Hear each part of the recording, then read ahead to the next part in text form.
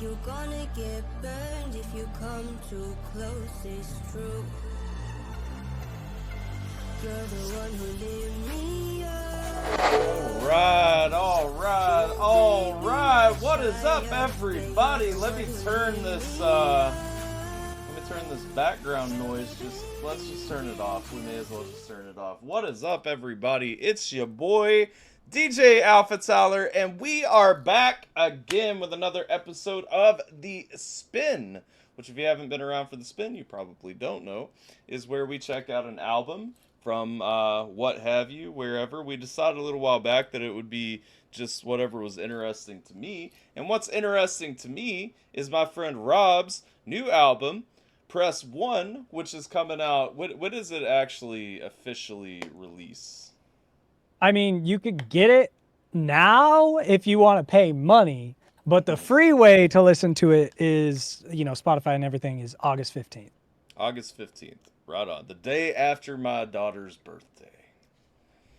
Intentional, completely. Intentional. It was 100%. He was trying to steal the shine, you know what I'm saying? No, once the birthday is wrapped up, it's time to move on. Although it would make a good birthday present for all of your friends, all of your children, all of your loved ones.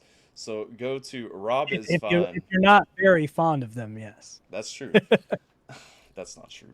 Go to robisfine.com if you would like to get a physical copy. You can get it. I have the signed, you can sword get it in your unsigned. Twitch. I was able to drop the link. Hey, let's go. See, I don't know why the other side. I got to be careful about saying the names of the other side because have you seen that Twitch updated its multi-stream policy? Like they're a little bit That was wild. always its policy, but I guess they're going to try to enforce it sometimes now. Well, I don't know. They had changed it for a while. They had stopped doing that, and then they went back to now. It's crazy. Like now they're like, no, you can't merge. I don't think Twitch would want me to stream Netflix shows, but I do that all the time anyway. So I'm pretty sure if you're like you and me, where you don't have a big audience, they just don't care. They just let you fly under the radar. That I've said that several times. Everybody's like, "Oh, you can't do this on Twitch," and I'm like, I don't have an audience. They ain't looking. I do, and they seem to be okay. Listen, you have to have some sort of privilege as a tiny creator, and I think that's one of them. That's true. Yeah. They just don't care. Now, once they get AI to automate those rules, then we're screwed. Maybe that's why they say that everyone sells out because, like, once you hit that certain you can't do all the cool stuff anymore Yeah, because we can go live and we can just do dumb stuff. Like we can do objectively like poor. You could have Hulk Hogan on your screen without getting in trouble. It's completely wild west when you don't have a big audience. I showed this man just for context for everyone. I showed him. I was like, "This is the layout I'm gonna use." He goes, "Do I have to be beside Hulk Hogan over here?" Yeah, I was like, "Do I have to be next?" I'm like, a lot of people have never heard this project because it's a new project. It's a soft launch. Yeah. And I'm like, so if someone was to run across this when they're researching this project, like a video, a VOD of this or something, yeah, they're gonna be like, "Oh, Hulkmania, he's one of those guys." It's like, I didn't choose the layout. I don't even watch WWE. Yeah. All right. Well, listen, I'm a guest, and I'm the guest in this house. I can't take down the paintings off the wall. Well, the funny thing about the paintings on the wall in this house, like they're not. Yeah, paintings, there's that. But I mean, listen. If I was gonna get in trouble for something, it'd be someone discovering that mask persona. That's true. So it's a lot more offensive than Hulk Hogan. I probably shouldn't lay this out because I think we have a few people. TXO Legends, Lorenzen Plays. I know that I don't think that they were around for the. Listen, nobody needs to know any of the lore. That I'm an artist named Rob. That's all you need to know. So this is Okay, so this is Rob, and he is fine. After the tone is the only prior lore. That's it, just after the tone. Prior to this, he was also Rob, which was one of two pop stars in a band called After the Tone. I actually, so with After the Tone, just so you guys know, Rob did a lot of I believe he did most of the production, yeah? And engineering. All of the production of that. You did all of the production? Okay. Yeah, so he did. I mean, Brittany was part of it. If that's what you mean, but it was all in-house. Brittany would record some of it too, but yeah.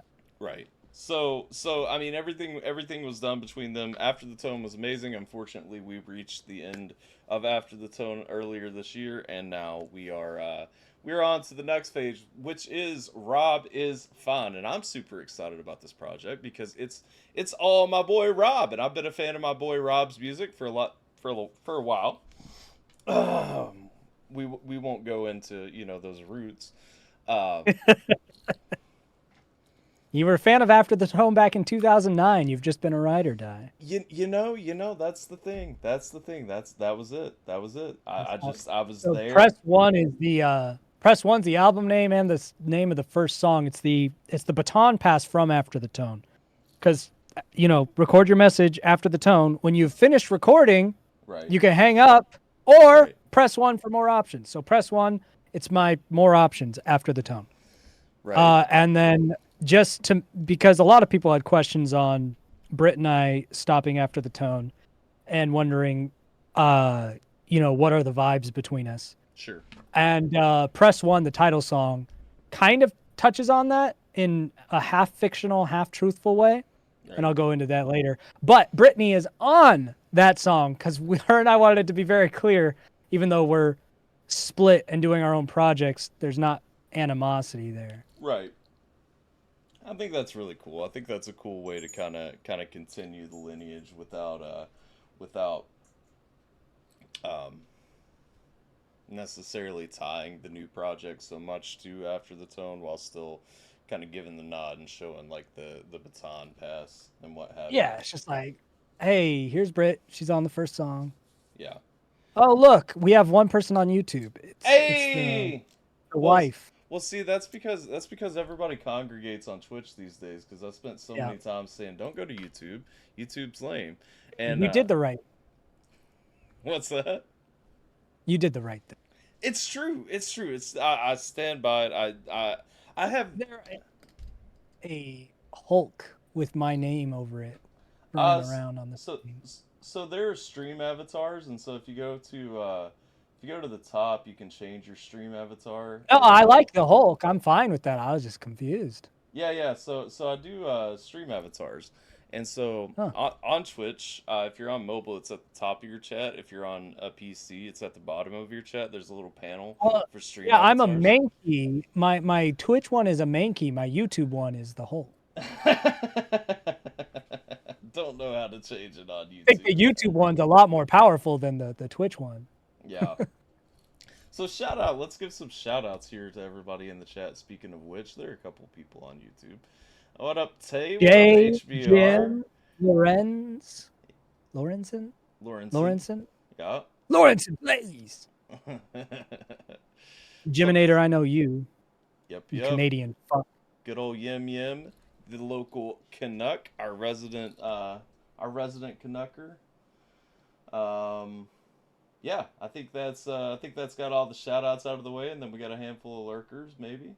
But yeah. Either What up? lurkers or bots. Lurkers or bots, that is true. It could be bots. Those damn clankers. The ones that here in a minute will say, "Man, your chat is full of Z's. Fix that at buymybot.com." Yep, yep, I yep. love those guys. You've been steady committing acts of tomfoolery. Damn right. Well, anyway, let's kick this album off. So I do have. You won't be able to see that I'm pulling it up, but I'm pulling it up for the chat. I do have this here, which is the album art for Press One. It's a phone. We're pressing one for more options. Clearly, that gets us to Rob. And then we have a track list, just so you guys can understand where the evening is gonna go. We're starting at Press One, featuring Binks Lefay. Big stuff. Lafoi. We have the group chat at number 2. When You Remembered Me at number 3. Berlin, Quirky, Yes or No, which is the only song that I've heard ahead of time this time. See, a lot of times he likes to feed me songs when a project's coming, and then I do Kept the you review, and blind I'm to like, this one. yeah, he kept me blind with this one. So I've heard Yes or No. That is the only one from the album that I do know, and I'm a big fan of it, but we'll talk about it later. We have Tourniquet, Lower, Therapy, Watch List, Left to Gray, I'm Not Human, I'm Dude, and Everest. Now, Watch List is a remake, and what was the other one now? When You Remembered When Me, You yeah? Remembered Me, Mhm, those are okay. both from Voicemails from a Loser, but Yeah. these versions are substantially different. Substantially different in a good way? I would think so. Let's hope so. We're here to find out. Resident Moose Knuckle. Let's see. All right. So, yeah, boys, girls, children of all ages. It is time to crack open a fresh. Well, that's the art. I'm not gonna get to play with the art. Fresh new album experience here from our friend Rob is Fine. Most of us know him. If you guys are newer to the community, Subscribe with A new let's sub go. from Jay! JV! We got Jay the Redneck and JV. Thank you, Jason JV, for resubscribing over on the Purple brand, where it really counts. Appreciate that. Hell yeah. I'm sorry. Like, the sound alerts, they just hop me up so much. Like, tell me that's Well, not... You don't hear the sound alerts, so That's I'm not getting hyped. Because you're only sharing you didn't share the desktop, you just shared the window, which is fine. I don't need to hear yeah. the desktop. Well, noise. I didn't share the desktop because I think you would have heard your voice echoing back if I'm not mistaken. Probably. You did. I won't hear. It's fine. I don't need to hear the hype. I've been on your streams. I know what it sounds like. Yeah. It's hot, man. I'm telling you. All right, but gents, court can finally be put in session. So cilantro, y'all. I should have brought alcohol. Is that what you're saying? How long have you known me? I made mistakes. All right, we're kicking off. First on the track list, we've got Press 1. Let's get it, y'all. Let's get it. Record your message after the tone. I think it's time to be honest. This isn't how I thought things would go. I know I asked us to end this. I guess I always thought you'd say no.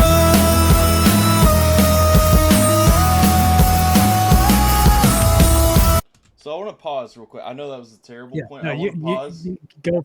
Yeah. I want to pause because I'm going back to the beginning. I just want to check with the chat. Is the music just blasting compared to us talking? Because I feel like looking at Lovely. Yeah. Who knows? I feel like I can't tell.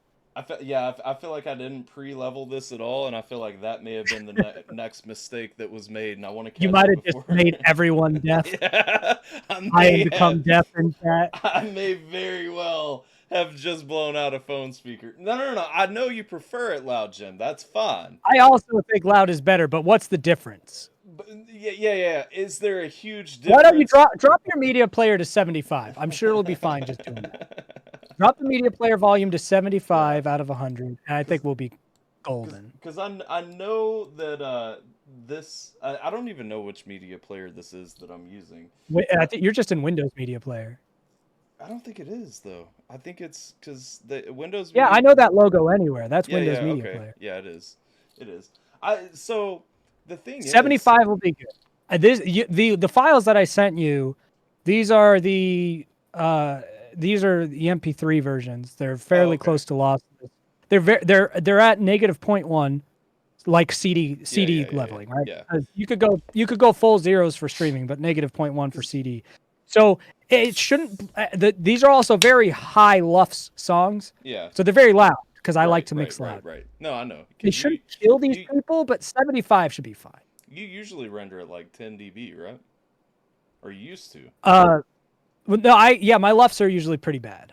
Mm-hmm. Because it's similar to the thing is artists always try to hit like negative 13 LUFS because Spotify wants you to. Right. But if you download, like if you purchased and downloaded a mainstream artist song, it's going to be at like negative 6, not negative 13. Right. And I'm like, why should I be mastering to Spotify standards when the big artists don't do it? The reason the big artists don't do it is because Spotify doesn't penalize them the same. And I'm like, I don't give a fuck if Spotify is going to be corrupt.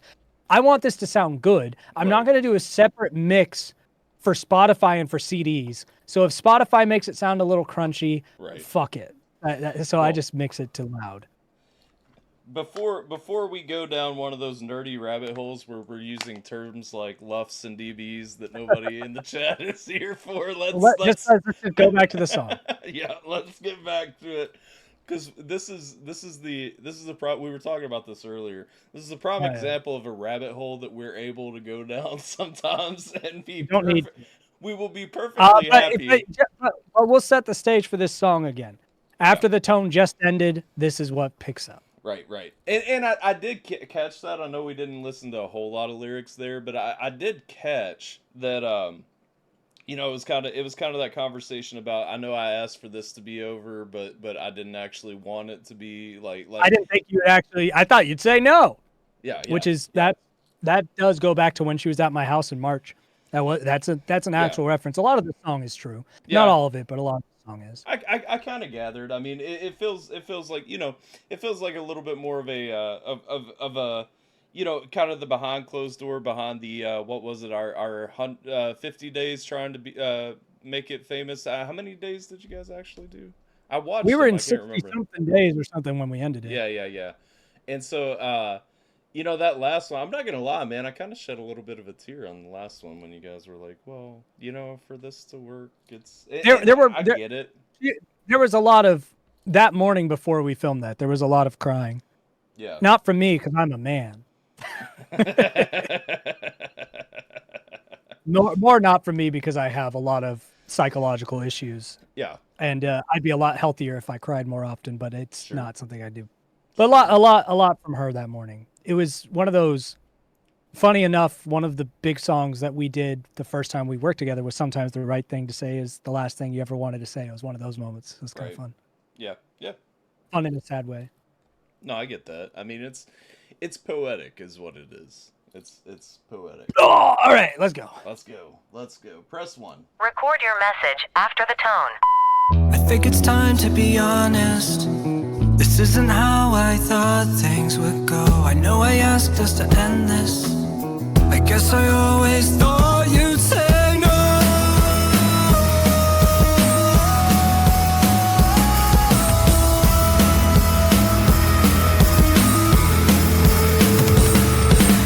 Tried to press my buttons, but you only pressed one. You're kinda cute when you're up. Clever. I can't not pause on wordplay. That was clever.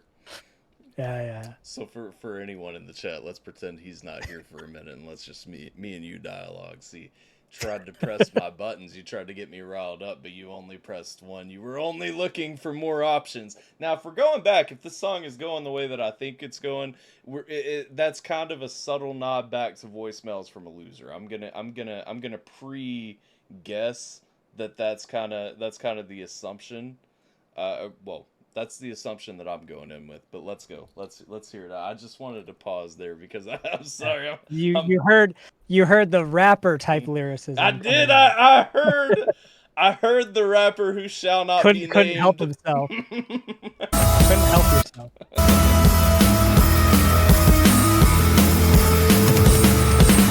Tried to press my buttons, but you only pressed one. You're kinda cute when you're obnoxious, so I tried to press on. But I only press these buttons cause you said it'd be fun. Now I'm looking for some options and it's time to press one. I'm done, but then you're done with me too. I run, but then you run away too. I'd shun you, but there's no one there too. I'm done, you're done, we're done, and it's been no hard feelings, it's been worked out. Sometimes realness just don't work out.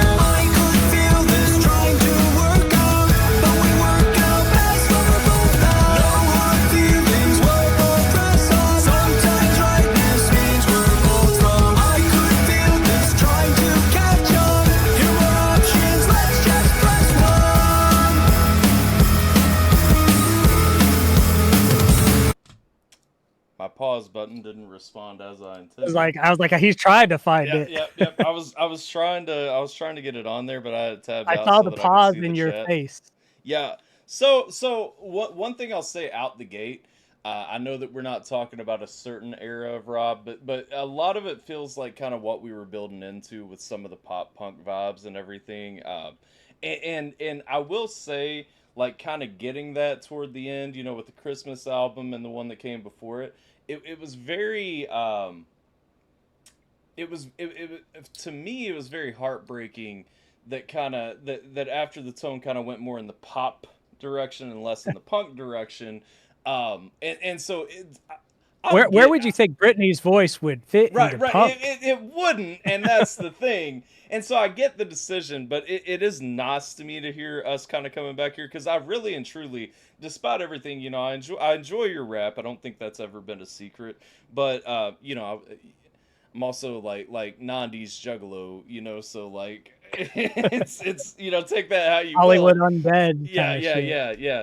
And so it's like I always enjoy when you get in that rappy bag because I think you make it really fun. But I really like the pop punk side of you, and so this here is kind of that perfect marriage of all the things that I wanted you Well, to this make. this album is really the first time since I was in my 20s Yeah, that I decided to make my music. right, And what I mean by that is the original version of After the Tone was very much my music, and Brittany was kind of like a feature on it. The right, songs were my songs, and she was just kind of part of them. right. And then I didn't really do any major projects that weren't comedy projects for like a decade Yeah, after the tone fell apart the first time. right. And then when I did your favorite Masked project, that was always very much a gimmick on Yeah, purpose. It was, I'm not a rapper, but I thought, this would be fun to do like really satirical rap music and right. some of it having some like deeper meaning, but most of it's very much a joke and satire. And that was a fun little artistic expression. And that project started to get close to some of my music, but I always wanted to keep it in that universe as well. So I Yeah, was never really free from it because I was like, it can't be too much this or too much that because then it wouldn't be it wouldn't be right. Then when After the yeah, Tone came back, everything had to be, it's two people. And I right, love the music that Brittany and I make, but it's our music. right, We're both writing it, so it's very much two different people's influence into what the final sound is. right, So this project, Rob is Fine, was me sitting down and I didn't think what is the genre going to be or any of that. I just was like, what music do I make? Because I hadn't really right, asked myself that question for over 10 years. right. And so this project is just what music I make. And so there's definitely alt rock, pop punk influence. But as you get through the album, you'll notice that a lot of my 2000s era Kanye West influence pops up in here. Right. My modern Powfu kind of influence, sad boy, lo-fi hip hop pops its Right. head into here. But I tried to make it a little bit cohesive without making that a huge focus point. So it does kind of get a little wonky here and there. And then something that Jay just said, you could hear a deeper, more adult voice I'm using. And that was something interesting too, because there are times when my pop punk voice will come out or other things, but this was the first album I've done since the early 2000s that I Right. just did my natural singing voice, Well, I whatever think that may be. I think too your singing voice probably developed a little bit because I know we talked during an After the Tone album review too about how Britt really challenged you to kind of develop that singing voice and kind of It wasn't even like developing it. She was just challenging me to just sing because I yeah, always put yeah, on a character voice. And she right, was just like, just sing. I'm like, but I'm not a good singer. And she said, fuck off and just sing. right, And so a lot of that was brought into here. And, I think the last song on here, when we get to it, Everest, was interesting because when I was finishing that song, there was one note that for some reason wouldn't, like, it was flat. And I was like, yeah, what is going on here? Because I pitch correct my stuff. So it's like, there right, shouldn't be a flat note. And it was just one note. And I couldn't figure out what was going on with the software. And it turned out that I had the pitch correction chain off. right, And it was just the only note in the song that I'd actually missed. And that was kind of like an epiphany moment for me. I'm like, maybe I don't suck at singing as much as I used to, as much as I think, yeah, because the pitch correction of the song wasn't actually doing anything. I missed one note. And I still have the pitch correction going on and everything. It's just a lot of the time it's not actually doing anything because if you hit the note right, the pitch correction is not going to do anything. It's just sitting sure, there. yeah, So yeah, this project definitely has a different spin on my voice because you get a lot. People have compared me to Meatloaf in my natural singing voice because I get a lot of this kind of thing, that right, really right, dramatic. right, That's me naturally singing without putting right, on a character voice. right, right. Yeah, no, and again, it sounds really well. I'm gonna get back to the song. I will answer real quick. TXO asked if I rearranged my setup. No, I just turned the light on for the first time in months.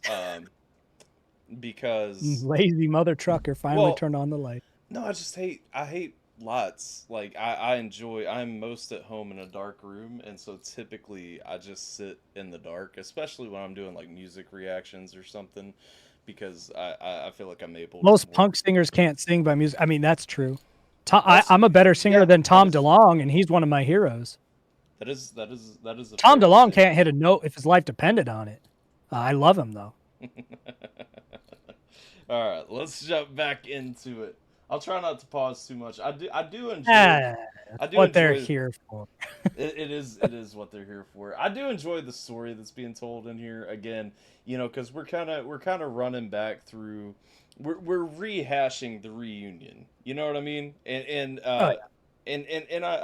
I'm here for that. I think it's a good way to kick off the album. I like that the song starts with after the tone. You know, leave your message after the tone, Yeah. you know, it's just it's kind that in and of itself kind of makes it feel like, okay, this is the final after the tone song, you know, realistically, even though you guys are using both of your We'll different stage probably names. make stuff together Well, you know, on and off. yeah, no, I understand that, but I'm saying like But yeah, this is for the this closing of era, that chapter. you know what I mean. And so it's kind of neat because it's the start of the album and it says leave your message. You could almost put a comma right there and say leave your message after the tone, and then after the tone plays the song, you know, and then we move And then we on. move on. Yeah, yeah. But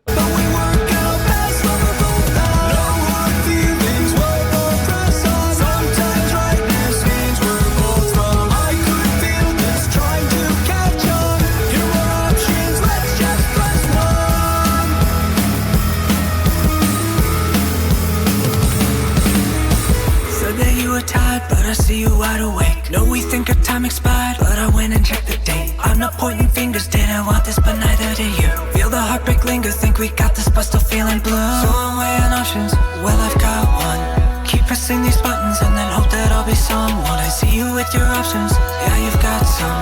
Playing with these buttons just to prove that you are someone. No more feelings, it's been worked out sometimes. I again, I do appreciate like that just that you know, trying to press buttons hoping that I'll be someone like again, I don't know, that kind of, I don't know if this was intentional. That kind of puts me in mind, you know how I don't use speed dial features, but Yeah. it kind Yeah, of the makes me think speed of like the dial, speed be dial, you someone know. on a speed dial. Yeah, Yeah. be someone on the speed Not dial. intentional, but I Not can see it. intentional, but you know, my mind goes to these artistic whimsy places Because it and works, now I will take credit for it. Absolutely.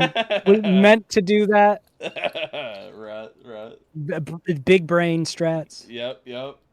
Someone, I see you with your options, yeah you've got some. Playing with these buttons just to prove that you are someone. No more feelings, it's been worked out. Sometimes realness just don't work out. I could feel this trying to work out, but we work out best when we're both out. No more feelings, we'll both press on. Sometimes rightness means we're both wrong. I could feel this trying to catch on.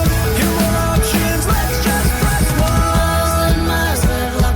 I'm gonna pause real quick too before we get to this Right when next Brent section. comes in, yeah. Yeah. And because I'm sure I'll have a take to give on that as well. I do want to shout out, you know, as not a drummer, I like that you're not just using basic drum patterns. So we talked about this a little bit beforehand for everybody to understand. Rob actually did all the instrumentation on this, including the drums, and so that pattern. Which I used that kit right there, the Let's electric go. drums. Let's go. I'm so happy to see that. But literally, so that pattern, so one of the interesting things, a lot of times when you have non-drummers kind of come in and try to like dip their feet, John Davis was notorious for this back in the day. He would be credited as the drummer on a song, and so I would get excited as a Korn fan, you know, to see that Jonathan Davis was And doing it'd the be real drums. basic shit, right? It's just a rock beat. You know what I mean? It's Yep. just and so kudos to you for not taking that out just to say that like you did it with real drums. You actually did like some more advanced patterns and so Well, the way I was able to do that was I slowed it down so much when I would do drums. There's two things that made the drums on this album not suck. One of them is they're recorded much slower than what you hear because I'm not Right, that good of a right. drummer. The other thing is most songs for this album, the drums were either the first or the second thing I recorded. Right. It was either the melody, the main melody instrument, and then the drums, or the drums first, or just Right. the bass first and then the drums. The reason for that was I wanted to build the other instruments around the rhythm that the drums set because I like music that has a bounce to it. And I knew since I'm not a drummer that if I just had a whole instrumental that was creating the rhythm of the song, the drums would just have to fit in that pocket.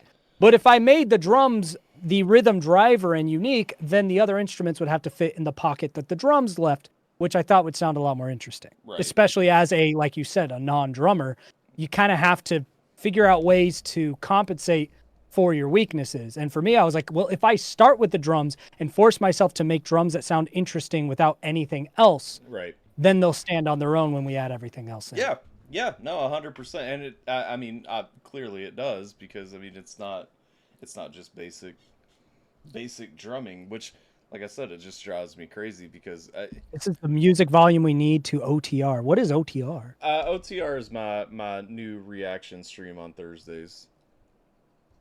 Okay. So he's saying set this for OTR. Well, so that's a whole side conversation, Jim, where we have to look at the fact that YouTube compresses videos to death. And, Oh yeah, YouTube drops the DBs to shit. The reason that this audio quality is better is because he actually has the file Yeah, sent yeah. from me instead of compressed through a streaming service. Yeah, it would be lovely if I could have the files for everything that we check out on Reaction Not. Unfortunately, you know, Bitrate compression is a bitch. Yeah. So, good note. I'm gonna chuck that in the Moving on. in the complaint box.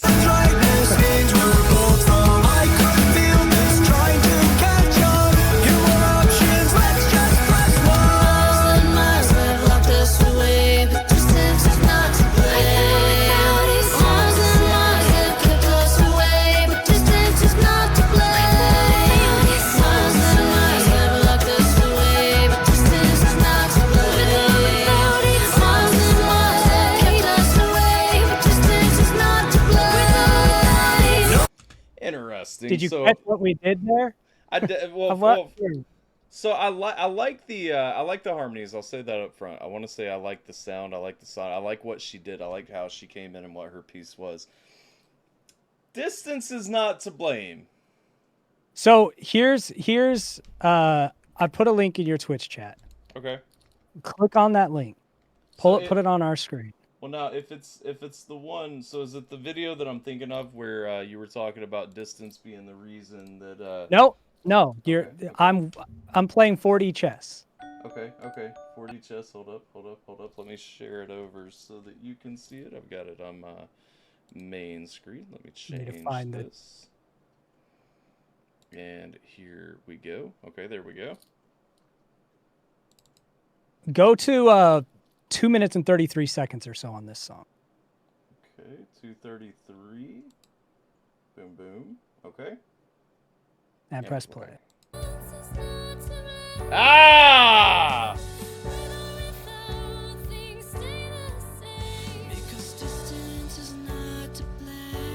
This song's from 2009, by the way. Okay.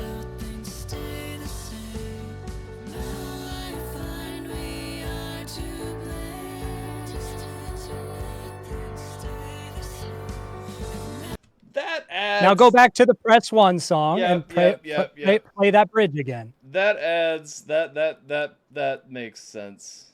That makes sense. Hold up. Okay, change. This was screen. the song you're listening to was the second song we ever recorded together, by the way. Right. So I think we listened to that one way back. Probably. And so yeah, no, and I wasn't even thinking about that. I was thinking about the more recent aspect of you guys were talking about like because of the distance and everything. So, and that was what we had fun with this. So one of the big themes of After the Tone was dishonesty. Right. If you remember, we had a song called Honesty about lying in our first album. Right. Our next EP was called White Lies. Right. And one of the big things with the whole project was constantly making the audience wonder what's real or not. Right. There was times we would lean into like a romantic angle, even though we both had significant others. There was a lot of stuff that was intentional from us to make the audience wonder what part of this music is real, what part is fake. Right. And we even created our separate personas in like the 1950s attire that made reoccurring appearances in our music Right. videos. Yeah. Of like this idyllic version of ourselves. And so when I made this song, I said, "Hey, I'm gonna take the bridge from Distance, and that's what I want you to sing on." And the first thing Brittany said was, "But Distance is the reason we're breaking up the band. Right, That's right. literally the reason." And I said, "And what better way to send it off than with a lie?" Right. And just like lying to ourselves that it was just us. It wasn't the Distance. It wouldn't have ever worked. Right. Which in this case is almost like a cop out. It's like, nope, we wouldn't work out together. Because it's actually more sad that, no, we actually would have. Right. It's just the Distance. Right. And so for us, it was the fitting send-off was one more perfect after the tone type lie. Because Right. that entire campaign that we did, so much of what After the Tone did was little lies, little white lies Right. about who we were to each other, who we were to the audience, what these songs were about. And I just thought it'd be really cool to do both a throwback to the second song we ever recorded together, basically redo that bridge, Right. and have it be literally the opposite, because it was Distance is Yeah, why we right. broke up. Yeah, that's really cool, actually.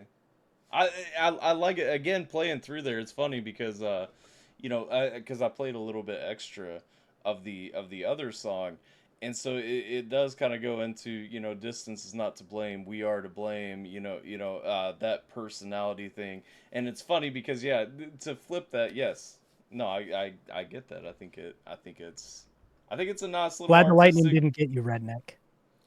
Oh, shucks. There's always next time, Jay.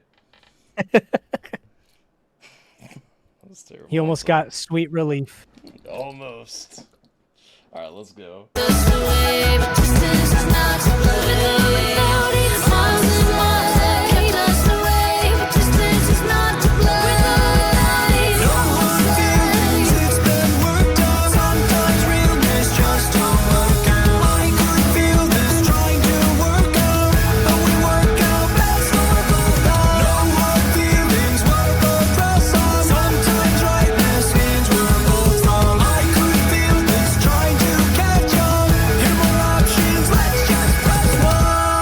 When you have finished recording, you may Let me hang up play. or I'm press letting it 1 for play. more options.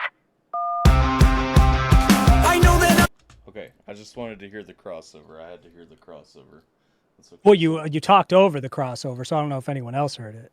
Dang it. Well, it should have been fine. It should have came through fine. Yeah. What up, Desiree? How you doing?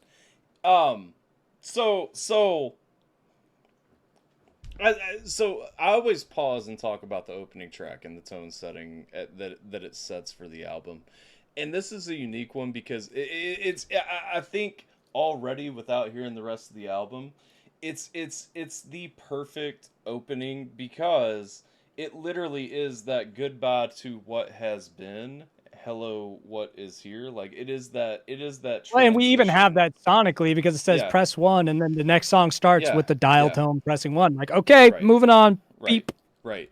And so I like. And I also intentionally, you'll notice with the group chat, go a lot more punk rock with this song, Right. and press 1's a little more pop. This Right. one's a little more pop. So So there is a bit shifting of that gears a little bit detachment. more. Well, Yeah. that's what I'm saying, and I said this earlier, but realistically, press 1 could have been an After the Tone song. You know what I mean? Like it Yeah. could. Hey, hello, Desiree. I just noticed you on YouTube. Yay, Desiree. How you been, Desiree? I don't know how long ago that was from, It- so it she was- might not be here anymore. It was very recent. Look at me actually being on time.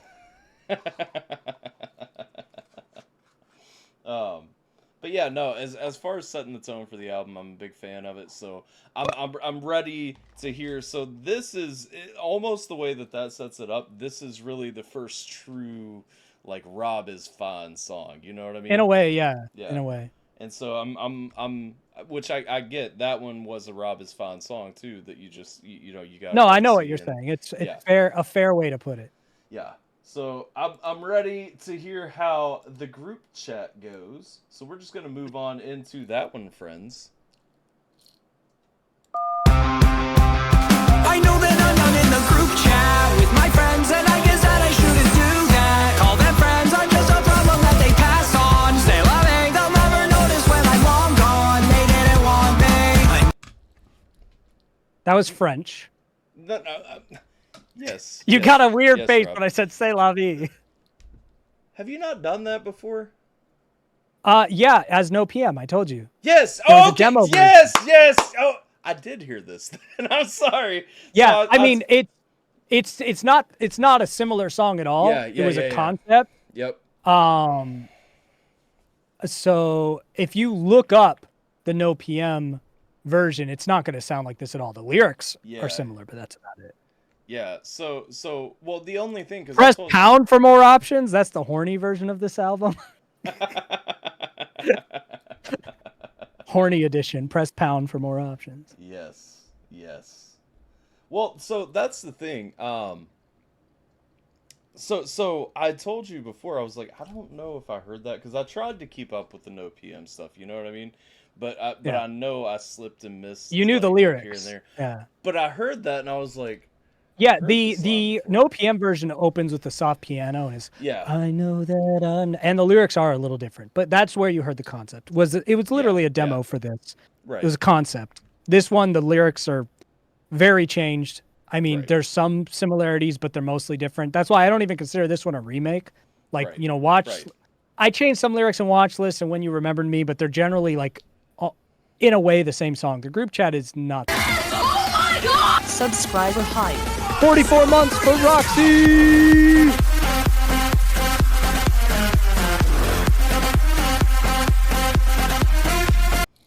I love that sound. I'm pretty sure Roxy is the only person that has you beat for like the active. I think streak so. as I a think I've got like subscriber. 42 right now. Yeah. Roxy's my only op. Roxy was subscribed on date like the minute Twitch said that I could have subscribers. Roxy hit the button. Roxy's the op. Yep. Damn yep. it, Roxy. It was pound before it was hashtag. Oh, for sure. No. No, I know that. absolutely. I'm just saying it says press 1 for more options on most answering machines. So press Yeah, pound for yeah. more options. Sounds like the horny version. It is.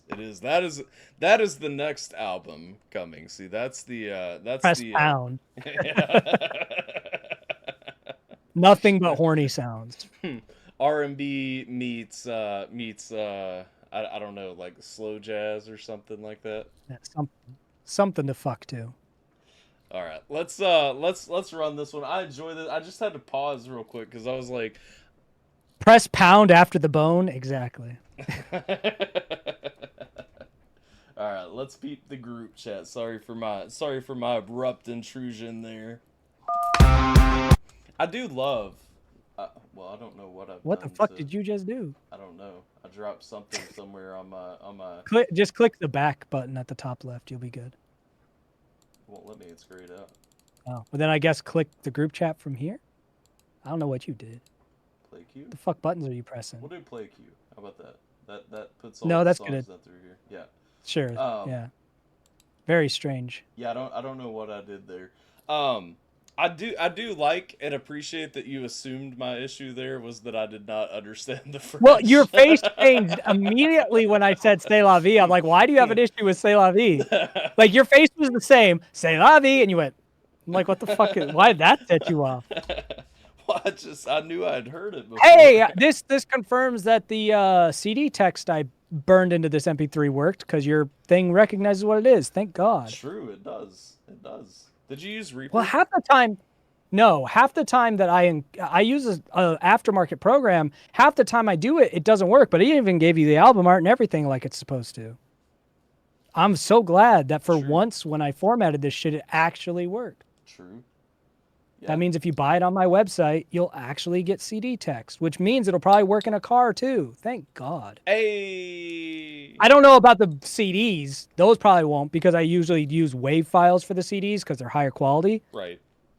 I might just start burning the MP3s onto the CD at this point so that you get CD text because it's not Here's- really audible difference in quality. Here's the thing, man. Everybody else just burns the MP3s on. Like That's what I'm saying. I'm a big advocate of using like I I know Wave is Yeah. lossless, but you're not going to hear the difference on an MP3. yeah. I might do that just so CD text works on people's discs when I sell them because that is satisfying to see instead of track 1, 2. Right. It even has the feature for Binks on there. Like, geez, that's clean. Yeah. No, it is. It is for sure. Anyway, that's all I have. You said Wicked. That just made me excited Was Jay that finally commenting? fucking worked. Was Jay commenting on the thing? Yo, I just got what Desiree was saying with the Me Too, though. By the way, The Pound Me Too Pound movement Me is Too, that's amazing. crazy. That's actually crazy. I'd never thought about the Me Too movement, Pound Me Too, until this moment. Neither. I think it takes a depraved mind like Desiree because she sees that and she goes, why couldn't it have been me? All these women traumatized, and she's like, I am jealous of your trauma.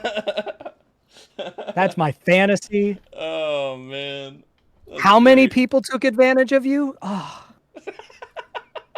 Why couldn't it have been me? Pound me too. Desiree needs love too. Also, for anyone that needs context to this, I was a fucking victim at 11 years old, so get off of me, virtue signaling assholes. Don't make light of sexual trauma. Bitch, the South Park episode Teacher Fucks a Boy, Loves a Boy or whatever was one of the only things that got me through being molested. And that whole thing was about all the cops not taking Ike seriously because the woman who molested him was hot. Right. That was my saving beacon to get through that, was feeling relatability to South Park. So I don't want to hear it. Yeah. No, I get you. Oh man. Lovely rabbit holes. We are exactly, for the record, for anybody keeping track, we are 2 seconds into the second song on the album. Let's just go. Let's go. Let's talk about group chat. Let's go. Desiree's horniness is taking us out. I know that I'm not in the group chat with my friends, and I guess that I shouldn't do that. Call them friends, I'm just a problem that they pass on. Stay loving, they'll never notice when I'm long gone. They didn't want me. I never asked to be excluded, made me feel like I intruded. If I dared to think inclusion was for me. My friends and family didn't want me, though it feels a little haunting. I don't know life any differently. Melodramatic, then too manic. All my faces make them panic. They tell me to just stop being depressed. Go on, dismiss me, don't regret it. Won't say sorry, just forget it. Feel the cleanest when alone in my mess. I know that I'm not in the group chat with my friends, and I guess that I shouldn't do that. Call them friends. I like this. I like the sad boy vibes here because it's kind of hitting that, you know, social reject piece and everything. So if you're gonna open with a punk song, like a more punk focused song, I feel like this is the one to go with. You know, the rejection. You know, I'm not a part of the cool kids club. You know, and so I feel specifically, I just keep looking at chat, waiting for Yem to pop up and be like, this is the way, this is the one, this is the banner song. What up, Bane? Yes, we always miss you. Welcome. We are checking out.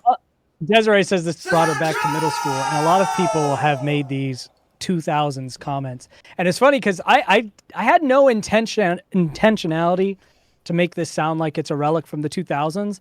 It just happens to be that I'm that age where there's modern influence to this. Like I know there's a difference because I've made stuff that is a carbon copy of the 2000s. I've done that for fun. Well, this is not quite a carbon copy of it, but I definitely understand it bringing people back to that era, which I'm not mad about because I love that music. So here's the thing. Oh, I forgot. I haven't even been rating these songs. Shoot. I give everything ratings so that I can give you a fair ranking at the end of the week. I need to open that real that's quick. new. That's new. Yeah, You've never done that with my I haven't done that to anything because I adamantly avoided ratings because I feel like it cheapened the reaction side of things. But that was something that I've recently implemented for funsies, and we can talk about why another time.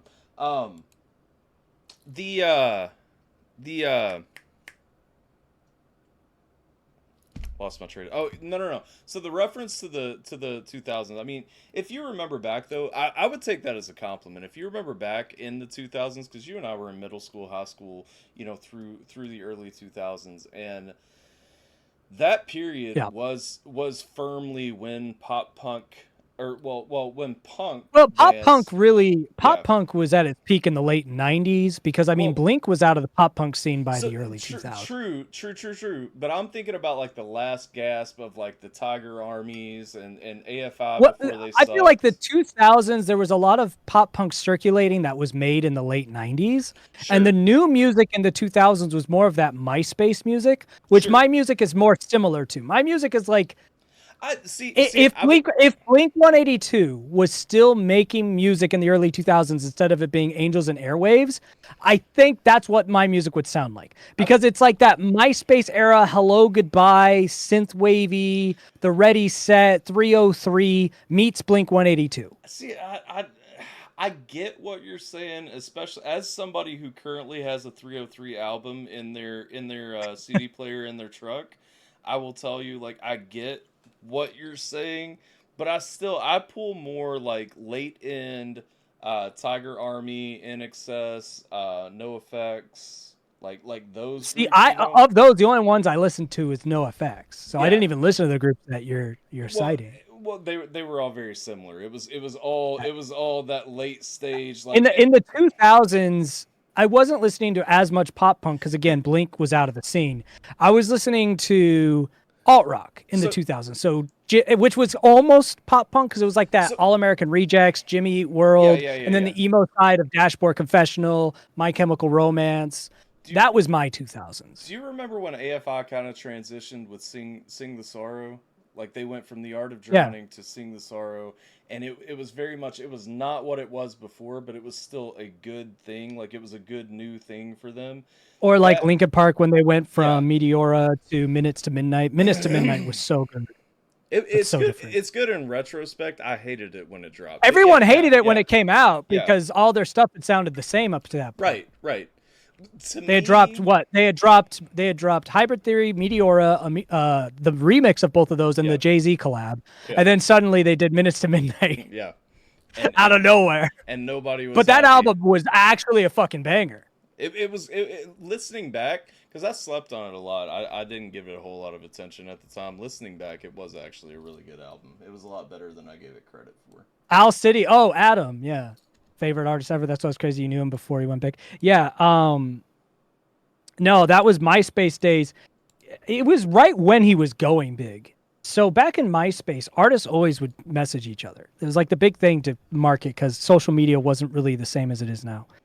And I tried to get a hold of all of the guys in like the half electronica, half emo scene that was blowing up at the time. That was the Ready Set, Never Shout Never, Owl City. All these guys were MySpace is where they were coming from. Hello, Goodbye. And Adam was one of the few who messaged back, and it was right around the time he was releasing Saltwater Room, which is when he went from like with the rest of everybody else to MySpace famous was from Saltwater Room.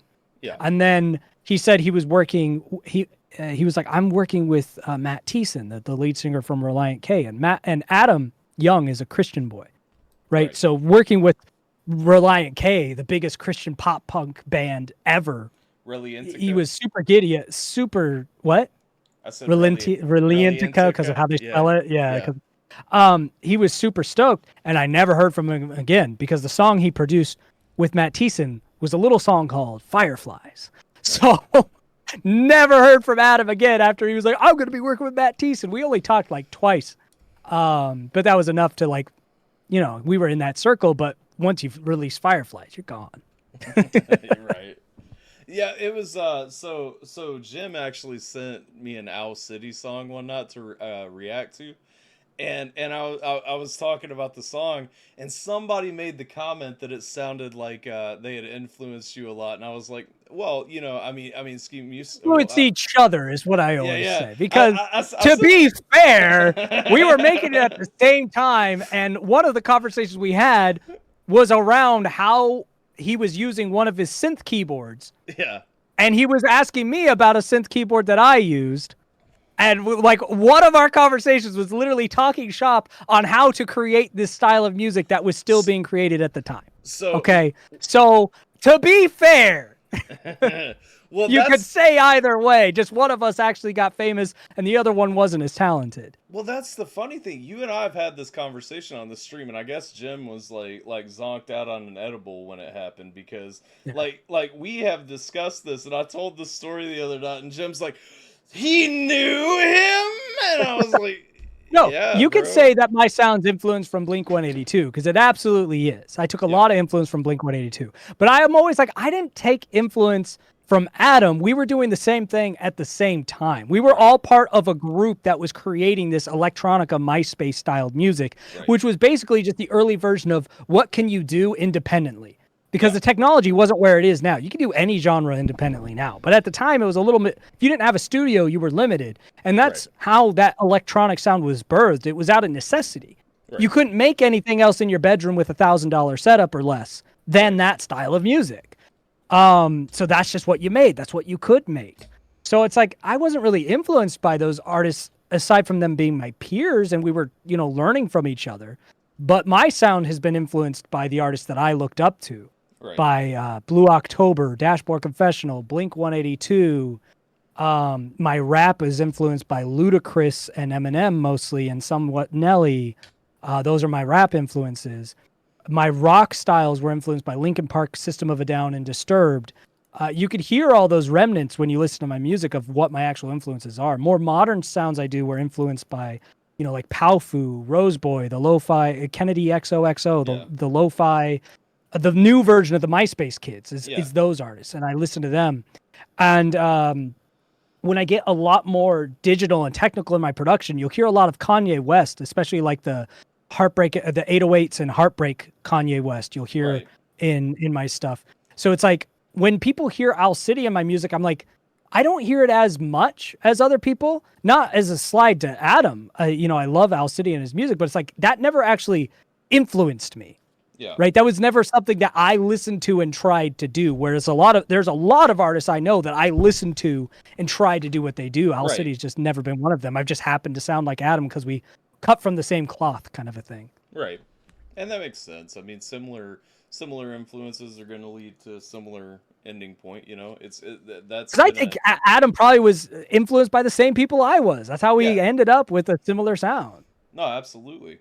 He probably leaned more into Reliant K than Blink-182, obviously, but Reliant K was influenced by one of my influences, which was the Beach Boys. That's why Reliant K always had those complex harmonies, because that comes from the Beach Boys. The reason I have this Justin Bieber haircut is because of the Beach Boys. I had it back then because I loved the Beach Boys.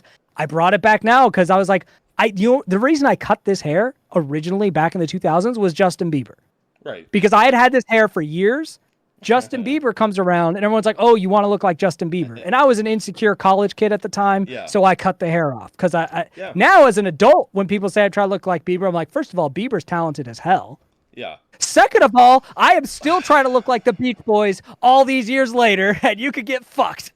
Bro, that's a crazy thing. I listened to a Bieber song a few weeks ago, and I was like, I forgot just how, like, actually his enjoyable talent is his insane. music is. You know what I mean? His voice is so good. Yeah. I've been sitting on this for a minute from Bane Cilantro. All right, let's get into this. We're an hour in and 2 songs not even done. Did you expect any less? Come on now. No, I didn't. Come on now. All right. I knew. Let's get in here. Rob's like, I gotta clear my calendar when we're gonna do these streams. I already know that it's just uncomfortable. All right, back to the group chat. Let me back up. I'm not sure if I DC Talk was not an influence on me. In panic, they tell me to just stop being depressed. Go on, dismiss me, don't regret it. Don't say sorry, just forget it. Feel the cleanest when alone in my mess. I know that I'm not in the group chat with my friends, and I guess that I shouldn't do that. Call them friends, I'm just a problem that they pass on. Say loving, they'll never notice when I'm long gone. They didn't want me. It's odd too, and this is just a quick pause. It's odd too that's that's kind of like a relatable thing, you know what I mean? Like I have defined good friends, like even like further than the context of people like around me that I would consider good friends. Like I consider you a good friend, you know what I mean? Like I feel confidently that I could drive to your house and be like, Rob, I really need some help, and we could just hang out, or we could just Now, have some fun and you know have a couple of drinks and throw some hot dogs out, which we still need to do. Um, but I got the roller. yeah, but you know, like it's that thing. Like it is super relatable because one thing, and I feel like it's partially my fault because I've always been a live and let live kind of person. It's like, okay, well, if you're not like actively trying to talk to me, then I'm not gonna actively try to talk to you. You know what I mean? Um, Nope. and so I've always felt kind of a certain detachment from social circles where it's like, okay, well, you guys decided to move on, so long. You know, I mean, That's how it is. yeah. So I Yeah. super relatability on this one. Just wanted to plug that. Let's go. I'm not here trying to convince you it's not me this time, but I know that it is you. I've had bad luck making choices, got issues, so track the cutting voices, grab me the tissues. I know the things you think I lack, and truth be told, they make me laugh. I look past all your glaring flaws, and I guess that's where I went wrong. I know that I'm not in the group chat. See, it's not fair. I'm not pausing for the Glizzy parade, but it's not fair to put that line right there. Like you know, we were just talking. Shoot, the Glizzy parade made me forget the line already. But no, the big heart piece where I'm willing to look past all your flaws. I'm willing to still like try to be a friend. I think even you and I And have had that's the your conversation. biggest flaw. That's my biggest flaw. You know what I'm saying? And there it is. Like I said, corrected that. See, a lot of my music is retrospective. I Yeah. corrected that flaw about myself sometime in late high school or college, which was still too late. yeah, But in my adult life, yeah. I've rectified that mistake. I'm still working on it. I know. I've seen the company you sometimes keep. Oh, let's. I went wrong. I know that I'm not in the group chat with my friends, and I guess that I shouldn't do that. Call them friends, I'm just a problem that they pass on. Say loving, they'll never notice when I'm long gone. They didn't want me. I'd rather be alone than with this tragic company. I'm safer on my own than with those who will run from me. I know I'm not a saint, so I see sinners clearly. And good is what you win, so I'm a winner nearly. I'd rather be alone than with this tragic company. I'm safer on my own than with those who will run from me. I know I'm not a saint, so I see sinners clearly. And good is what you win, so I'm a winner. I'm not in the group chat with my friends, and I guess that I shouldn't do that. Call them friends, and I'm a problem, and they stay wrong. Till the end, I didn't notice when they'd all gone. I didn't need them. I like that. I like the message in it because at the end of the day, I don't need those people. You know, if you don't value me as a human, I don't need you. You know, we didn't end on a woe is me note. It's on Yeah. a well, fuck you note. Yeah, and so the thing is, I would Screw you say guys, and give me a hand. I don't know if you remember. Shortly after Pop Punk is Dead, I had a concert in Why are you following me? Well, Thanks for the follow, Spencer Drinks Live. Are you Thanks. going to drink live? Thank you for following, for sure. Welcome to the old Purple brand, where more fun is had all around by everyone. If you haven't drank alcohol today, this is your sign. Don't be a pussy. Drink. But so I was taking a road trip out, and I had a stack of a certain chapter of your career's albums, and I sent you a picture, and I was like, well, I got a 23-hour drive ahead of me. Which one's going in first? And you know, your response was, well, I definitely Pop Punk for the road trip vibes. The thing is, this song fits so well in that album, in that space, and in that just to me, like I said,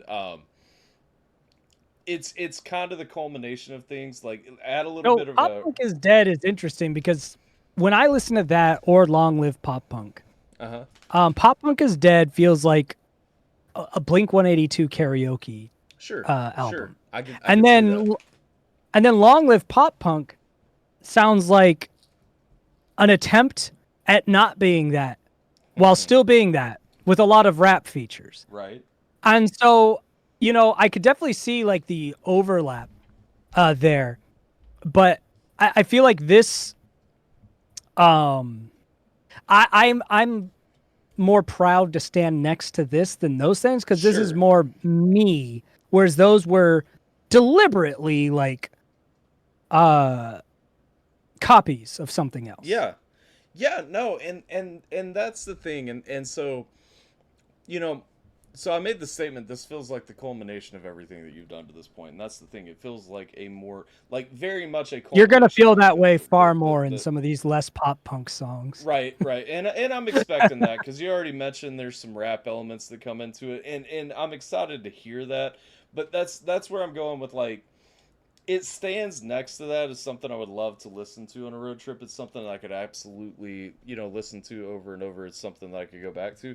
But it's also, it's one of those songs, like, and you hit me with these every now and then. You hit me with them, I'd say on average, when you do full-length albums, you probably hit me with them about 3 or 4 times throughout the album, where I listen to the song and it's like, I'm upbeat and jovial listening to the song, but I'm also, like, I go into that, like, trance-like reminiscent. I'm like, well, this is what happened with this person, and this is where we went down this road, and Getting So- you in your feels while trying to have a good time.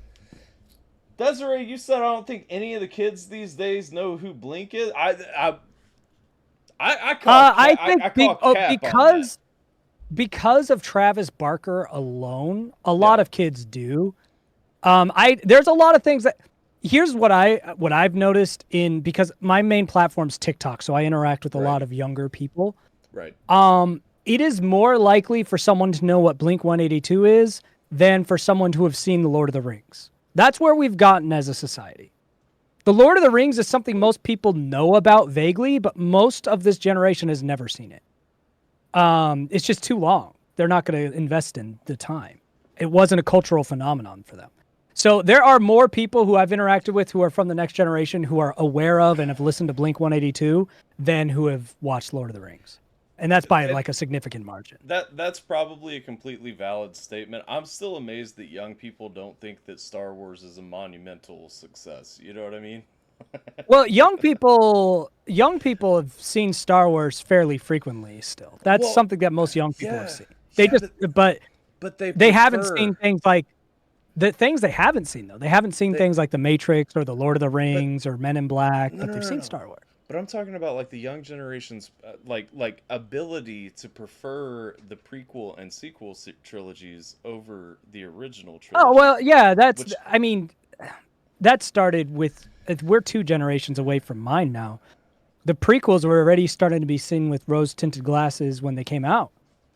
I remember that because I remember the hype of waiting at the theater when Phantom Menace came out and all that. And so I'll there always was say a little that bit of mercy, but- Star Wars has 3 good films to its name. I've always said that. And it's not the original 3. It's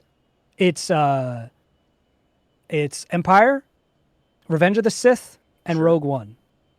So There's other okay films. A New Hope is okay.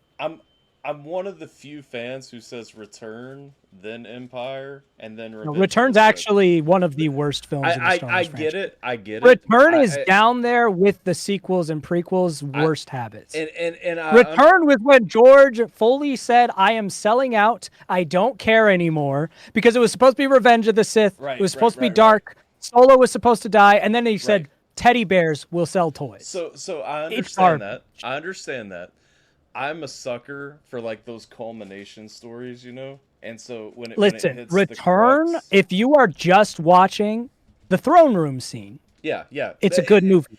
and that's But you the have thing. to pretend that the rest of the film doesn't exist. In my brain, the Ewoks are not a part of that movie. So you have to basically, for Return of the Jedi to work, is you watch Princess Leia be hot, yep. then nothing happens, and then he's fighting the Emperor, Yeah, yeah. and the Death Star gets And- exploded. and see- Everything else that happens and in see- between doesn't exist. And see, that's the thing. That's the thing. Every time it plays in my brain, I never think about any of the stuff involved. You know, the the Ewoks bulk or of the anything. 2-hour Yeah, runtime. yeah. Just None, clears out none your of that mind. crosses my mind. You I realize always most see. of the movie is C-3PO talking to Ewoks. Yes. No, I do. It's like the majority of the film. And that's the thing. But I just like that whole the Emperor scene is so epic. The the throne room, the Vader, his last moments, it's all just so epic, and that's what That's like takes my 10 brain. minutes. 10 minutes of the whole film. I get it. But that said, I agree with you after that, because Empire would be second, and then Revenge of the Sith. And honestly, if I'm being 100% honest, I could be swayed to put Revenge of the Sith above Empire, but in just like I can't do it because the acting is still so terrible. It's fair. That's fair. It's Anakin. You're breaking story- my heart. the All right, let's stop talking about Star Wars. We'll Sorry, move on. sorry. The story is just so good in Revenge of the Sith. Like It is. That's why. it's- That's why I revere it. But it's still not that great. Fair enough. What up, Tim? How you doing? All right, let's we're on When You Remembered Me. So this is the first remake that we're actually catching. We have heard a version of this, not this version of this. So let's go. Take me on an emotional journey, Rob. That wasn't unpause.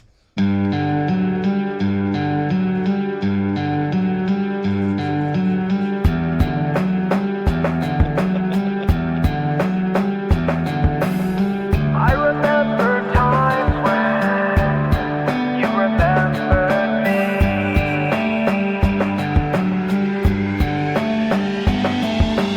Looking in your eyes as you're holding cotton candy. Cruise the state fair without any understanding. California boy in a Midwest world. Don't know what to make of this perfect girl. Stare into the sky, fireflies as she reaches. Feeling pretty far from my home and the beaches. I can see the world, no mountains in my way. But seeing level plains makes me feel a new dismay. She talked to me all night on AOL. 16 never felt so right. A brief escape from hell. I'm aging myself as I reminisce on what we missed when we were kids, and not just memories. When you remember me.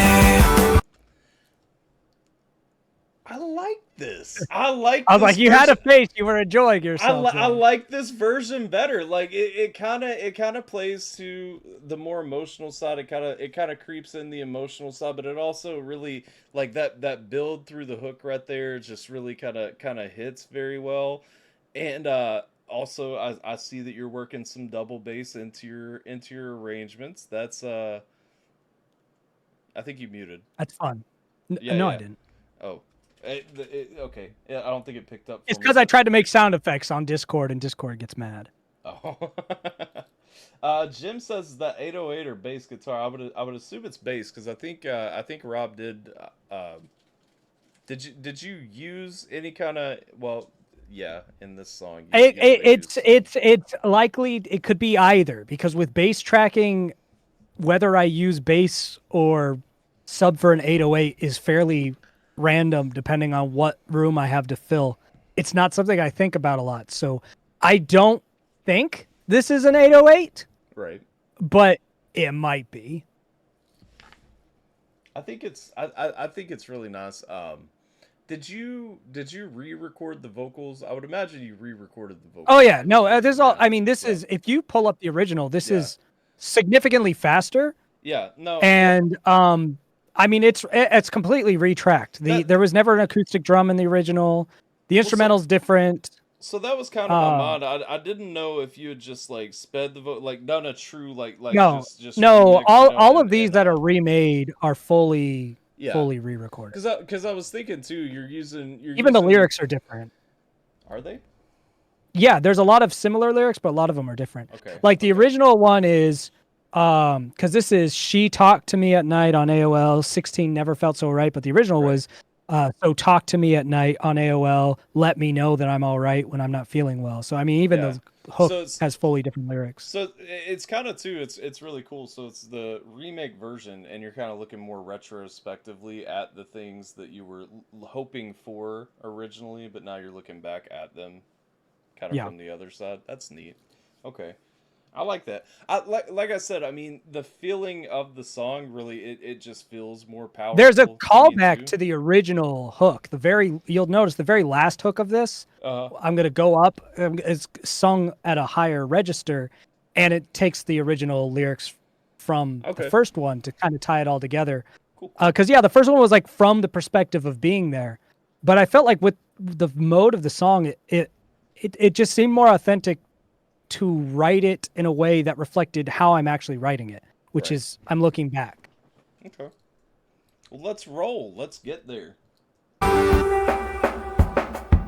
You only use me just to get attention. Faking like you listened as I struggle with depression. Always felt the distance, but I never learned my lesson. Should've stayed dismissive, but I made you my exception. I'm trusting. I don't know who you really were. All I know is it wasn't her. The girl I made up in my mind, and you played along, feeling fine. Fine. Young love. You know that. I know that. Sorry. I got Tyler in the feels of his high school days right there. Had to just get there for a second. You are not the person that I made in my mind. You played along, feeling fine. Fine with breaking me. Fine with taking all my time and energy. You never need to end this dream. Hooked on your line with no release, so you could feed your needs of me.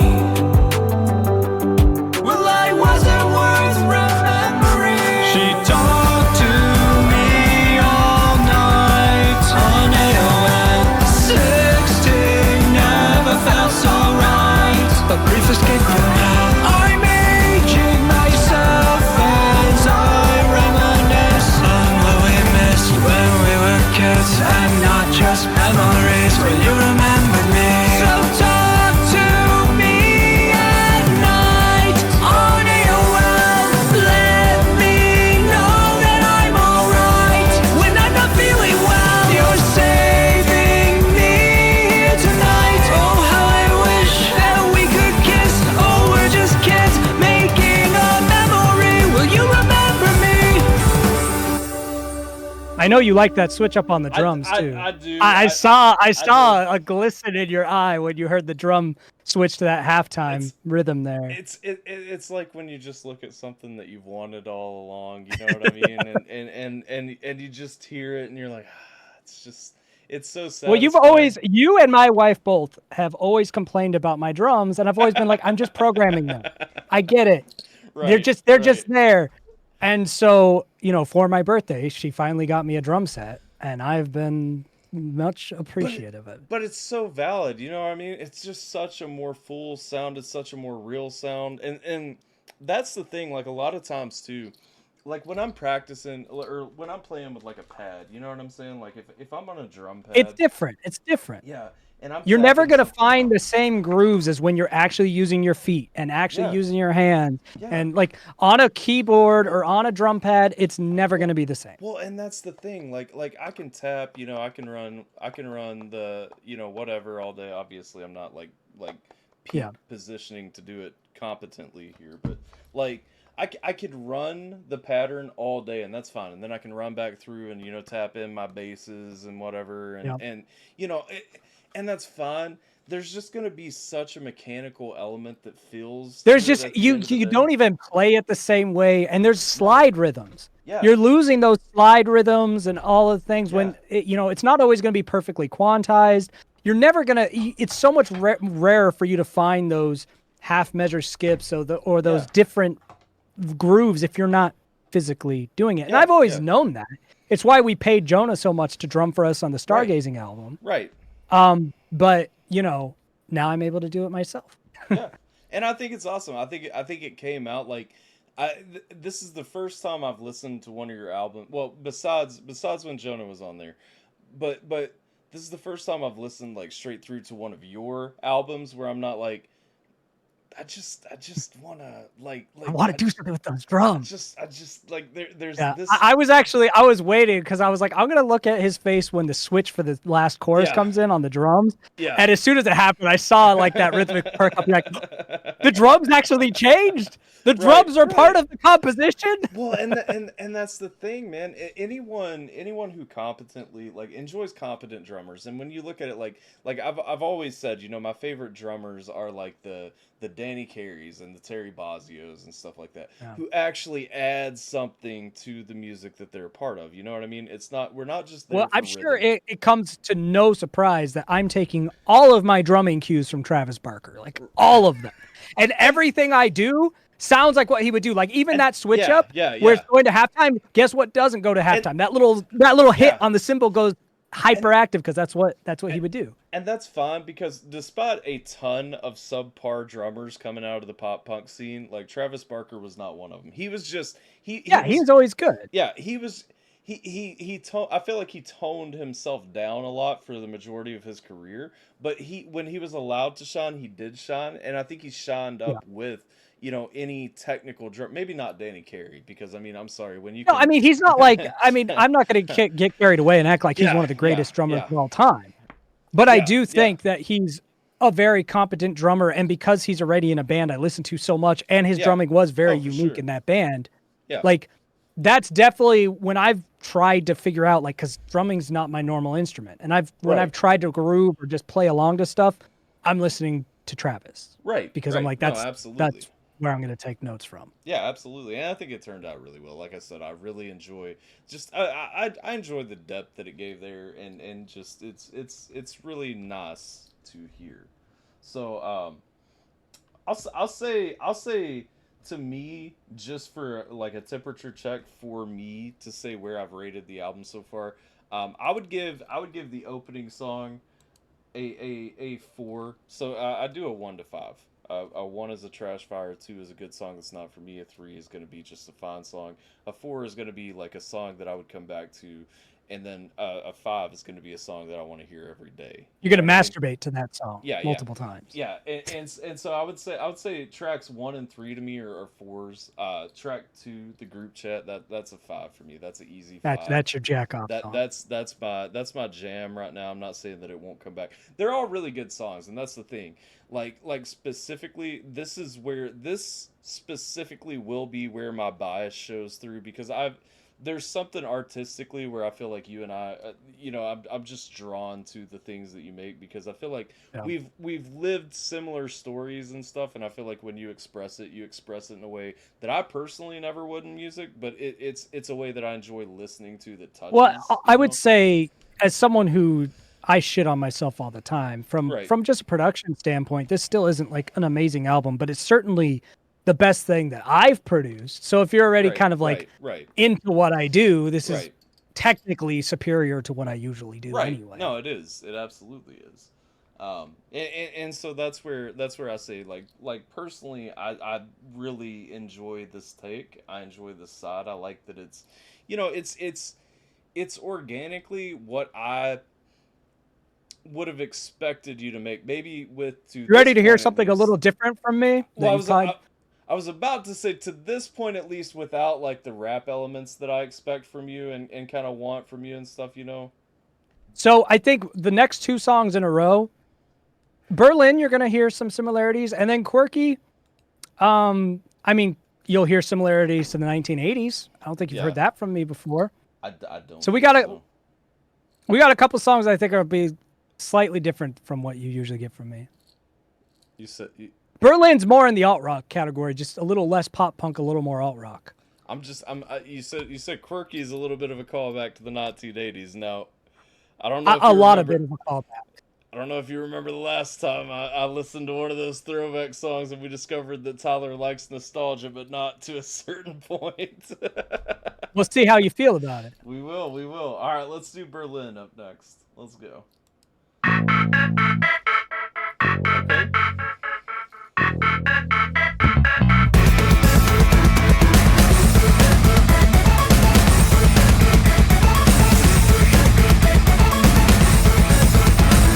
Feeling old, so let's go for new. See what we can do with this body. Never know what I'll get from you.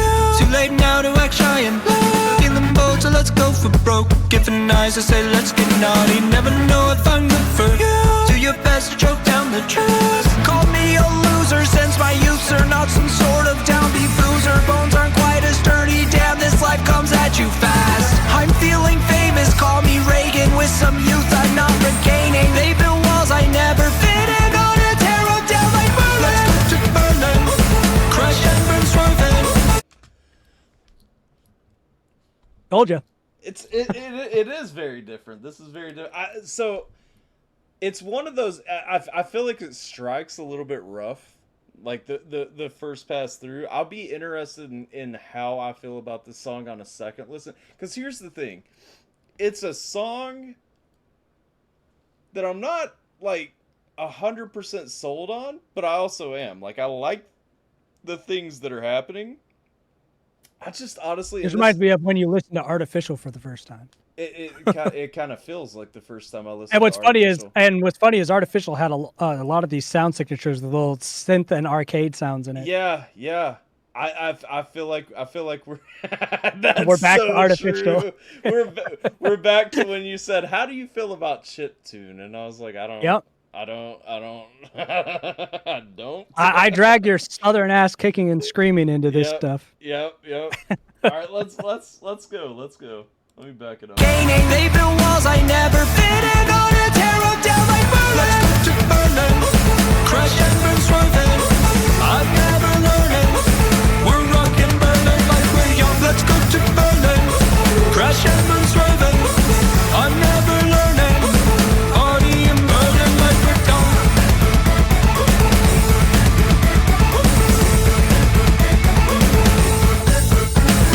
How old am I again? They told me I'm unlike by 23. Pass that mark on the whip. Where's the advice when we clear 33? New trends, we bounce hop us. Old friends, rebound markups. Elon, alien doormat. Travis Barker, no good puns. Let's go to Berlin. Crash and burn swerving. So I like the shout Hey, out there. so that verse with had like 6 Blink-182 puns in it, by the way. Yeah. If you count the characters, including apostrophes, 182 characters. Oh my gosh. Yes, sir. There are 182 characters in that verse dedicated fully to Blink. Everything in that verse is dedicated to Blink-182, from the "What's My Age Again" is how it starts. Yeah. Because nobody likes you when you're 23. What's My Yeah. Age Again? That's a Blink song. Yep. And then like Rebound, Hop Us, Yeah. Hop Ups, Rebound, Hop Ups, because Hoppus, Mark Hoppus. Yeah. Yeah, it's all Blink-182 puns. The Long, Alien Doormat, Tom DeLonge's obsession with aliens. Right. So it's all just Blink-182 puns in 182 characters.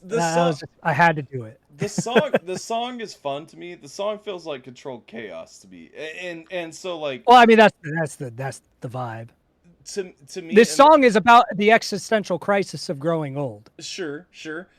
You mentioned. It's funny you mentioned Artificial, because to me this feels like an extension of like that phase, that direction, like that. Just a era little that more you were rock going infused, through. yeah. And it's funny because like some of the tangents and everything, like this could have fit into that era for you. You know what I mean? Like kind of some of that. I guess frustration. It's more accepting and less suicidal about it, but yeah. Sure. And that's always a positive thing. That's a great direction to go in. No good puns. Let's go to Berlin. Crash and burn swerving. I'm never learning. We're rocking Berlin like we're young. Let's go to Berlin. Crash and burn swerving. I'm never. See, here's the thing. I'm so torn where I'm at on this song, though, sonically, because of the chaos and everything and the way that it's hit me. Because I'm at the point, like, initially, I'm listening through and I'm like, okay, it's funny, it's clever, it's playful, it kind of keeps pulling me in, and I'm like, but I don't think I would listen to it. But then I'm like, but on the flip side, I would. Like, I absolutely would. I could listen to this and enjoy it. I think there's a reluctance in my brain to accept like certain elements in music. I'm not sure exactly where that comes in, but it's like I just have this mental block. You leave 8-bit in your Nintendo, and as soon as 8-bit escapes the Nintendo, you say, "Get them damn clankers out of my music." Clankers belong in the console only. Yeah, I think that's 100% like where I sit with it. You know what I mean? Learning. and burning like we're done. Elder emos, misfit faces, don't fit into corporate spaces. Boomer bosses call us nuisance and disgraces. Never right. I mean, I can vibe with that too. Let's Fuck them boomer bosses. Yeah, I mean, let's be honest. Like even me, and I'm a relatively agreeable person, you know. Even me though, in the corporate space, like toward the end of my time, like I was having actual like physical manifestations of anxiety and everything. Like I get it, you know what I mean? Like some of us are just not wired to be. Yeah, boomers can fuck right off. Fair enough. Fair enough. Nuisance and disgraces. Never right for any stages. 'Cause it's really not just phases. If you're living, then you're aging. Dead inside, so there's no changing. This is how I act my age. They think that it's really strange. This is how I act my age. We're just on a different page. This is how I act my age. They're just hoping that I'll change. This is how I act my age. Play in Berlin, rush the stage. I like a little bit of the artistic flair there too. That kind of comes. You almost while you were repeating over and over, "This is how I act my age." On the last one, you kind of went to like almost a higher, like almost a whiny. This is how I act my age. Yeah. What is it? I can't remember the name of the song right off, but it was the one. It was you and Postcard, and the video. You guys were at the playground. That Long live Pop Punk. Yeah. Okay. Well, okay.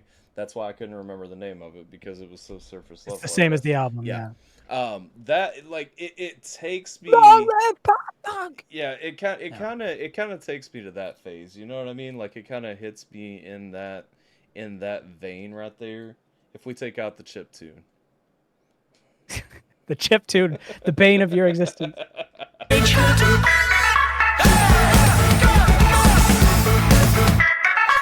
We're rocking Berlin like we're young. Let's go to Berlin. Crash and swerving. I'm never learning. Party in Berlin like we're young.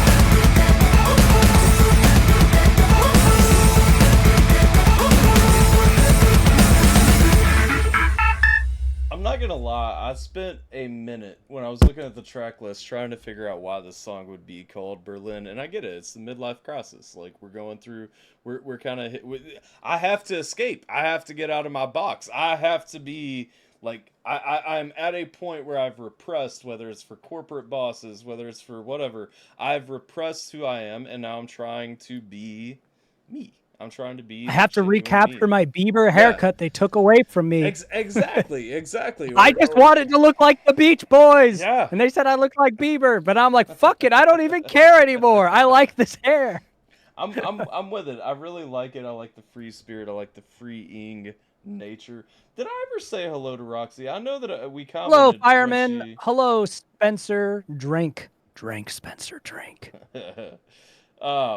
What up, fireman? Also, like, I know that I acknowledged when Roxy resubscribed, but I don't think I actually said hello, Roxy, and I feel bad about that. So hello, late Roxy.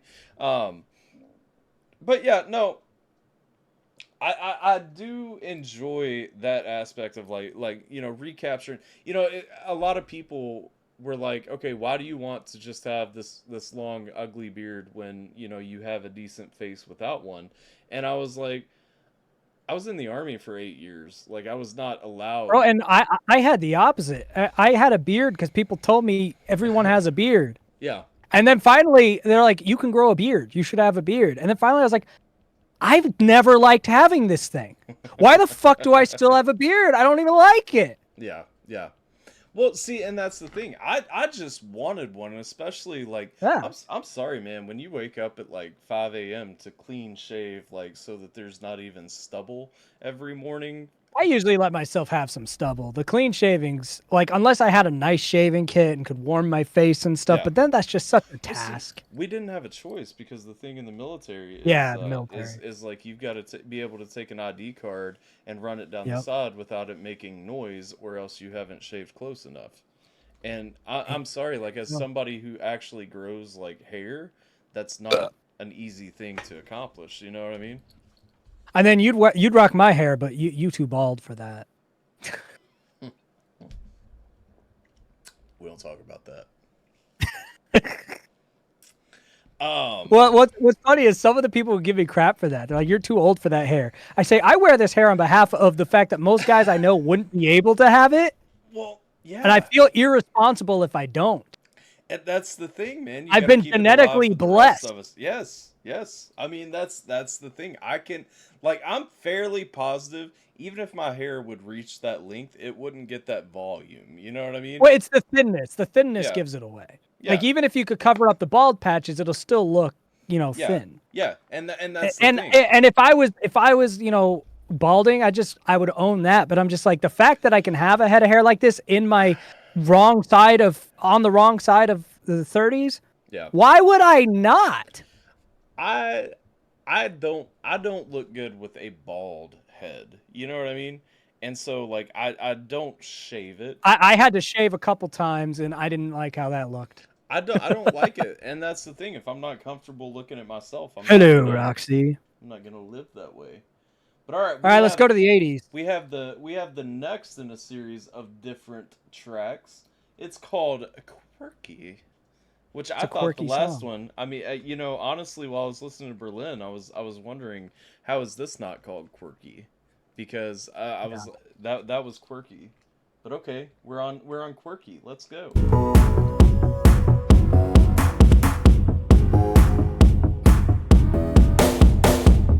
Flew to LA. I told you it was 80s. Hold on. They got that 80s snare. You know the Lily Pillies, don't you? Oh yeah. Yeah, I feel like this is them. You're trolling me right now. This is them. No, I literally synced my thing up to like an actual old 1983 electric kit, like what they would have actually used. No, fair. Synced up to that to play it. It's definitely I used It's one of the most notable keyboard sounds I use for the chords. Like I'm just It's all- waiting. I can tell you right now on the onset, Jay will be in the chat saying this is his favorite song on the album. Listen, I will say this. This is not a parody of the 1980s. No, Like usually when I would feel do you. something like this, well, usually if it was me doing something like this, it'd Yeah. be like a parody of it. Genuinely, my natural singing voice very much is reminiscent of what the 1980s singers used to do. Sure. And so when I made Absolutely. this song, it was just because I was like, I would love to make a song in the era that I think my voice was probably most suited for. Right. So let's just do it once. Right, And so I right. did. No, I think it's good. I think it's a good place in the middle of the album too. That's where you're looking to like Gives a kind little of break. change some things up. Yeah. No, I think it's good. I think it fits. And I also You'll see what I mean though. If you've never known, and that goes for the chat as well.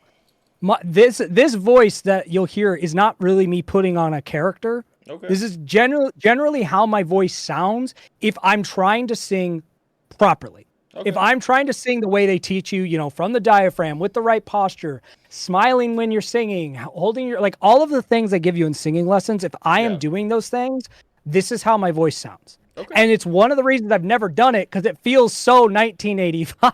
Okay. I'm here for it. Let's go. I am an 80s baby. It's true.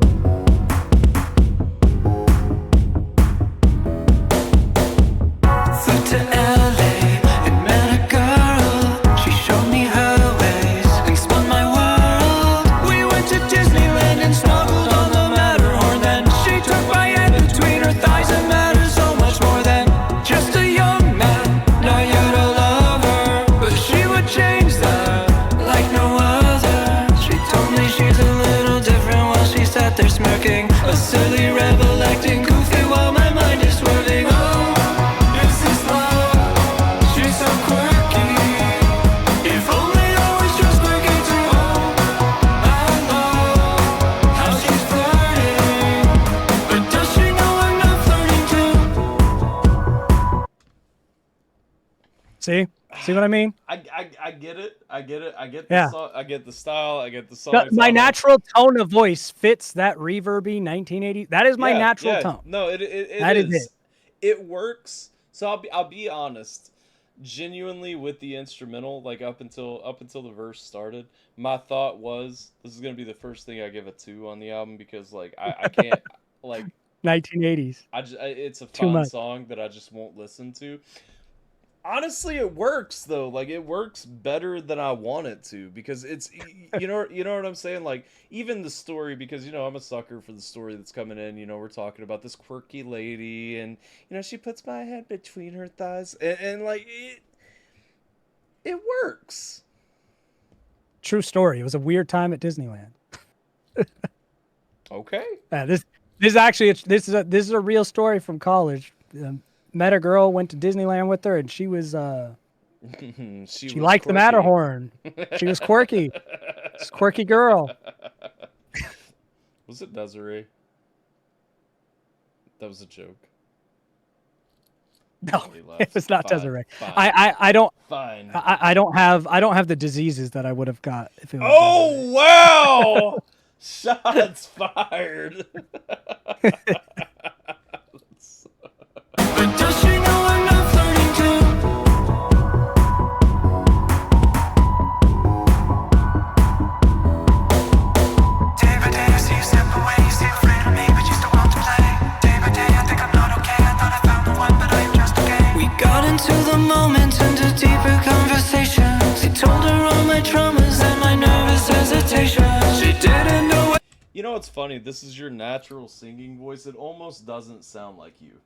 Like That's because I usually put on character Right, right. voices to It's mask just- this sound. it's just so different Unintended. from what I'm used to hearing from you because it actually if I were blind listening to this, like I'm almost positive I would think this was a lady with a huskier voice. You know what I mean? Like Damn it. What have you ever noticed my speaking voice is semi high no, for a man? Yeah, no, I know, and that's the thing. And I'm Especially not, if I get into like my scheme register. right. That's right. a really high voice. No, it really is, and that's the thing. But like listening along, like it's just it's such not in a bad way by any means because it's very sonically pleasing. Like, but Listen, it's just- I'm apparently a femboy at heart. I look like a low testosterone guy. My voice is high. I was meant to be one of those feminine pop stars. It just didn't happen. it just didn't play out that way. Didn't play out. We were born too soon for it to work out for you. Yep. Let's- I needed to be born a little later to Yep. get on the K-pop train. Yep. White boy K-pop. They would have scooped you up in a heartbeat. They would have. Especially, would've. especially that Bieber Scrawny haircut. little feminine boy. I would have been all the rage. I missed my lane. True. Let me back up. Let's see. All right, let's go. Afraid of me, but you still want to play. Day by day I think I'm not okay, I thought I found the one, but I am just okay. We got into the moment, into deeper conversations. He told her all my traumas and my nervous hesitation. She didn't know what to say, didn't know what to do. You know the crazy thing, I don't mean to keep pausing here, but the crazy thing, so Fireman just said Rockstar should have hired Rob to do a few tunes for GTA 6. I could Those see bastards. this. I could see this being like cruising Oh yeah, on music GTA radio 6. for sure. For sure. 100,000%. If all they have to have is one of the love stations, this would be on the love station yeah. on GTA radio. Yeah. Yeah. Dude. I agree. Perfect. I'm not saying that as a flex either, because that almost means that this song could play off as a joke, and that's fine. Right. No, and I'm not giving it that at all because like No, I I'm hear saying the I story. could hear it. Yeah, Yeah, for sure. Yeah, for sure. It just sounds like 1980s song, just Yeah, it generic does. 1980s. Here you go. It would also fit, as an aside. I was thinking about the instrumental a little bit. The 1984 season that American Horror Story did. This is almost like in that vibe of everything that they played throughout the whole. Throw this season. into Stranger Things at the school dance. Yeah. This is is Yeah. absolutely like the movie throwback prom song, like the end of the night prom It's song. not. while It's not the everybody's- one that plays. It's not the one that plays in the foreground. It's the No. one that you hear in It's- the background while the it's- characters are doing something else. It's it's- subtle and it's quiet. It's the one where there's like the ball is still flashing, nobody's really Uh-huh, dancing, and they're the having a room is clearing dialogue. out. Yeah, They're yeah, talking yeah, to each yeah. other, but in the background there's a song. This is the song. It kind of ends, so I don't know if the song builds, but like it kind of ends with like a building moment where they kind of wrap up and kind of sway a little bit. You know what I'm That'd saying? just be the chorus. The Yeah. chorus would work for that. Yeah. You throw the chorus on when they start to dance and it pans out and you see everyone dancing on the floor. This is the thing. It's Yeah. it's my least favorite song from the album. It may objectively be the best song on the album. It's a formula that works. It's tried and true. It is, and it does. I mean, honestly, like I said, it's my least favorite, but that's because I like weird things, you know.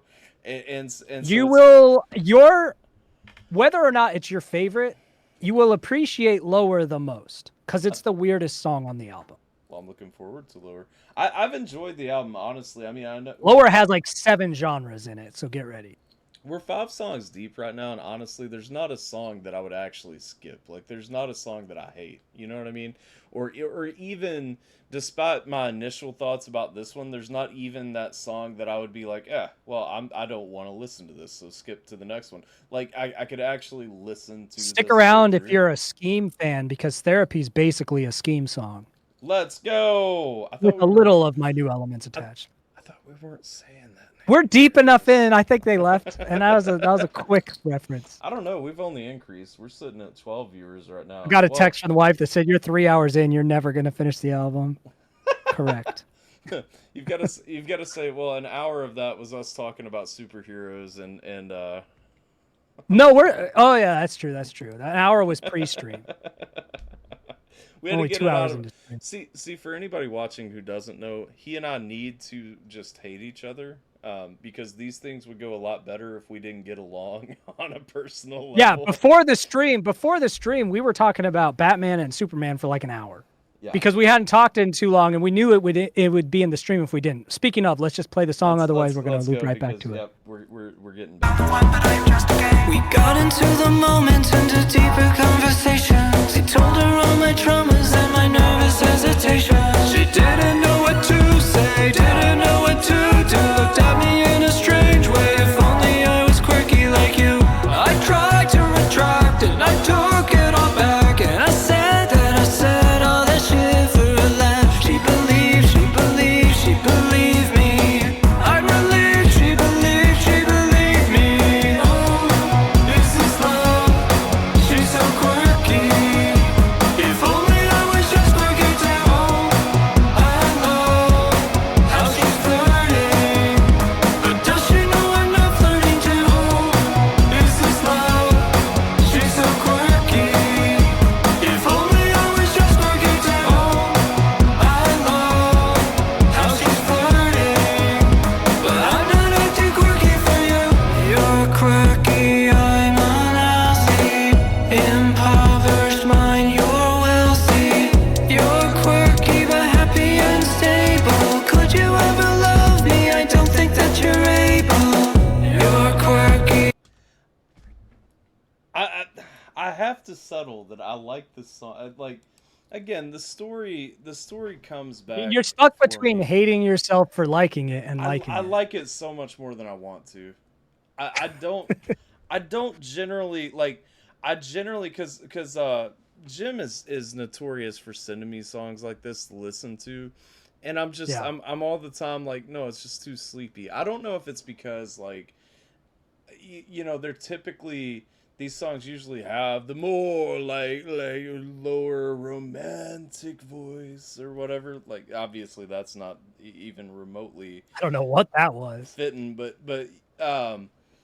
I don't know, like my brain goes to like Hungry Eyes, you know what I'm saying? Yeah. Like the prom song, and I don't know, it latches in a way that these songs usually don't for me. And so, Well, one of the biggest differences between this and like an actual 80s version, to try to put a finger on the sonic difference you're talking about, this has a bit more harmony and the vocals are more forward in the mix. sure, Those are sure. two distinct differences from what would usually happen in an 80s songs. Is there's a more harmonization going on here. The vocals are more forward, and the drum pattern, while it's mimicking an 80s pattern, also is having change-ups that probably wouldn't happen in an 80s. I will song. say I like to, in your chorus on this song, your vocals are a little bit more flush than like you typically enjoy doing, because you like to take your registers and kind of separate those a little bit more sometimes. Yeah, this you know? chorus is a lot more of that blended reverbed Yeah, out, so it yeah. just kind of matches. And I think that makes it also just a little more just fluid. Obviously it makes it fluid, but you know what I mean? He's so quirky. Yeah. If only I was just quirky too. right. Fun little song. It is. It is. It's an earworm. It is. It It's absolutely gonna be is. stuck in your head. You're gonna hum quirky. The Don't pro- mark the my pro- words. The problem is, this is, like I said, this is probably the objectively best song on the album. Well, just because it's a tried and true formula song. Yes, yes. Yeah, I mean, yeah, that's fair. what works is marketable, and the thing is, I can see markets for the song. For sure. Yeah. A lot of people have, when they hear this one, they're like, "Oh, this should be on a movie." I'm like, "Yeah, it's because you've heard this before." Yeah, yeah, for sure. I just need to. Rob is fine. It just has to be an '80s group now. I just gotta all '80s songs. It's time to bring the Just vintage just back. embrace my fate. Don't do that. Don't think that you're able. You're quirky, I'm unhealthy. Impoverished mind, you're wealthy. You're quirky but happy and stable. Could you ever love me? I don't think that you're able. Oh, is this love? She's so quirky. If only I was just quirky too. I know how she's flirting, but does she know I'm not flirting too? Is this love? She's so quirky. If only I was just quirky too. I know how she's flirting, Told you. but I'm not acting quirky for you. No, it'll get stuck in your head. I'm gonna go take a piss while you talk about this real quick. Yeah, yeah, yeah. Just a good break. I gotta pee. It was, I'll be yeah, like for sure. 3 seconds. It's right next to me. Yep, yep. No, it was that's the thing. So that song for me, if I'm scoring it for the album review purposes and whatnot, because I score things these days, that song for me, I have to say, on initial listen, is a 3. And it ventured toward a 2 several times, but it is a firm 3 because I wouldn't turn it off. The problem is, I can already, because that was the first one by the end that I was actually actively singing along with, and so I feel like I feel like the earworm capacity of that song is just through the roof. I feel like that one is the one that kind of gets stuck with everybody. I'm surprised that Jay never said that was his favorite song from the album. I was actually very much expecting that. What are you guys thinking about the album so far? As far as I know, this is the first time anybody has heard the album. So I'm curious. I'm curious from the chat. What are you guys thinking so far? Where are you guys at?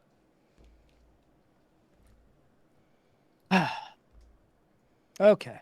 Welcome back, sir. Welcome back. Trying to get a temperature. The song you've check from the heard. chat. Oh well, their temperature is ice cold lurking, I think. Tell me about it. We got 12 people up in here, and oh,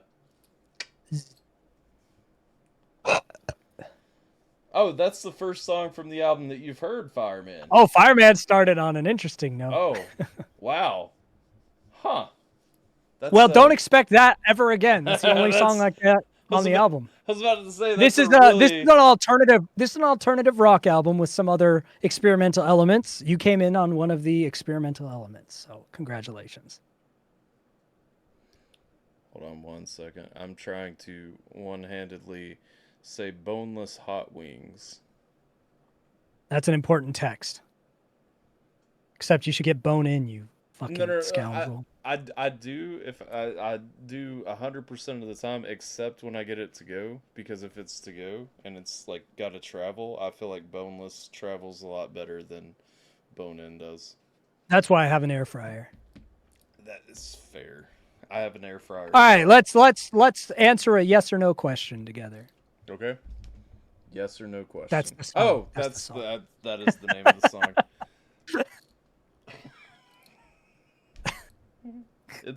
Listen, you have to keep in mind, in February I said I was not doing music reactions anymore. I wanted no part of music reactions, reviews, what have you.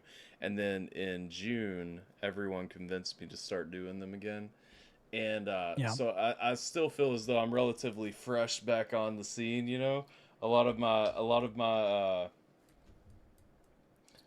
my attention span has shifted from like looking at each monitor to looking at like video games here and chat there, you know? And so it's like Yeah. I've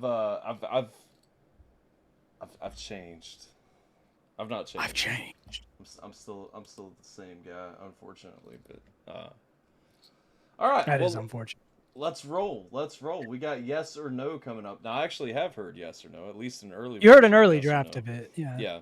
And I really enjoyed this song. This song I will tell you guys in the chat up front. This song was my response to hearing this song was this feels like the culmination of everything that I've heard from you, kind of wrapped in. Well, yeah, because this one has like a little rap in it and pop punk elements, so I could see that. Yeah, and so this one to me, at least off of what I've heard to this point, granted, Press One does a really good job laying out the album. What I've heard from the album to this point doesn't feel so much thematically in line with Press One, so much as Press One feels like that transition. And so we have then the album theme coming. This is the one that I feel like wraps a bow up and says like, this is Rob. You know what I mean? Like this is Rob. So yes or And Rob is fine. And Rob is fine. This is Rob, and Rob is fine. If you can't answer a yes or no question, it's time for you to go. Oh, oh. It's time for you to go. Oh, oh. If you can't answer a yes or no question, it's time for you to go. Oh, oh. It's time for you to go. Oh, oh. Pull up to the house, but I didn't call this time. Taking off your blouse, but you keep checking the time. Stare into your eyes, and I know there's someone else here.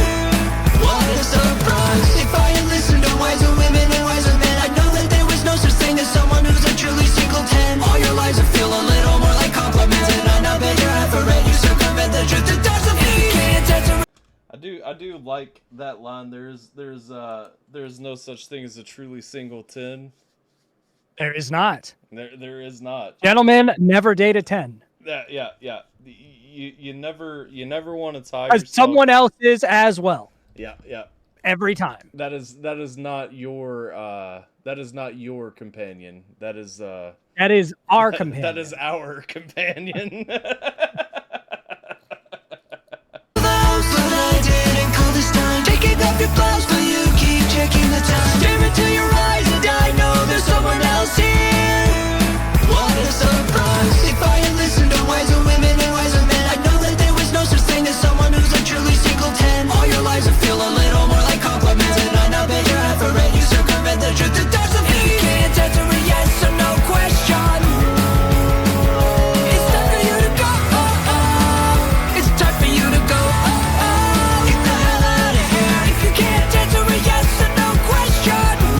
For the record, if it's not clear by the rating scheme, this song is an easy 5 for me. I mean, this song, to me, this song is just like this is peak Rob to be. Well, I mean, this was my first single that I released. This was the one that I had the most confidence of from the project, where I was like, yeah.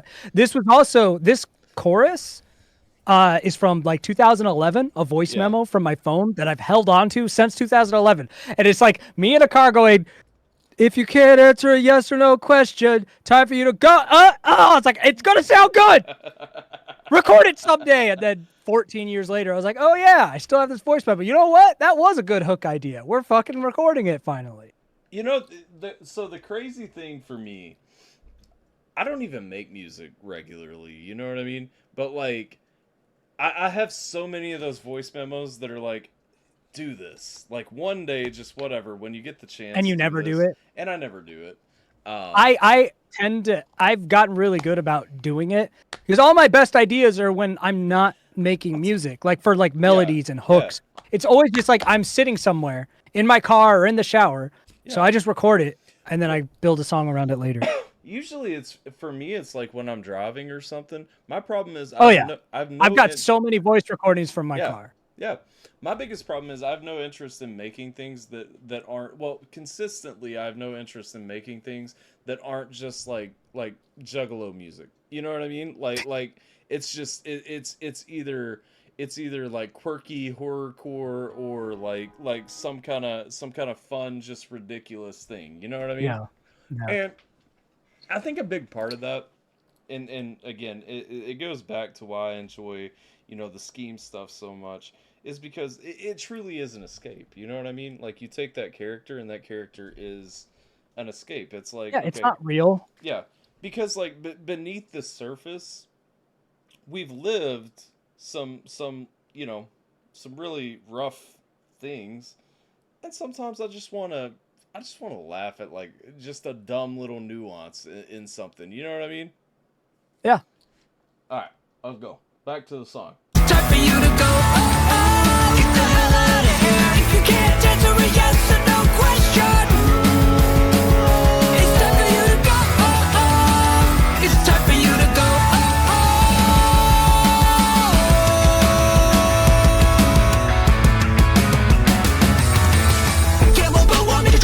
Also, I can't ignore. Here's the rap. Just the full-on Travis Barker feel right there I told you that's who inspires my drums. It's had you not said that, and I just kind of freshly hit that, I still would have called that out because it's just so. Literally, the logo for that band is on my ass cheek. So when Yeah, people yeah. say, "Oh, this sounds Blink-182 influence," I'm like, "Yeah, yeah." I was listening to Blink-182 in my most formative years. Yeah. Absolutely, that's there. Well, but it's good because a lot of times when people try to imitate something like that, it doesn't come through as being necessary. See, I don't even try to imitate Blink. It just Right, happens. It's right, just like right. part of my DNA. Yeah, no, it's there. This is the best song on the album to me so far that I've heard because it just like it's just such a this is the power flex. You know what I mean? Like, This is a fun again, one. I stand on Quirky is probably the most objectively sound song on the album. I don't know. This but- one, I feel like if I was to say like objective qualities, When You Remembered Me, yes or no, When You Remember and Me is Everest. really good too. When You The Remember three Me that stand is- out to me are When You Remembered Me, yes or no, and Everest are the Yeah. ones that would stand out to me as just like if I was just objectively looking at it. Yeah, Those are probably the strongest ones. Quirky, I think, is the strongest media placement song, yeah. but for maybe sure, not the for strongest sure. song. For sure. Well, and that's again, I'm saying objectively, but what I mean is the one that most easily gains commercial success. Yeah. Let's roll. Let's roll. I found the shitty voice memo. I was just saying if I could find. If you want to hear me singing really flat in the early 2010s, let me see if you guys would be able to hear this. This is literally where this song came from, like 14 years ago. It won't go through. Discord's not having it. Disappointing. Yeah. Discord. Maybe another time. Discord with that noise gate that nobody asked for. Yeah. Yep. Yep. But I did find it. I still have the voice memo. And it's just me in a car going, "Hey, this is a good idea for a song. Record it sometime." And then I sing a shitty version of the chorus. I don't know if you're planning on doing like a little promo package like you have for your past few albums, but if you do, like, Not really. It's just I just do shorts. you should. I would. It would be great, I think, if you took the voicemail and just or voice memo and just kind of gave like that, and then bleed it Yeah. into the actual song. I just wish you guys could hear it. No, it won't. No, it won't. It's it won't do not. it. Discord is complete- having none of that business. I mean, it sounds awful, but it's just a wonderful relic, Right? Yeah. And I maintain. Actually, I could text it to you, I bet, and then you could put it up. Maybe. Actually, you know what? Because I'm going through Streamlabs, you wouldn't be able to hear it, but the stream could hear it. If you texted it to me, I could play it and they would hear it. Yeah. I'll figure it out another time. Well, I have Fair. it. That's what's important. Fair. We'll move on. Fair enough. It sounds like shit. It's just funny that I have it. Fair enough. Let's roll.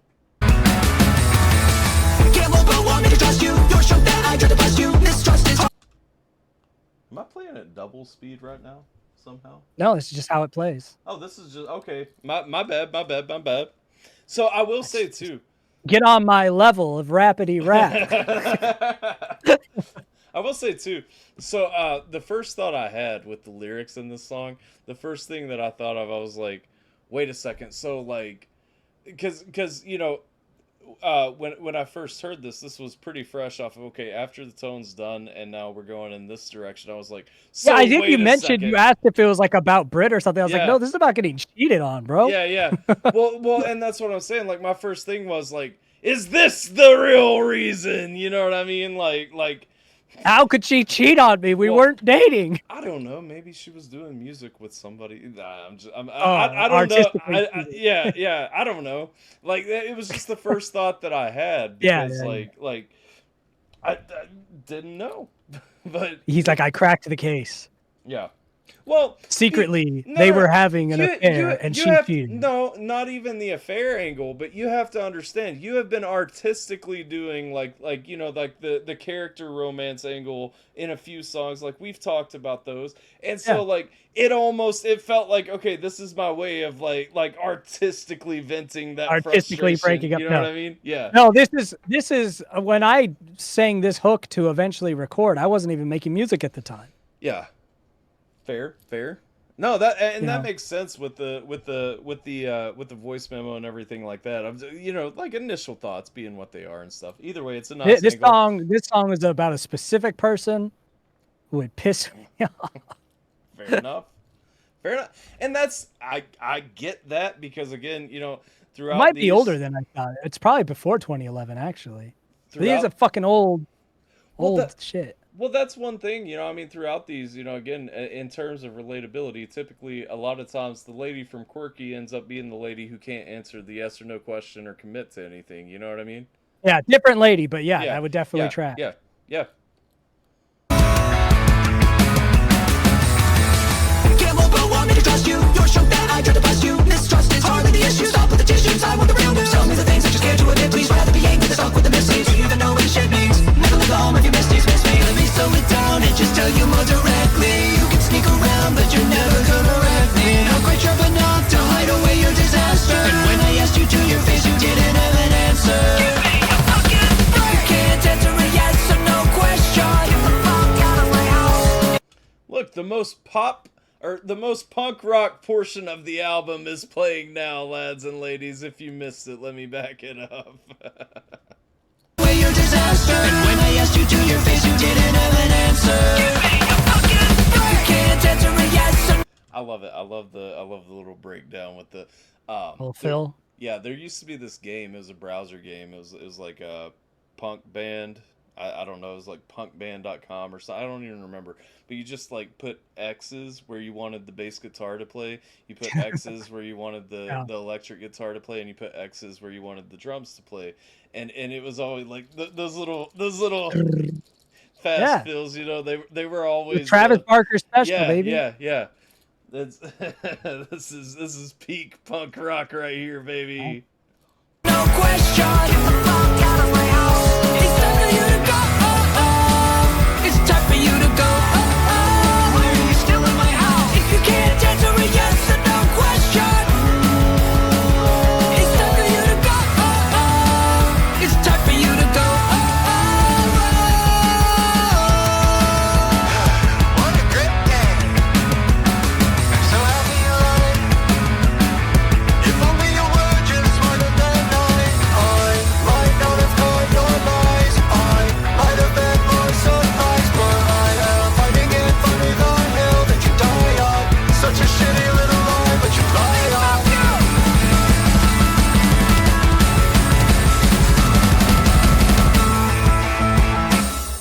Energy on that song is off the charts. That song, I agree. I don't know that like that's gonna be the most marketable song, but I do know that is my favorite song so far. Just That's a crowd pleaser. it's Fuck it's, you, pop punk energy. Yeah, it's what drew us all to punk rock anyway in the 2000s, late 90s, early 2000s. Like Peppermint Creeps. Did you ever listen to the Peppermint Creeps? No. You're not very nice, and I don't think I like you. You're not very nice, 'cause you made me Jesus. cry. You're not very nice, and I don't want to see you, so why don't you just fuck off and die? Like that Yeah, one. I think I wouldn't have listened to them just because of the lyrics.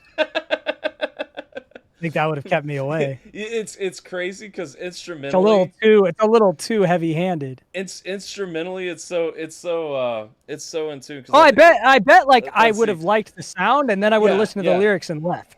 Yeah. No, I want it's some amount of nuance Yeah. to the goofiness. no, it's so, but it came. That's like Ronnie Radke.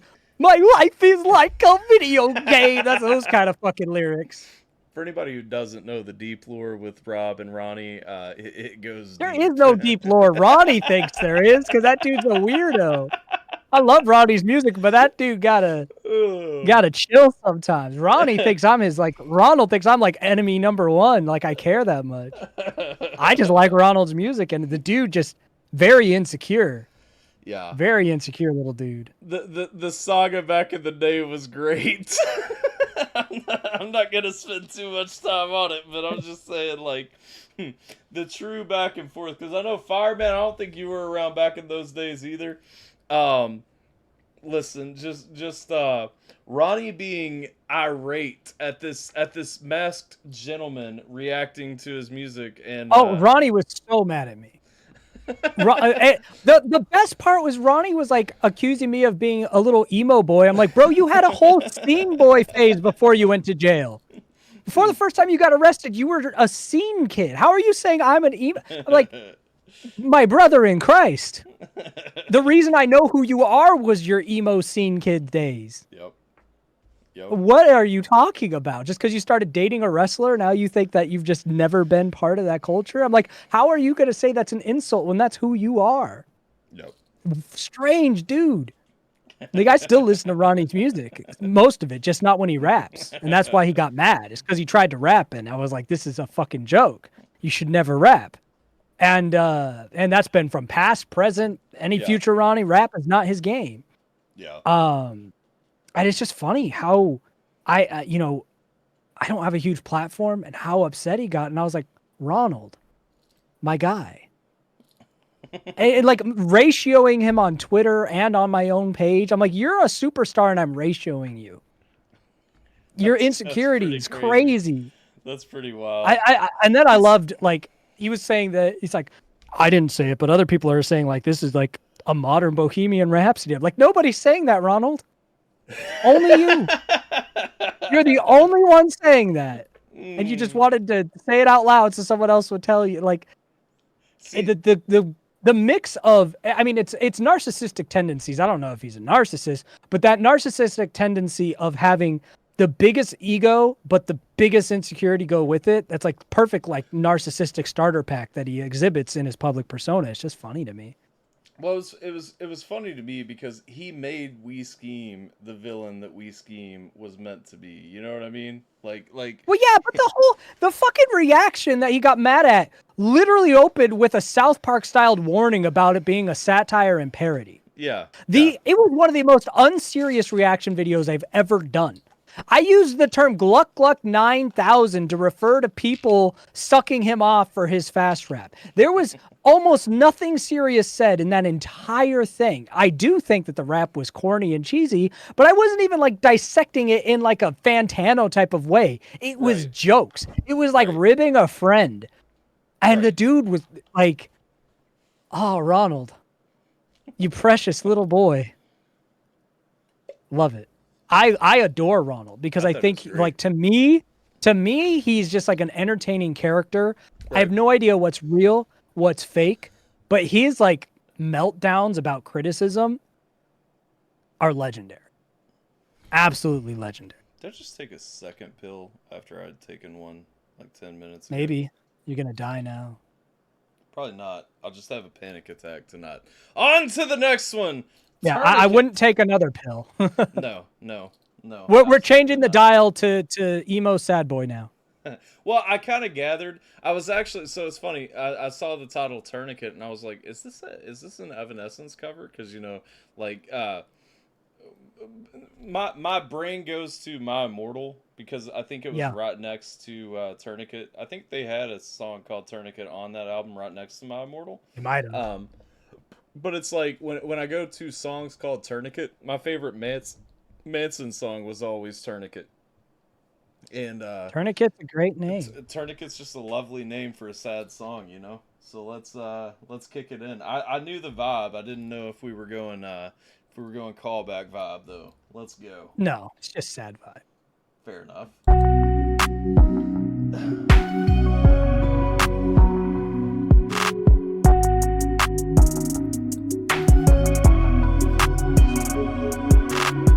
Here I am on the couch where you left me. Held my hand, said you'd never regret me. Your shirt is like a tourniquet. Hold it tight cause no one's bringing stitches yet. I'm surviving in silence and sidestep the wildness that comes with the riots in my head. I'm arriving compliant, not trying to deny it, but caring is violent for my head. You want me to heal, tell me how to feel. You ignore what's real, you left me here alone, let's keep it real. Say you want me to try, well why can't you release me, or love me too? So this is one of the times you can talk about, and you'll know why in a second here, a certain masked character. Yeah. This song is a double. The whole song's a double. It's a fictional breakup, but it's also a song that I wrote to the Scheme community. So you know it's interesting because I was thinking back and I was thinking because you and I would say really well we talked before then obviously, but I would say you and I probably we really became friends, what I would call like friends, you know, probably a few months before you took the mask off. Because I remember I was having a lot of conversations about why you really wanted to take the mask off, and like you know, I remember it kind of bugging you up until that point, and just kind of some of the turmoil it was giving you. And it to me that's always an interesting thing when you go back. I like that this one is to the community because it almost feels like it could be toward the mask itself, you know, toward the Well, it's not persona. towards the mask.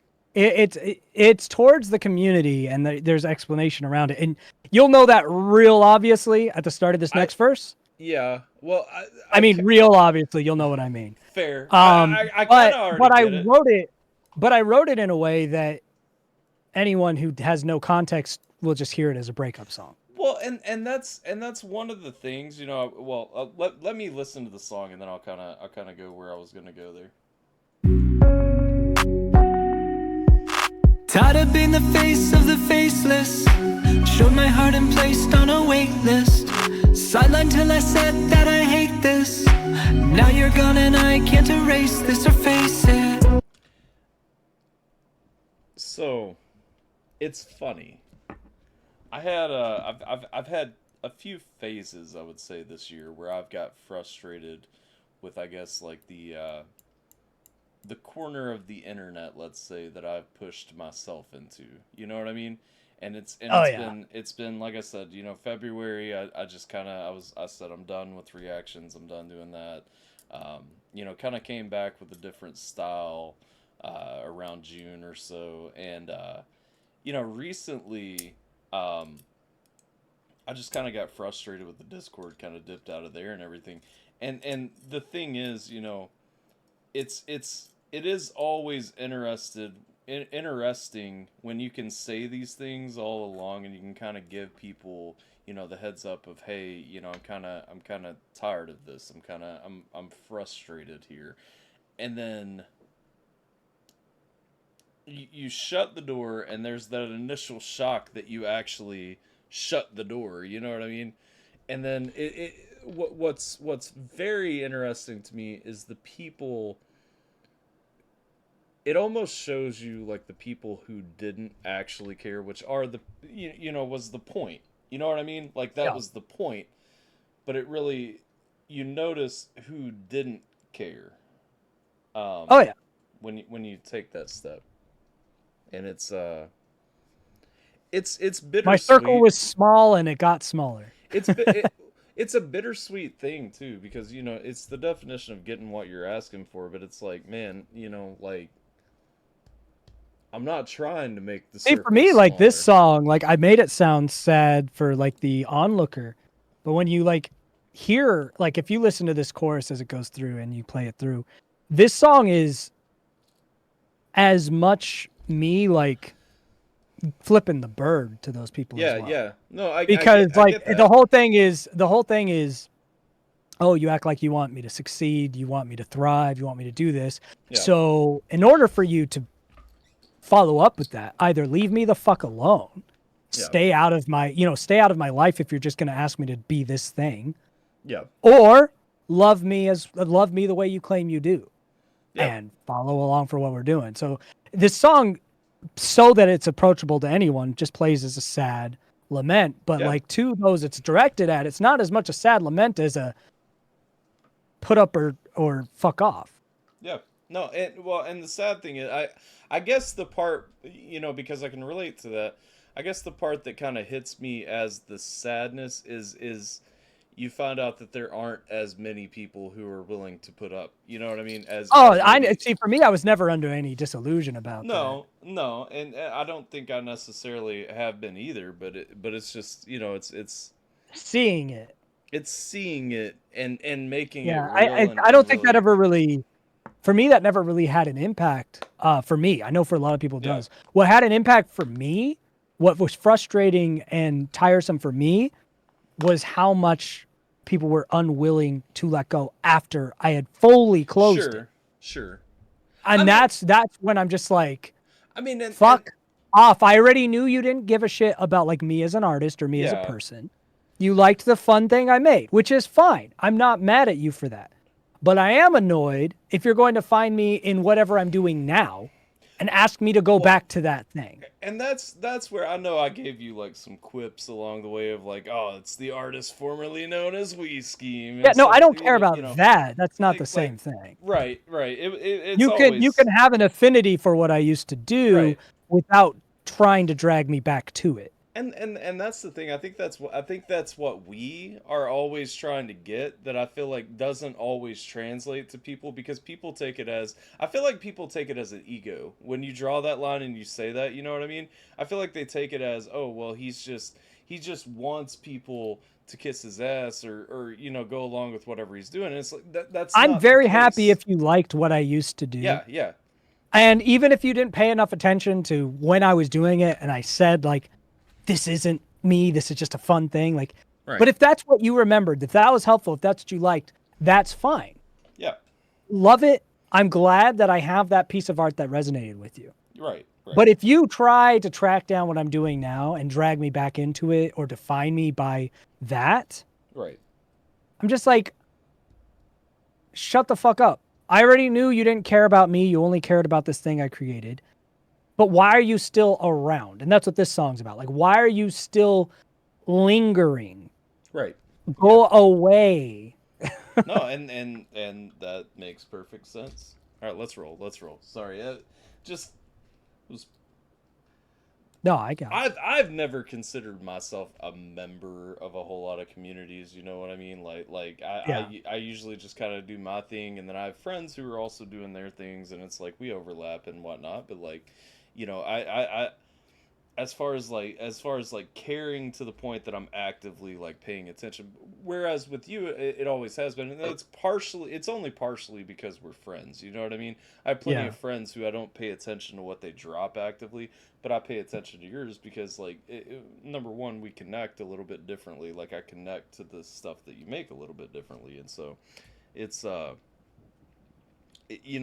I'm not gonna lie, like the death of that era was harsh to me. You know what I mean? Well, another one of my good friends from this platform is Analyst. Yeah. And he still glows about We Scheme stuff all the time. Yeah. Anytime he hears me rap, and after the tone of Rob is fine, he gets super hyped about it. He Yeah. always mentions that that's how he found me and that's what he likes. But that's not what I'm talking about Right.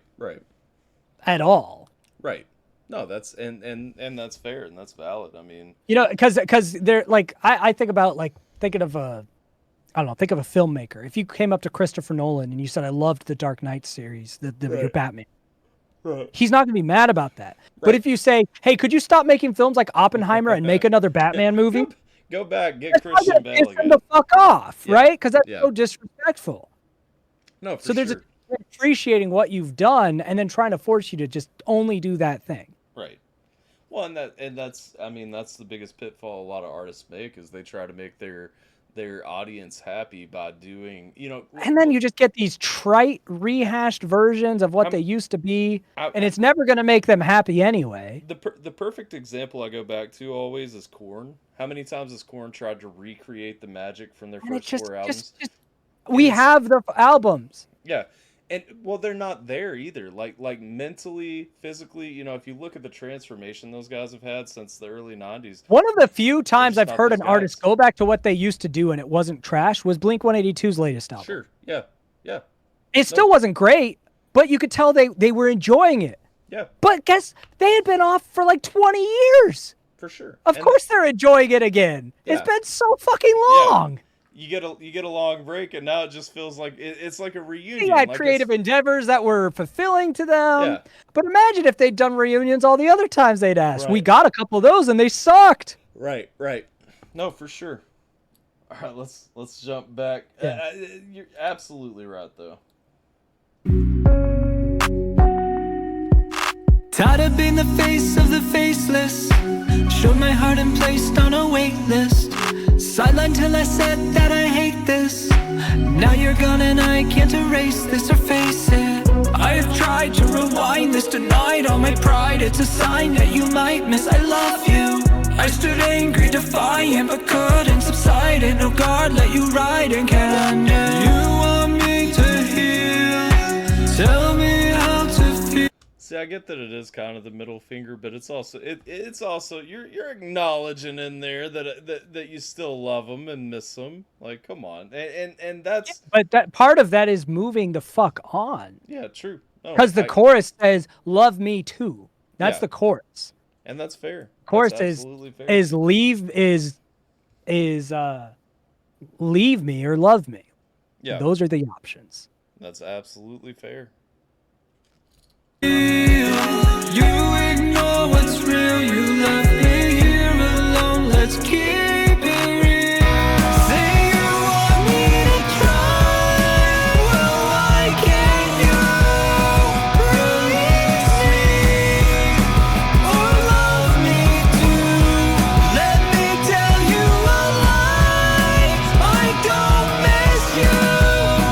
Release me or love me too. Say you want me to thrive. Well, do this, please. Release me and leave me be. I love that one. I would say honestly, as far as personal favorites, I know this is a quick switch up. As far as personal favorites, that's probably my personal favorite for purely for depth, knowing where it comes from.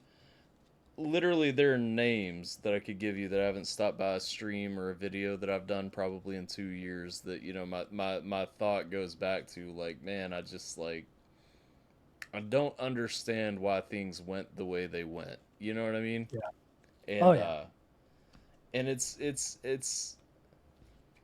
sad. It really is. I can think of I can even Well, think. now you could get a pick me up on the next song, which is a lot of different genres, fucking weird, and a sex song double entendraing for depression. So it's interesting. So that song Tourniquet was about not being that guy, and then you said earlier that Lower is probably where you get the closest to that guy coming back in. No, Therapy is the closest. Therapy? Lower- Oh, okay. Lower is just the weirdest song on here. Okay. The song's you're not ready for what the fuck this song's about to be. But it's an analogy for depression. Is Lower. Lower is gonna be it's a sexually charged song, but it's all just about depression. Right. Okay. It's one of those songs. Well, let's go. Let's check this thing out. Wait, where is what is up, Gabe? Hello, Massage Master. Ooh, that's sexy. Ooh.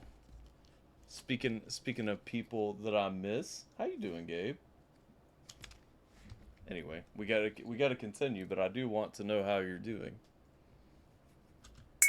Yeah, wherever you think this song's about to go is not where it goes. Why does this sound familiar?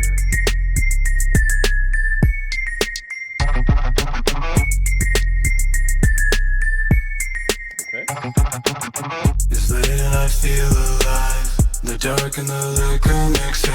You wrap your hands on my thighs when you lift me lower. My spirits are high, it's time to go down lower. Keep pouring champagne until we can drown. Crash out, freak out, upside down, fight back, psycho like that. Cash out, geeked out on the town. Fight back, I go like that. Lower, the spirits crash, tight ass. How I like that. Lower, take that slower, lower. We spaz out, can't get up. Oh, try to chase the high, but always end up getting lower. We spaz out, can't get up. No, never reach the sky, we on the rise and end up lower. We spaz out, can't get up. Oh, try to chase the high, but always end up getting lower. We spaz out, can't get up. No, never reach the sky, we on the rise and end up lower. I get it. I told you, wherever you think it's going is not where it goes. That's a super duper As advertised, weirdest song. 100% Where you as think- advertised. Let's go and We're not done. It's still gonna continue to not do what it's supposed to do. Interesting. I will say this. I'm going to experience the song, and I do like the artistic creativity in it. This is the first two on the album because I would not. This song's not meant to be liked. Right, and that's what I'm saying. Like, I would not listen to it again purely because. You remember the song "Insomnia" from Artificial? Yes. That song was meant to hurt physically because yeah, it was yeah. representing insomnia. Right. This song's representing depression, Right. Yeah. and it's just supposed to make you not feel good. And I get it. I like, even, wrapped around, you wrapped around my thigh when you looked me, like I get it, because I get like that crippling, like just locked in, I get all that. Like, I get 100% where it's coming from there. Never gonna listen to it again. You know what I mean? No, Like, some of my favorite movies are movies I'll only watch once. Yeah. Sometimes yeah, I like to make a song like that where it's like, yeah. I don't think most people with good taste or sound mind will want to listen to this again. Right. That's the point. No, absolutely. And 100%, like I said, that's why I let off with I get it, and I get the whole goal, It's just not going there again.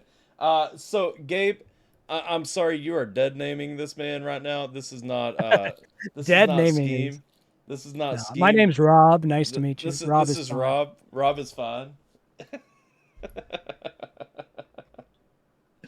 I can tell Scheme you was a dude with short hair and a beard. That's true. Or a mask, depending on when you Yeah, depending on when you introduced yourself to me. To him, not to me. Yeah. Change up out of nowhere. The change up is crazy. Absolutely. There's a few more. Don't worry about it. All right, let's go. I'm here for him. Basement dwelling, never knew it could feel this good. No lights, no sky, no fights, no line, no crime. Pavement smelling of our shoes when we go outside. Monsters inside, keep up, show up, get right. Get down, Could I just say I would have been happier if the song was about anxiety than depression, I feel like, because I mean, it's both. yeah, It's like, more depression and anxiety, but it's both. like even the guitar that comes through there just kind of hits me as like it piques me in ways, you know what I mean? Like Jiminator, you returned on a bad moment. you missed what would have been your favorite song. You just Jim. started over for Jiminator. Yeah. Oh wait, yeah, Quirky. You missed Quirky, Yeah, you you fuck. You missed Quirky. Well, I think Tourniquet would have been the one that he really like. That would have been his beat off song. Like, that would have been. You know, Jim, you missed everything you would have loved, but now we're going to torture you with the worst song on the album. Now we're here. Yeah.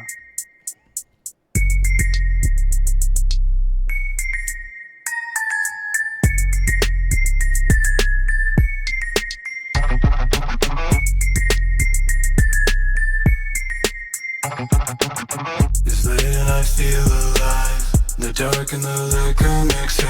You wrap your hands on my thighs when you lift lower.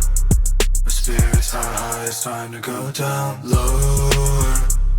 Keep pouring champagne until we can drown. Crash out, freak out, upside down, fight back, psycho like that. Cash out, geek down on the town. Fight back, I go like that. Lower, the spirits crash, tight ass. No, I like that. Lower. We sped out, can't get out. Oh, try to chase the high, but always end up getting lower. We sped out, can't get out. No, never reach the sky, we on the rise and end up lower. We sped out, can't get out. Oh, try to chase the high, but always end up getting lower. We sped out, can't get out. No, never reach the sky, we on the rise and end up lower. Basement dwelling, never knew it could feel this good. No lights, no sky, no fights, no lie, no crime. Pavement smelling of our shoes when we go outside. Monsters inside, keep up, show up, get right. Get down, stay down, yeah, don't ever pick a head of girl. Get some, stay down, yeah, don't ever pick a head of girl. Crash out, freak out, upside down, fight back, psycho. We sped out, can't get out. Oh, try to chase the high, but always end up getting lower. We sped out, can't get out. No, never reach the sky, we on the rise and end up lower. We sped out, can't get out. Oh, try to chase the high, but always end up getting lower. We sped out, can't get out. No, never reach the sky, we on the rise and end up lower. Oh fuck. Cynical and clinical, it's never like it's biblical. Sucking for the children, holding on and all, it's typical. Very on the hill, we always wanna stop. Taking E back to the body, meeting up with every kind of test. We're so talking, we're embarking on a journey, going lower, lower, lower, lower, lower, lower, lower. I know you said this Hey, isn't a Scheme song, but if there was It gonna feels be, like one for sure. if Scheme was going to make a rock song or you know, It would be like that. It'd yeah, be like that. it would be there. That would be it. It's not supposed to be pleasant. Yeah, it's so replayability. Which is why the song that comes after it is called Therapy. fair. Replayability is through the Zero. floor, but like creativity is through the roof. You know what I'm saying? Like that's the Yeah, that song is just meant to be fucked. yeah. That's the whole point. And I feel more comfortable with that song because of the songs around it on the album. It's like it's clearly like it's not an accident. It's not like this is just what I happened to be able to make because all the songs around it show that. It's just no, this is intentionally a fuck off. Right. No, and honestly, like that's the thing. That's where I'm saying like I appreciate the song even if I don't love it. You know what I mean? Like I appreciate the song. I appreciate it's like you said. Some of the best things are only meant to be experienced once at the end of the day. I mean, that's just how it is sometimes. It's just some the way it art goes. is not meant to make you, not meant to hit that serotonin or dopamine. It's meant to do something else. I agree with Fireman too because I feel like what a lot of people forget because nobody releases projects anymore. You know what I mean? We live very much in a cycle of singles and I hate it. You and I have talked about this 1,000 times and at the end of the day it's just not enjoyable for me to listen to your single after a single after a single after a single and then you took 8 of them because you dropped 8 of them and you said, "Oh, now this is an album." That's not an album. Yeah, no, see, if you look at this album, it starts with transitioning off, passing the baton from After the Tone. Yeah. Then it goes to current day. I'm a fucking loser amongst my own friends. So now I'm reminiscing. I think back to high school. And then that causes me to have a midlife crisis in Berlin. Right. In the middle of the midlife crisis, now I'm thinking back not quite to high school, but back to college. Right. But then I'm reminded of what those kind of relationships led to. Yep. And now I'm reminded of just like, it's just general breakup vibes after that. Like, because Yes or No is like, she cheated. Tourniquet, even though it has a double scheme meaning, is just like, now this person's out of my life. So then what do you get to? Manic depressive state. That's what Lower is. You're now just in that manic depressive, your life is in a spiral. What's next? Your family tells you to go to therapy, which is what the next song is about. Right. After Therapy, we're going to go to Watch List, which is a song about staring your mortality in the face, because this is what led to all this. Midlife crisis, past breakups. So now you've gone to therapy. So what are you left after therapy? Watch List is a very honest song. It's, I'm a middle-aged person. I'm not a pop star. and people hear my songs, they think I'm suicidal.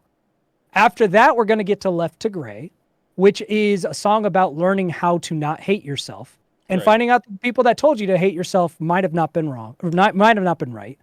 Then you're going to get to I'm Not Human, I'm Dude, which is basically, I don't really think that I fit in general, and maybe that's okay.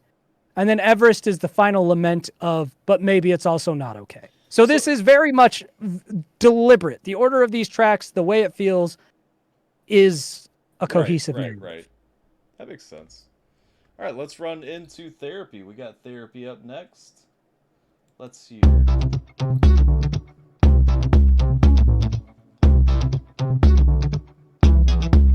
I'm a weirdo. My family was good to me, they told me to get therapy. I get it. I get it. Yeah, this is the We Scheme song. I Yep, told you yep, this is yep, going to be the one that's yep. going to sound like We Scheme to you. That one's the one out the gate. It already. Not lower, it's therapy. Lower is just Yep, yep. experimental. Therapy is a Fair, We fair. Scheme song. That's fair.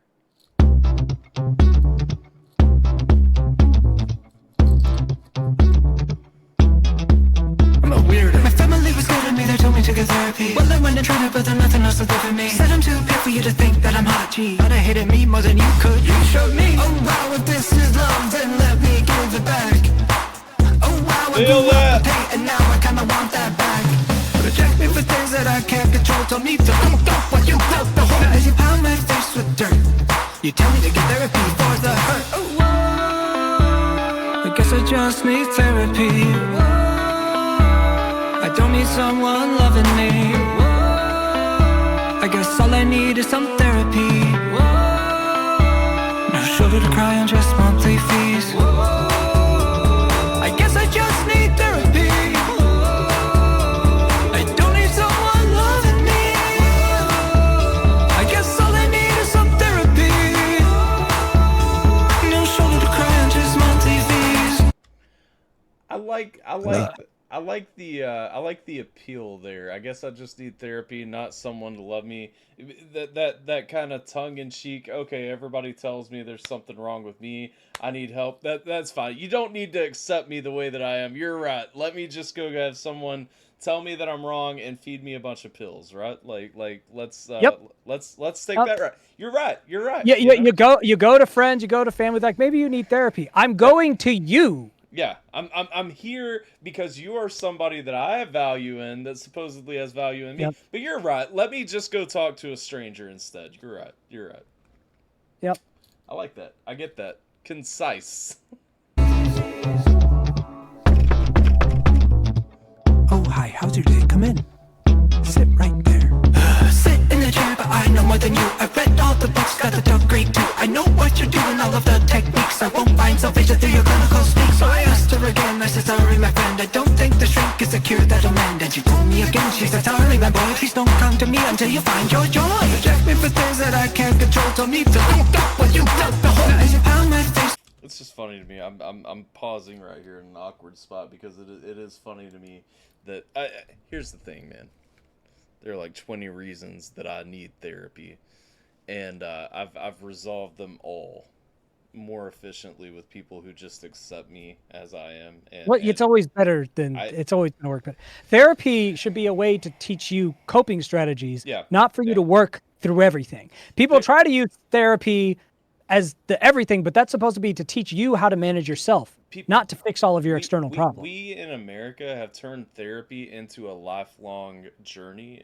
We've turned something that should be a short term. It should be like physical therapy after an injury. Yeah, exactly. And then it's done.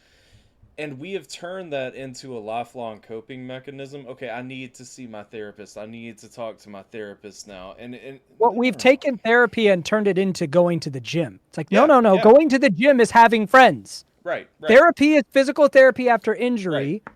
Going to the gym is not therapy. That is having friends. Exactly. There's no issue. Like in all honesty, personally, because I know what a therapist is going to tell me. Well, this is your issue here. This is your issue here. Let me give you. Let's go ahead and up this dosage by this much and lower this dosage by this much to try to balance out the chemicals in your brain. No, I need somebody. Band-Aids. Yeah, it's a Band-Aid. You're numbing how I actually feel about something to try and help me get across. That should not be a permanent solution. You know what I mean? Yep. And I'm with it. 100%. Reject me for things that I can't control. Tell me to look up when you dump the hole. Now as you pound my face with dirt, you tell me to get therapy for the hurt. Oh. I guess I just need therapy. I don't need someone loving me. I guess all I need is some therapy. No shoulder to cry on, just monthly fees. I guess I just need therapy. I don't need someone loving me. I guess all I need is some therapy. No shoulder to cry on, just monthly fees. I guess it's my fault that I made you be honest and tell me the truth even when it was the hardest. I guess it's my fault I made you say you hate me, but honestly lately I wish you just hate me for good. I guess You know, I again, I'm gonna pause there because again, it is better for me to hear the truth. I like that, and that's at the core of that. That's what I feel shine through there is. I need you, at an emotional level, I need you to be real with me. I need you to really talk to me. If you hate me, that's fine. I just need you to give me what you Yep. actually feel in this situation. You know what I'm saying? Like, And then we could see if there's anything to work through Yeah. after that. and we can reconcile. We can go our separate ways. That's fine. I cannot do a superficial relationship. I cannot do this. Well, there's no Bye, Roxy. problem. Roxy heading out. Have a good night, Roxy. Appreciate you hanging out. But yeah, that's the thing. I mean, in that same vein, that is the therapy for me. You know what I mean? To know that we are on equal footing and we are having actual equal, like real For sure. interaction with each other. That is because I cannot do People are this. very superficial by default. Yeah. And so people like you and me force people out of that box and they don't like it. Right. Where it's like, no, you have to tell me what you actually think about me.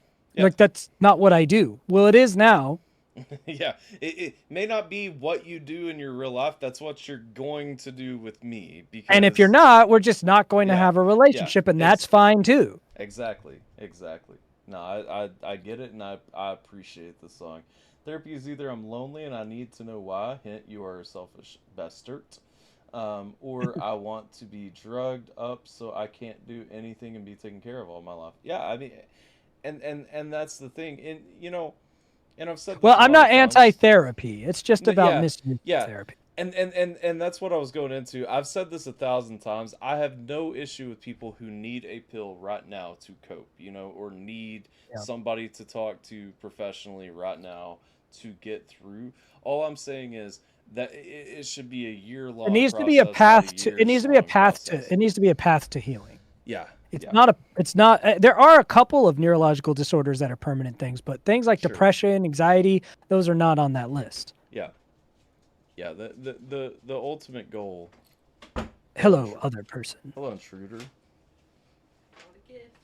Well, just set it there, I guess. I'm not ready to eat currently, so thank you. Wings.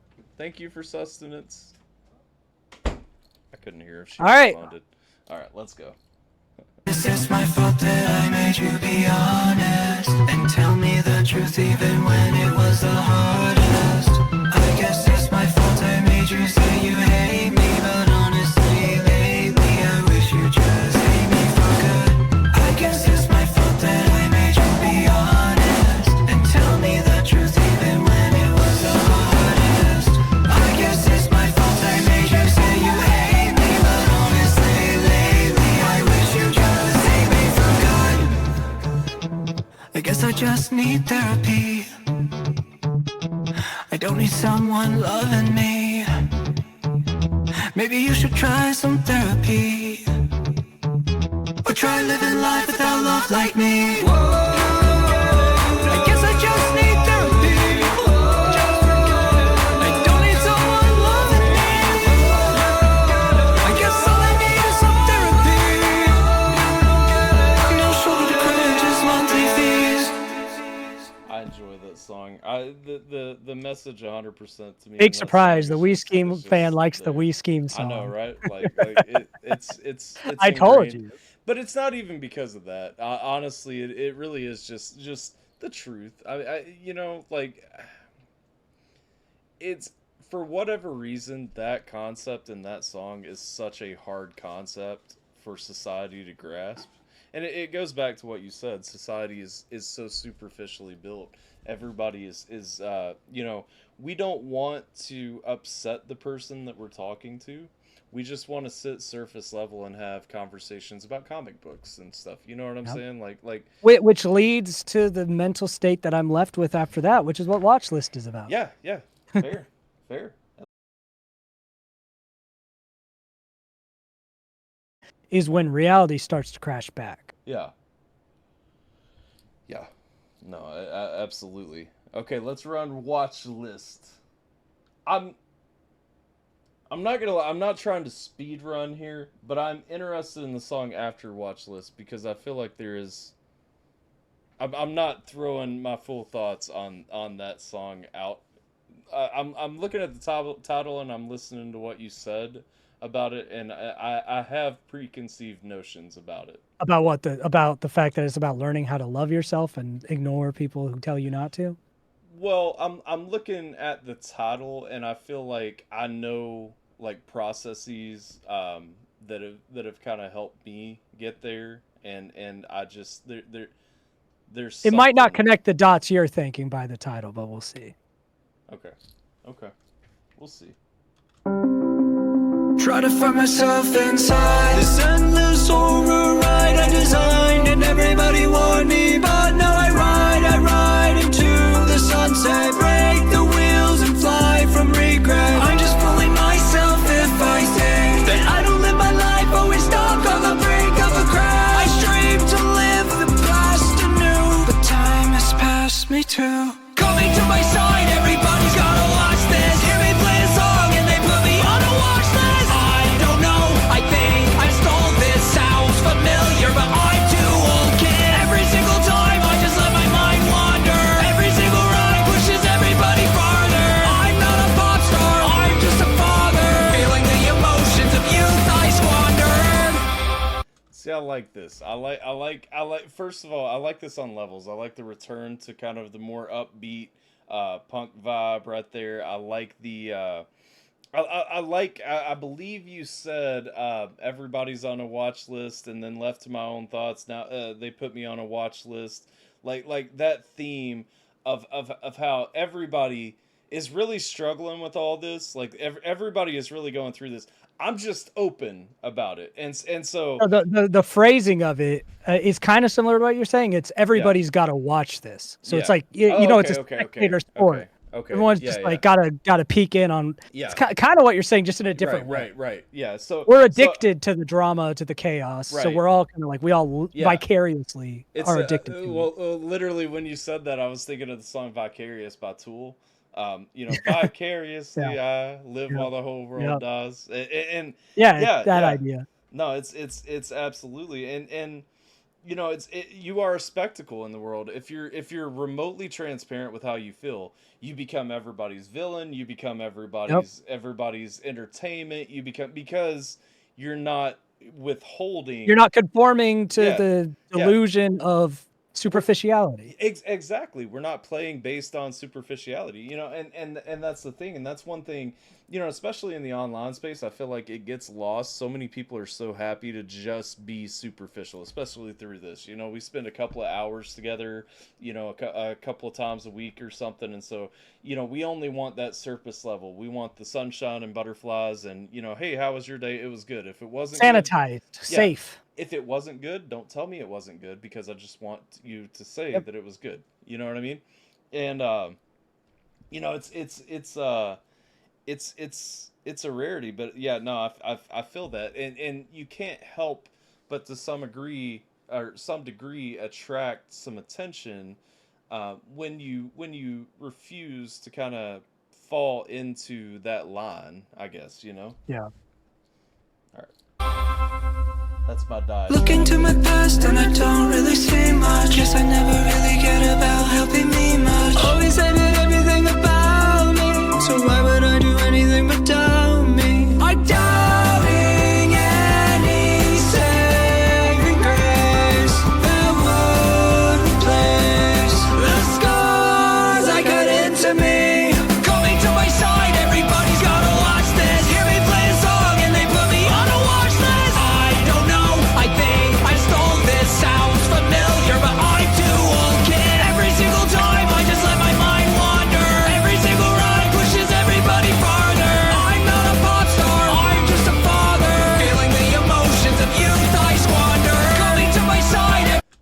gotten hits too. I know it was the second time playing. I let it go by Yeah. the first time. I'd meant to talk about it when I paused before, but you know, again, absolutely. I'm not a pop star. I'm just a father, filling,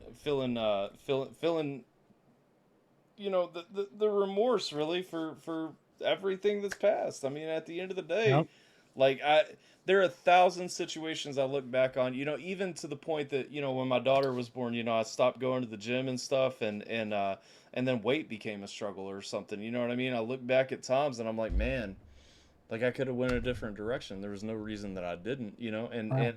and it's just it's that, you know, I think really a lot of people don't really see it, but I think like your mid 30s is when you really start hitting that point where you're like, okay, I'm not old, but Well, you I'm can't not. do what you used to be able to do. Yeah, yeah.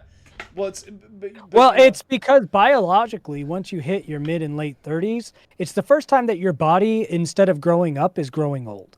yeah, There, and you feel that shift because yeah, up until that point, you're reaching peaks. right, You're reaching like you're getting stronger, you're getting more fit, all the way up into your mid 30s. You are growing up, yeah, not old. Your yeah, brain's getting sharper, right, all this. Once you pass that, you're getting old. Your body's deteriorating. Your brain's yeah, not working as well as it used to. And you realize it if you're a self-aware person, you realize it very quickly. right, Some people have like a delayed reaction to it. They don't really notice till their 40s or 50s because they just kind of they autopilot. yeah, But people who are hyper aware of themselves notice it right away. right, And that's when you get, you know, a lot of people going, "Oh, fuck." Not only I've made jokes for the past 10 years that I'm old, you know, ever since you're yeah, 20, yeah, you've made jokes about being old, but then you realize, "Oh, fuck, I actually am." yeah, Like I'm not old, but I'm yeah, growing old. I am dying now. I'm no longer growing up. I am literally dying now. yeah, yeah. And that's the No, change. and that's the thing, man, and that's, you know, that's the anthem song for like for fatherhood to me. You know, I had my first kid when I was 28, and you know, really Yep. Let's see what Tay just said. She's stronger than she's ever been because she's never worked out this much, but her body first feels worse than it's ever felt. Mid yes. 30s. Yeah, no, that and that's the thing. I mean, because I hit my mid 30s, you know, and mid 30s was when I said, okay, I'm going back to the gym. I'm going to like get myself back. You know what I'm saying? Doesn't matter. And, You'll feel better than if you didn't, yeah, but it's yeah, too late. It's and over. Youth is gone. and that's the thing. But even with that, you know, I was telling you earlier, I've spent this week doing physical labor every single day of the week. You know what I mean? Yep. And it's So you're like, fucked now. yeah, and it's like, and at the end of the day, my back hurts, my arms hurt, my ribs hurt. You know what I mean? Like I hurt physically, versus like, you know, there should be 10 years ago. At the end of this week, there would be that breakoff point where 2 days pass, and I just, you know, you see all the gains, and you just feel better, but that's not coming. You know what I mean? Like that's not Yep. actually coming, and that's just You're not. something. No. Yeah, It's not lactic acid pain anymore. right, exactly, and so Because people like younger people be like, "Oh yeah, I feel sore and stuff." It's like you have lactic acid buildup. You're yeah, not feeling the kind of pain of someone who's old right, and exerts themselves. That's right, not lactic acid pain. You're feeling tendons tearing right, and joint. It's bad. yeah, But yeah. So also you mentioned the upbeatness of this. Something I've learned that I've corrected is a lot of my albums when I would tell a story would just the whole second half would just slow down. right, And I didn't want to do that again. I wanted to keep, even though it's going to, you know, story wise, you hit the climax and start to slow down. I wanted it to be more right, uh, even, where it's right, not just all of a sudden all the last songs are slow. yeah. No, I feel that. I like that. I think it's good. I also always like a kind of sad, somber message with an upbeat beat. Oh Upbeat. yeah. Yeah, yeah. Because it's just nice to like have that contrast of message with the sonic. You know what I'm saying? Well, what's interesting? This is a remake song, and the original was slow yeah, and whiny, yeah. which isn't bad. I like whiny music. I'm not saying that as an I'm sure. insult, but that's what it was.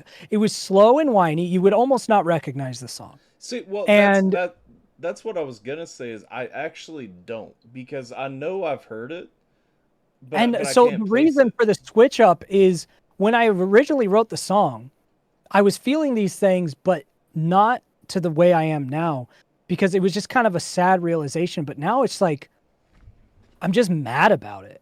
Yeah. I'm not even sad about it. I'm just kind of pissed off that this is like, why does life work this way?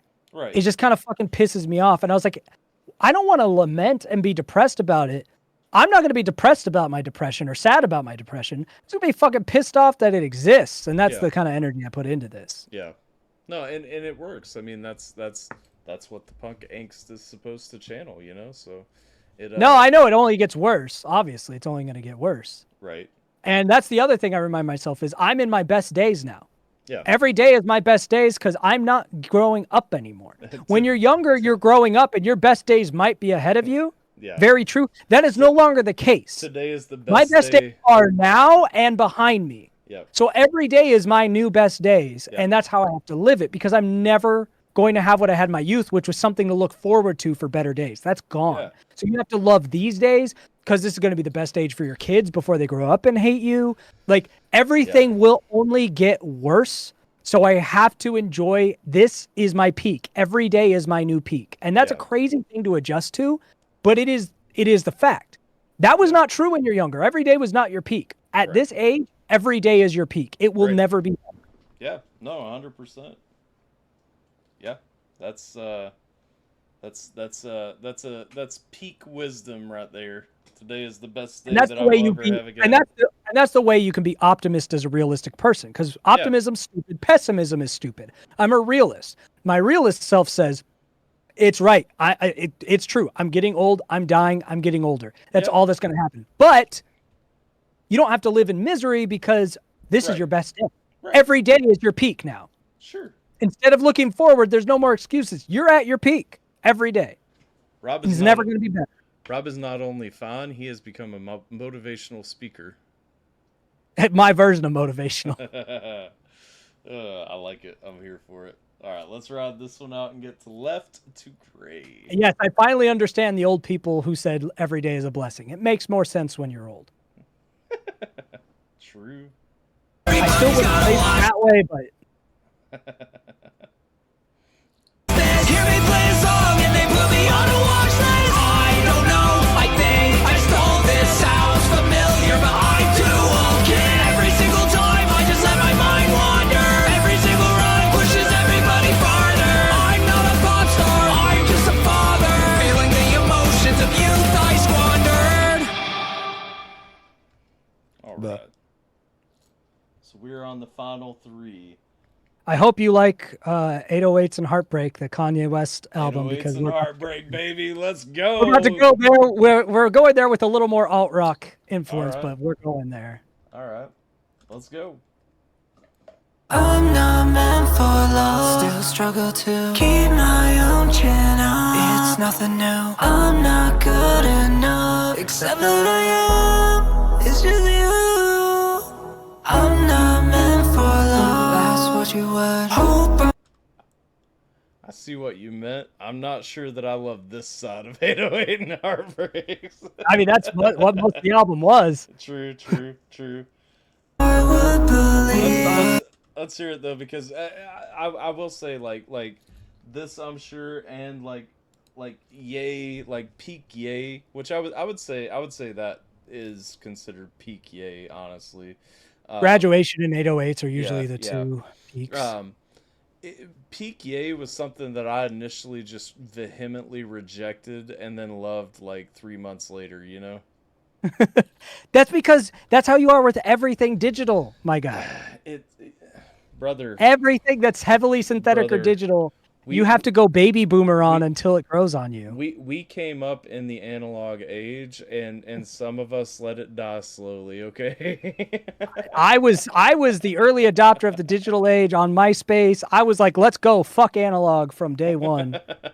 I was a pioneer saying, get that shit out of here. I like Yeah. the crispy digital world. I wasn't, man. I was still, I think I've told you this before. I was still, in 2010, I was still like trying to keep my analog studio running by filtering it through like digital inputs, you know? Yeah. like I was still very much, Wouldn't let go. I didn't want it to die that way.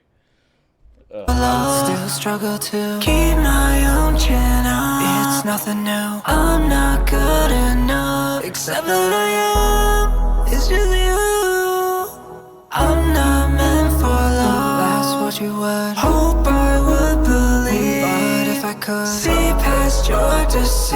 I'd see that I'm too good for you. Try to bring me down to your level, and I never been down to that level, but I'm higher on higher levels than when I felt the push of your love. Yo no quiero amor, as you tried to pull in porno, so fear the lure. Made me think that I hate love, but I just hate this. Always have me breaking out of lanes for me to chase it. I'm not meant for love, still struggle to keep my own chin up. It's nothing new, I'm not good enough, except that I am, it's just you. I'm not meant for love, that's what you want. Hope I would believe, but if I could see past your deceit, I'd see that I do good for you. See, Like that little Spanish. it was an interesting touch. Yeah, it was a You're nice gonna touch. enjoy the second half of this song better than the first half before you share your thoughts. Okay. In the And alt-rock it's not that I don't enjoy this song. I feel like here's the thing, like really come into yourself. It's a cliche thing to say that I used to always knock people for saying before I dealt with it. I think one of the things that really helped me to accept and love myself was to see when I became a dad, right? Was to see my child kind of like the confidence that my daughter has in me. You know what I mean? Yeah. And that's one thing that kind of like shines to me about the song is that not saying that you're describing the same path, but saying like really finding that, because it's one thing to meet like your wife, you know what I mean, someone who loves you and wants to actually spend their life with you, whatever. To me, Sometime. yeah. To me, like that growth and self-acceptance really came when I had like a small human life that Yeah. I was actually responsible for, that I could look at and see like a glimmer of, okay, not only does she trust me, but she believes in me, and like The wife is already angry at me in the chat. but you know what I'm saying, like that to me, like that self-acceptance, because I understand, like I feel kind of that hesitation, that second guessing, that self-doubt and everything through what you're saying in the song, and it's just, to me, like that last step is kind of like at least for me, came in being a father, and It's a different journey for everyone. For me, my kids was like the clue, yeah, but not the conclusion, right, because of how my brain operates. So my kids Right. were when I was like, oh, something awesome can love me. right, And for me, I wasn't able to take the next step of applying that to myself until because the way I was raised and the toxic environment I was raised with, thanks to my wonderful family, sarcasm intended, sure, caused me to, even after I had like consciously decided to not give people the benefit of the doubt and stuff, I'd never really undone the damage of those kind of people in my life. yeah, And the way that I had to undo that damage was really looking down the barrel of the gun of, these people fucking sucked. yeah, Because I had so many important people who emotionally and otherwise abused me, that were Yeah. like fundamental people in my life, enough to be categorized as CPTSD things has been attributed to me. right, That you have a crossroads of, you have to either accept that you were the problem and deserved this, or that these people were terrible to you. Cat, stop eating that, dummy. And so a lot of this song is just about just that moment of, you know what? I see my kid thinks I'm cool. yeah, So I know that you're a fucking piece of trash for what you did. right, And that's that's kind of what the epiphany of this song is. And for me, it didn't really other shoe didn't fall until it's kind of it's sad, but until I learned to hate those people, I didn't love myself. Yeah. No, 100%. And that's valid as well. I mean, and I say a lot of times I have a detachment for people. I let relationships die very easily.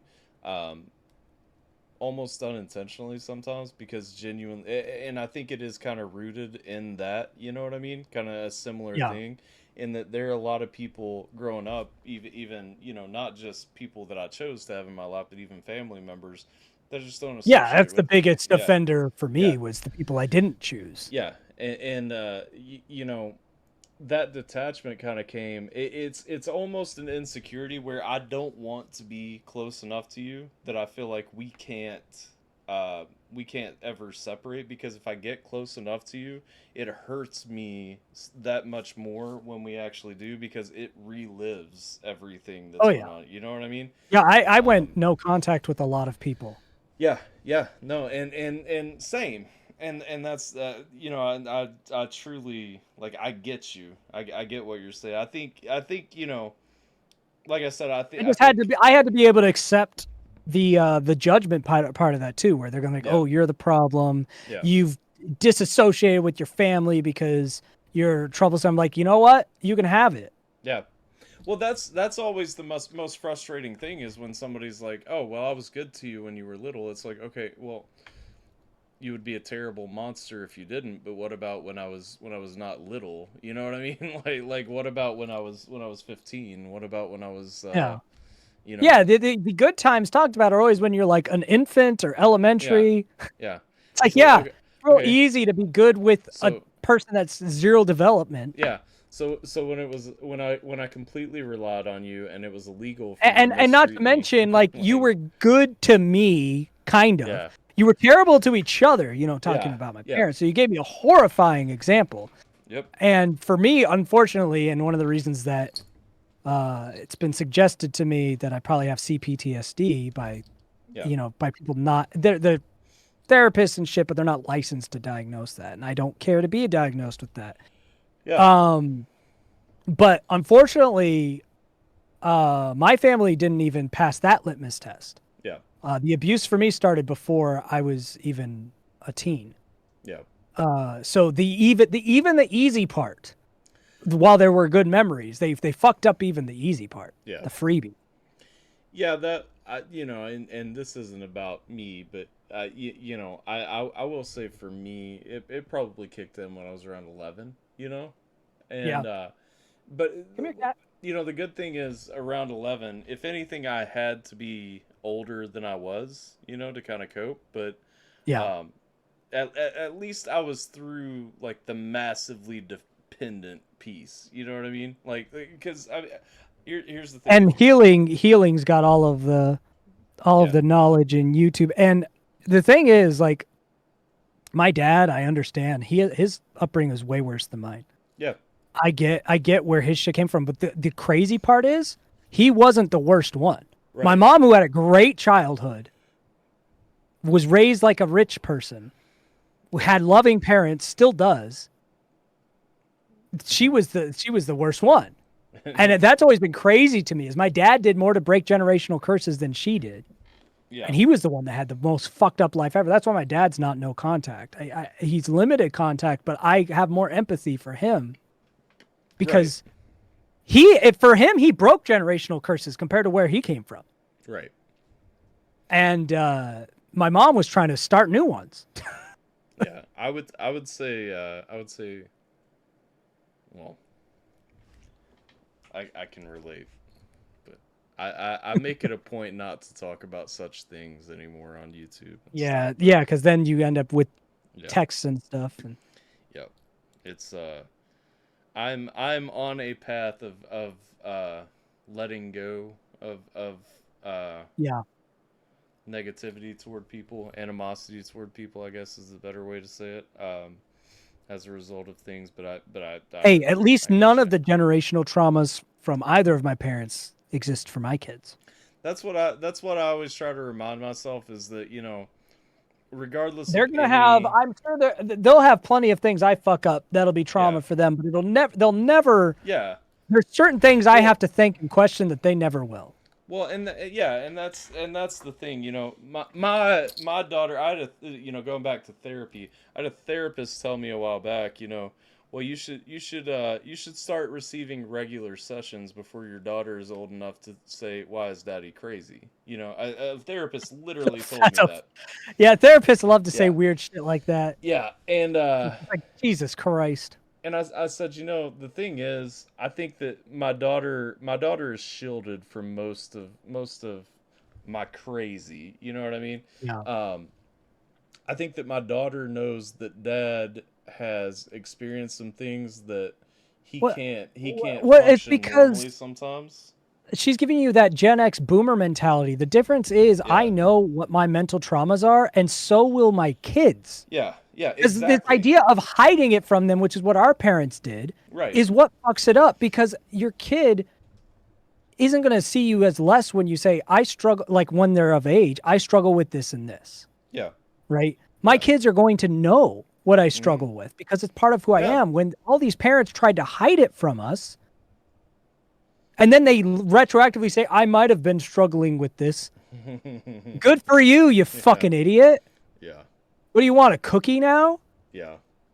No, I agree. That's the thing, especially when the last generation, certain people still won't even say, well, I might have been struggling. It's just no. You want to know what else is funny? For all the shit that boomers tried to give to millennials for being the me generation and all the fucking selfish nonsense, with millennials, with our generation, the mortality rate of pets and babies decreased by 94%. Yeah. Because we stopped completely neglecting our babies. Because if you see, like, how we survived is crazy. The infant mortality rate with the boomer parent is insane. They literally would just put you in all these blankets that could suffocate you. SIDS dropped by like 97% with our generation because we actually took care of our fucking children.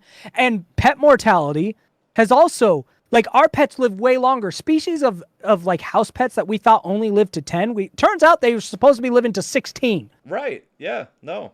It's just the people who raised us, like, and the thing is, they don't have the excuse to the generations before. The generations before had way different medical advice, way different access to information. But the boomers, even though they didn't have the internet, they had a lot of the same access that millennials did. They just didn't fucking give a shit. Well, it's crazy you say that because I remember growing up, like we always had chows, which is a larger breed of dog anyway.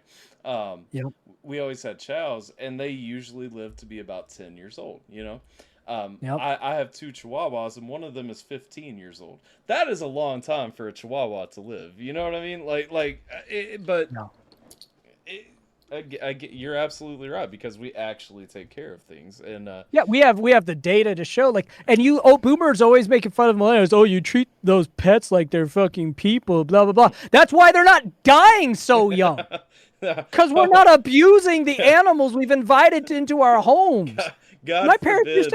parents used to wash the dog bowls out with bleach That's because they didn't like the smell of it. And then Yeah. our dog ended up with cancer. I wonder how it got cancer. Maybe it was the bleach you used to clean their water bowl. I didn't need the internet to think, I don't think we should be cleaning this dog's bowl with fucking bleach. That's it's adaptability, and I'm gonna I know this has been a long side tangent, and we'll go back to the song after this, but it is adaptability. I mean, people say millennials are the most adaptable, and it really is because and here's the thing, it's not just that we grew up without the internet being accessible, you know what I mean? And then we got the internet yeah, midway through, so yeah. we've seen both sides. But it is straight up like we actually had to function and survive without the internet. You know what I mean? Well, that is what makes millennials adaptable, is because we know how life works without the internet, Yeah. but we're also the only generation that also knows how to use the internet. right. Because the other generations struggle with the internet. Yeah. Gen Z knows how to use the internet, but they don't know how to not use the internet. Right. Yeah, no. Millennial master race, I'm just saying. I mean, That one was actually my dad who did the bleach. wait, what's that? Tay said she yeah. wasn't surprised about the bleach for the dog. That one was actually my dad's. Yeah. But I think it was because my mom complained too much if he used anything else. What up, Formula? What up, Formula? All right, let's get back into this. I promised we would Let's unpause go! after that final leg to the tangent. So we are back. Fuck to Left to boomers. Grace. Deep song, man. I'm with this song. I don't know if that's shown yet, but you know. Well, I think the tangent shows that even though sonically it's not your favorite, you like the messaging. I do. I love the message of it. Past your deceit, I see that I do. Good for you. Now it's time for me to go on and leave a dead weight behind. There's no time to keep a slow pace to see what you left to find. Funny how you want me to call you now. Funny how you want all I wanted now. Funny that you think that I'll make the mistake. Kinda funny you would. I do get the yay vibes too. Like it's Oh, very yeah. much in there. Even the little subdued off to the side. Yeah, you know no. what I'm This, saying? Yeah, this yeah. is unapologetically 808s inspired. Yeah. 808s and Heartbreak inspired. Yep. Love that album. Yep. Funny how you want all I wanted now. Funny that you think that I'll make the mistake. Kinda funny you would think you could bring me down. I can't see anything coloring all the things that you left to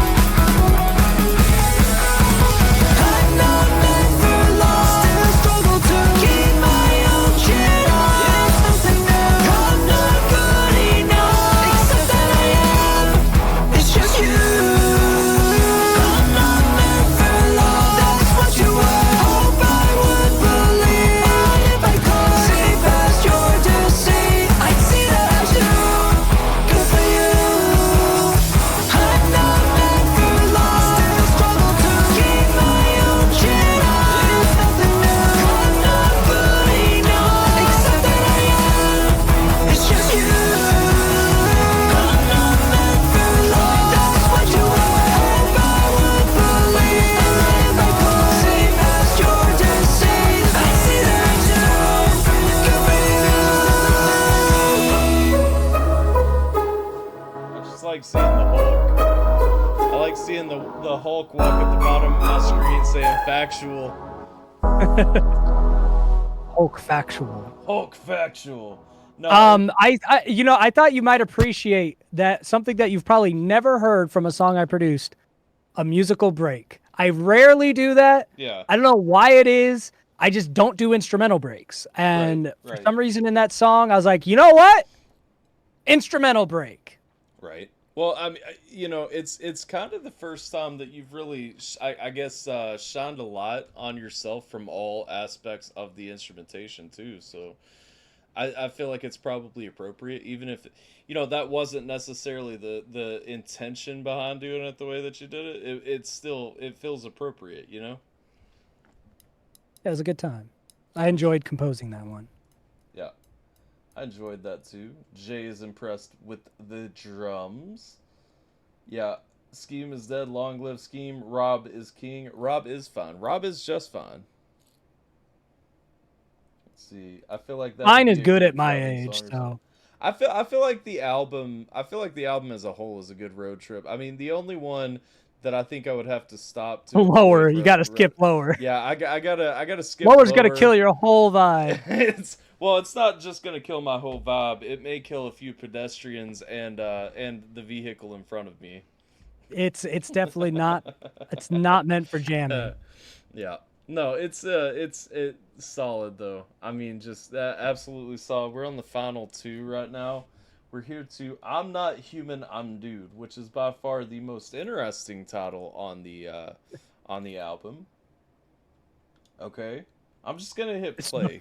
This was the first song made for the album. Oh, really? Yep. Shades Second of was artificial. Therapy. Second was Therapy. No, this is very unapologetically alt rock pop punk. Okay. I'm Not Human, I'm Dude. Let's go.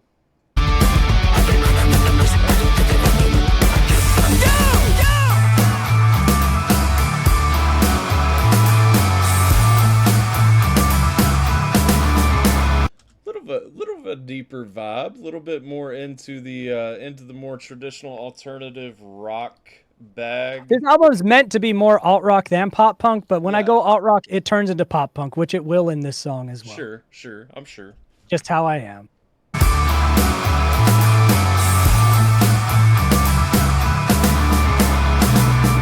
Trying to be all that they want of me. Stupid humanity. I don't fit the scene. Euthanize me. Cover my parents' eyes, please. They were the first to strike me, but they tried to come clean. I'm just a mind that is wandering, stuck in a body, causing a quandary, tucked in the corner next to the laundry that I should fold, but the piles won't bother me. What's past the point of folding underwear? Open my phone and now I'm starting to scrolling, but the dopamine flow just doesn't want to get going. I like a lot of the touches right here, and I can't remember when you were doing the breakdown of each song, but this kind of feels like the reluctance to accept what you've started to This know. well, no, this one is just the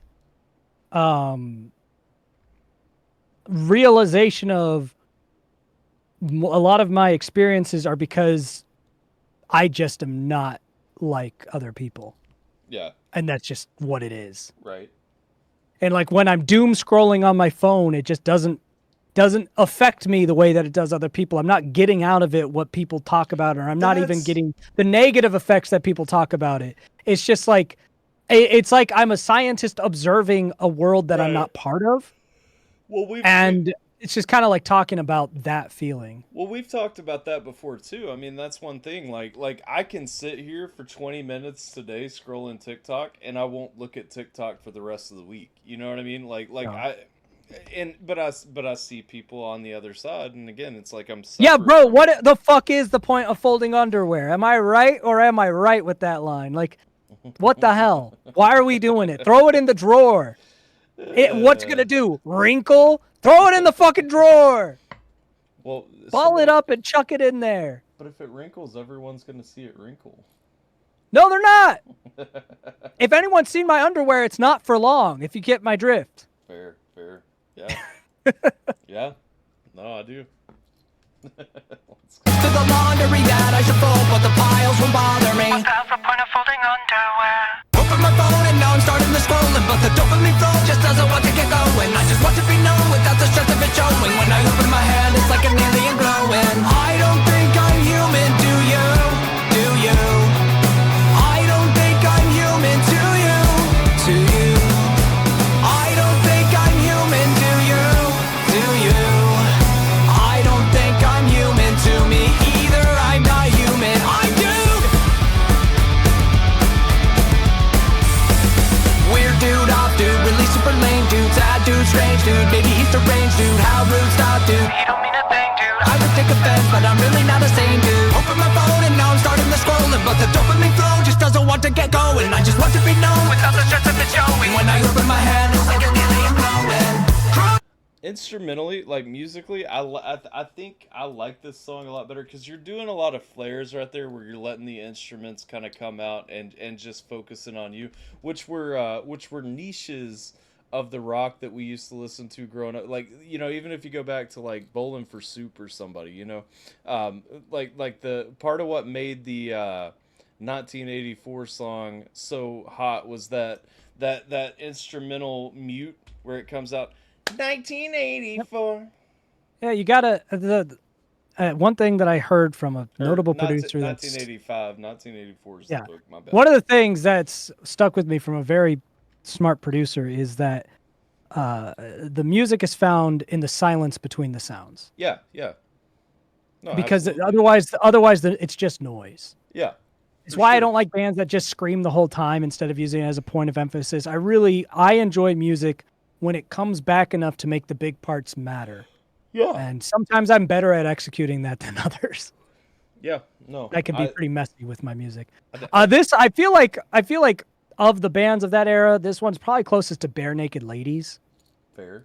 I saw the chat trying to make some comparisons. We got some 41. Chunga, the Chinese chicken. Yes. Fingers fried, it don't stop kicking. It feels like that to me. Yeah. We had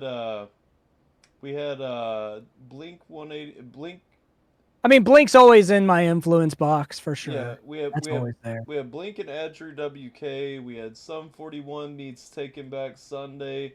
I mean, all valid references, I would say, especially Andrew WK before he sucked.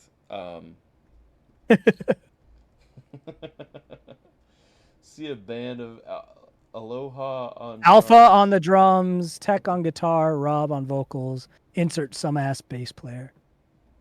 We don't need a bass player. Bass isn't a real instrument. You just program it. we can get Jim to just give us some 808s. Put my hand is like a nearly blowing. Try again till it feels right. I feel it. Lie again like you feel right and feel it. Try again till it feels right. I feel it. Lie again like you feel right and feel it. I don't think I'm human, do you? Do you? I do. I don't think I'm human, do you? To you. I don't think I'm human, do you? Do you? I don't think I'm human, to me either. I'm not human, I do.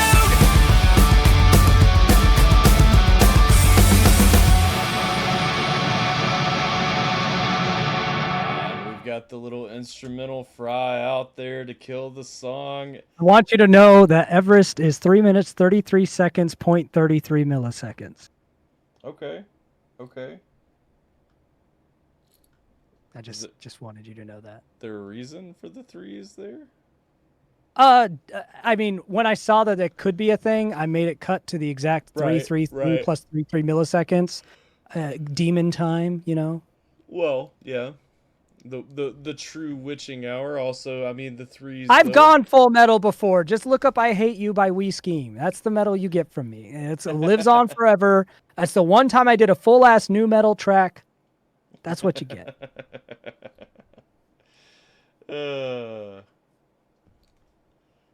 Someone needs to slap at the bass. Slap at the bass. Slap at the Otherwise, you bass. get little glimpses of metal, like in the song "Lower," which you weren't here. Wait, you were here for. Yeah. That song, the worst song on the album, is when you came back. Jim's like, That "No, has I'm metal gonna- in it. I'm gonna catch this one. That way he doesn't have to catch it again. I don't, Jim. Jim would like Quirky, and Yes or No. you would like. The Maybe sad thing Tourniquet. is, I think Tourniquet would be Jim's favorite song from the album. It might be the hands longest down. album review of all time because this is the longest album that I've done, and that's a bad idea for Alpha to review. Well, see, that's the problem. Usually, actually, I think it's pretty quick for one of Rob's albums because I think what Artificial took us a good 4 hours to get through. And that was only 9 songs. Yeah. So you know, we're doing pretty well here. This is 13 songs. We're about to start number 13. Wow. Making good time for us. It's pretty solid. If you don't factor in, now I know Tay's gonna factor in that extra hour. The that we hour spent before we the stream. streamed. Yeah. So if you don't factor that in, we're just at 3.5 hours. And if you Yeah, factor that in, we were coming up on smart. 5. We did it before the stream. We talked for an hour to save you guys. Yep, You're welcome. Yep. We did it for you. We're here for the people. All We're right, here for penis. Let's get into Everest.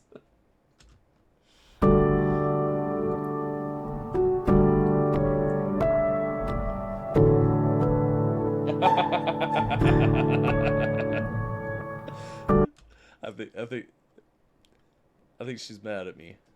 She's gonna say you Listen, can't.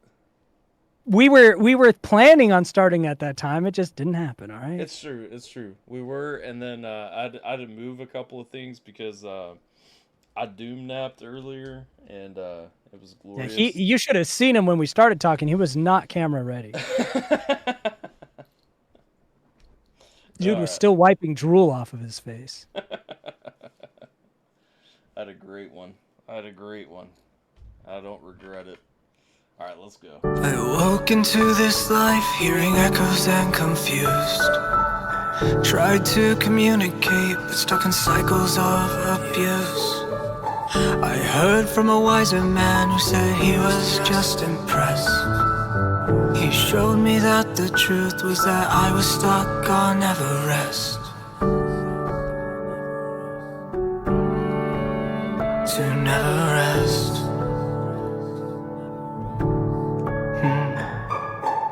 Stuck at the top, alone with no air. I'd give my all to join you down there, but it is my eternal to rest. I'll live and I'll die here on Everest. I saw you at the summit and I called you to reach me. The snow is too immense and I see that you're freezing. It's not worth the struggle and I won't watch you die. I'll scream and start an avalanche, so run for your life. Stay further down away from me, safer where I set you free. No turning back now, the cold is too intense. Stay warmer in the fields and try to get some rest. I promise that is best. I promised you the best, and you will never find that here on top of Everest. So tell me where we're at right here. I mean, I get it. We're at a peak. We're talking about the isolation, the separation. You'd love to not be isolated there, be with everybody else. I mean, you know, is it that kind of, I guess, that full circle? What I'm pulling is the full circle acceptance of everything that's led through the album to this point, who I am, where I am, what I am. I wish I could join you guys, but I can't. But, you know. Yeah, I mean, this song is very much like a spiritual cousin of Sideshow, Yeah. if you remember that song. Yeah. Yeah. Where Sideshow was lamenting, you know, always being a point of interest for people, but not someone they cared about. That was what that song's about. Mm-hmm. This song's kind of about realizing why that is. Mm-hmm. You know, because Sideshow was about what it is. This is more of why that is. And it's based off of an interaction that I'd kind of disregarded until retrospectively. So when I was in college, there was a professor who was going to work with me on my master's thesis and doctoral dissertation. Yeah. And he sketched out who other scientists that we would work with, because I kind of knew what I wanted to study. And, you know, he was just like, yeah, I want to be part of this. I want to be my name on these papers because I think you have really good ideas that need to be fleshed out and thought about, blah, blah, blah. And then when I came to him to tell him that I wasn't going to pursue grad school because I was just burnt out on school and I just wanted to go into the real world, Right. he had a conversation with me that I kind of ignored at the time. But he was like, hey, I don't want you to take this the wrong way, but you should really stay in the world of academics. You're not really going to fit in elsewhere. And he's like, we've done it because, you know, in psychology, there's a lot of times you take tests. So I'd taken personality Right. tests, IQ tests, things like that. He's like, you are not going to find your people out there. It's going to be very hard for you. They're not Right. going to understand you. They're not going to relate with you. People are either going to be confused by you and dislike you, or they're going to actively hate you when they misunderstand you. But if you stay in academia, that's going to be understood. Right. Your quirks and everything, you're going to be understood if you stay here. And I was just like, I don't even like this group of this idea though. I don't even like having higher education being your whole life. It seems meaningless. I like art. I like music. Right. I like creating. I feel like I could reach people by that medium. And he was like, I don't think that you can. Not in the Right. way that you think. And at the time, I was just like, he's just disappointed that I'm going off and doing this thing. But it'd be decades later when I kind of thought about what he said and realized how correct he was. Right. And, you know, this song's kind of, you know, that idea that the universe that I live within and I operate in is cold, callous. Most people can't live in the kind of reality I live in. Most people can't handle the harshness of how I approach things. And it's not their fault. It's not a problem. It's not my fault. It's not their fault. It is a disconnect. Right. It is just, it doesn't work. And so that's why I was always the sideshow. I was a point of interest to people because it was a curiosity, but I'm not a priority because it's just curious. And I never really understood why until I got much older and realized how wise that person was. Even if they weren't right, they were also right. And so Right. this is just kind of that lament that, because this is why Left for Gray and not I'm Not Human, I'm Dude come before it, because Left for Gray is okay, I get it. I haven't been loved by the people that should have loved me, but that's not my fault. And then I'm not human, I'm dude is I don't fit in. That's not necessarily my fault. And then Everest is it doesn't matter that it's not my fault. It still sucks. Right. Okay. Fair enough. I like it. I like it. Let's ride it out. Also, chat says, and I agree, the harmonies are really good. Like it's a very aesthetically pretty song or sonically pretty song. It feels really nice. It feels like a nice wrap to the album, both thematically and sonically, I think. No turning back, now the cold is too intense. Stay warmer in the fields and try to get some rest. I promise that is best. I promised you the best. And you will never find that here on top of Everest. I promise that is best. I promised you the best. And nothing good is waiting for you here on top of Everest. Stuck at the top alone with no end. I'd give my all to join you down there. But it is my eternal duress. I'll live and I'll die here on Everest. Stuck at the top alone with no end. I'd give my all to join you down there. But it is my eternal duress. I'll live and I'll die here on Everest.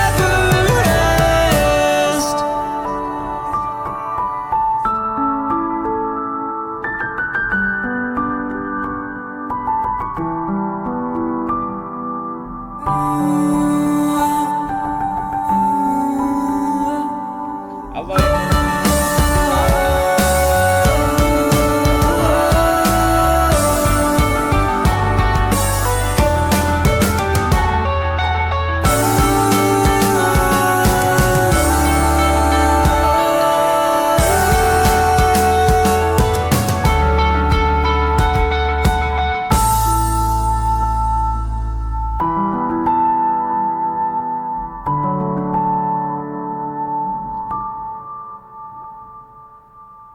I really enjoy the vibe of that song. I didn't want to pause it there because I know that song, more than I think any other song on the album, really is kind of built for the harmonies just to kind of resonate and play through.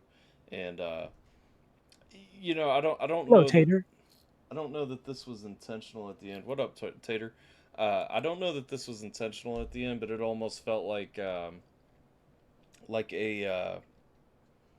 like the original voicemail, like the answering machine, like the dead sound, when the Yeah, answering no, machine picks up. the grain sound I Yeah. put into the piano instrumental on purpose Uh-huh. to have a hissy sound through the whole song.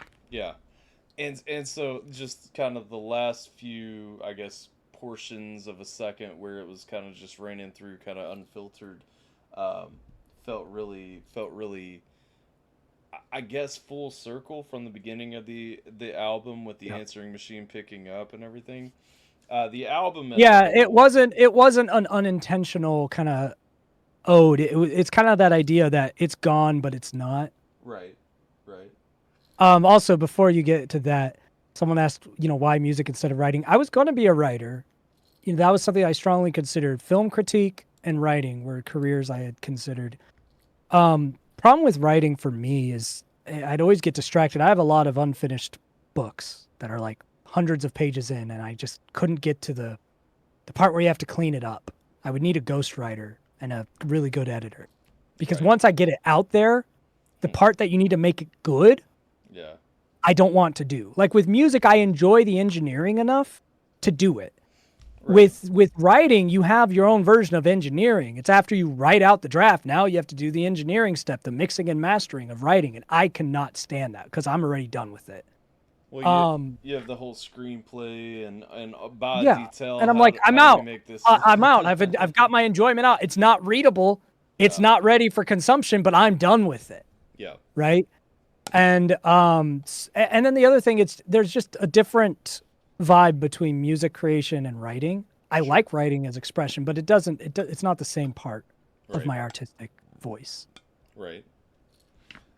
No, it's absolutely I you know, going back, Gabe had said something a minute ago about basically if you had taken a Also, different path, thanks, would you end it? Menace. Yes, sir. Yes, sir. But Gabe had said something about if you had taken the other path, would you basically find the fulfillment? Would you find the outlet and everything? And that is always the What if? interesting thing. I think at the end of an album, though, you know, where several times you express frustration about, you know, certain things, it's like that is the question. That is the tongue in cheek. Well, I mean, you know? I talked to my wife like recently, like I probably as a dumb kid should have taken that professor's advice and just at least Yeah. tried it out, Right. because he was right. He knew something that I really didn't. But one of the big reasons I couldn't take that seriously is because a lot of what he said would imply something that could be inferred as positive about me, or at least unique about me. Right. And at that time, I had not healed from any of the traumas I was raised with.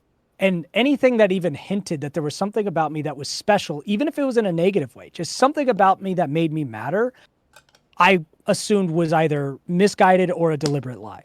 Right. That was just, so he was saying something that implied there was something special about me or something unique about me that meant that I should stick into this category. So I thought he was either lying to me or just misinformed about who I was. That's genuinely what I thought. And looking back, he was right, because there are things about me that, even though it still irks me to, like, it is hard for me to say anything about me that it's still, you know, it's not fully healed trauma, but I'm like, yeah, I am a very different person, and that's not always a bad thing. And I don't connect with most people as a result of that. And it probably would have been better for me to be in a setting of that would be more likely to be exposed to people like that. Yeah. I would have probably had much more meaningful relationships and friendships in that environment than I have found in life otherwise. Sure. And that's just what it is. It just, that's just how life goes sometimes. I think too, to Taylor's point there too. I think even just in the past couple of years, I think that you've found a lot of outlets. I think you found a lot of love, support, maybe connections and stuff that you would have never opened your eyes to. Yeah, you don't know, you know, ifs, ands, and buts, Yeah. you know, and all of the whats. You don't Yeah. know. And, What I do know is that person had wisdom that I didn't at the time. sure, absolutely. And what they were saying was far more true than I could have realized at the time in my state, where I was, in my immaturity, my trauma, my lack of healing. I was not in a position to hear that as a 20-something-year-old. Well, and that was. But he wasn't wrong. Yeah, and I can agree. I had a professor a few semesters before I graduated who, he was looking. He was like, "You've already taken a lot of electives in pre-law and all this stuff. You should absolutely just finish out your last few semesters and go to law school, because what is a history degree going to really benefit you in the long term?" Oh. You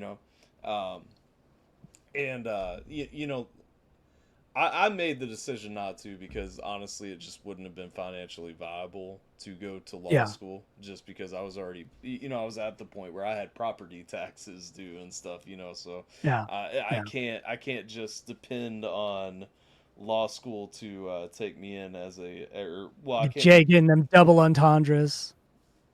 He's not wrong. Everest Mountain and Everest from Academia. Yeah. From academia.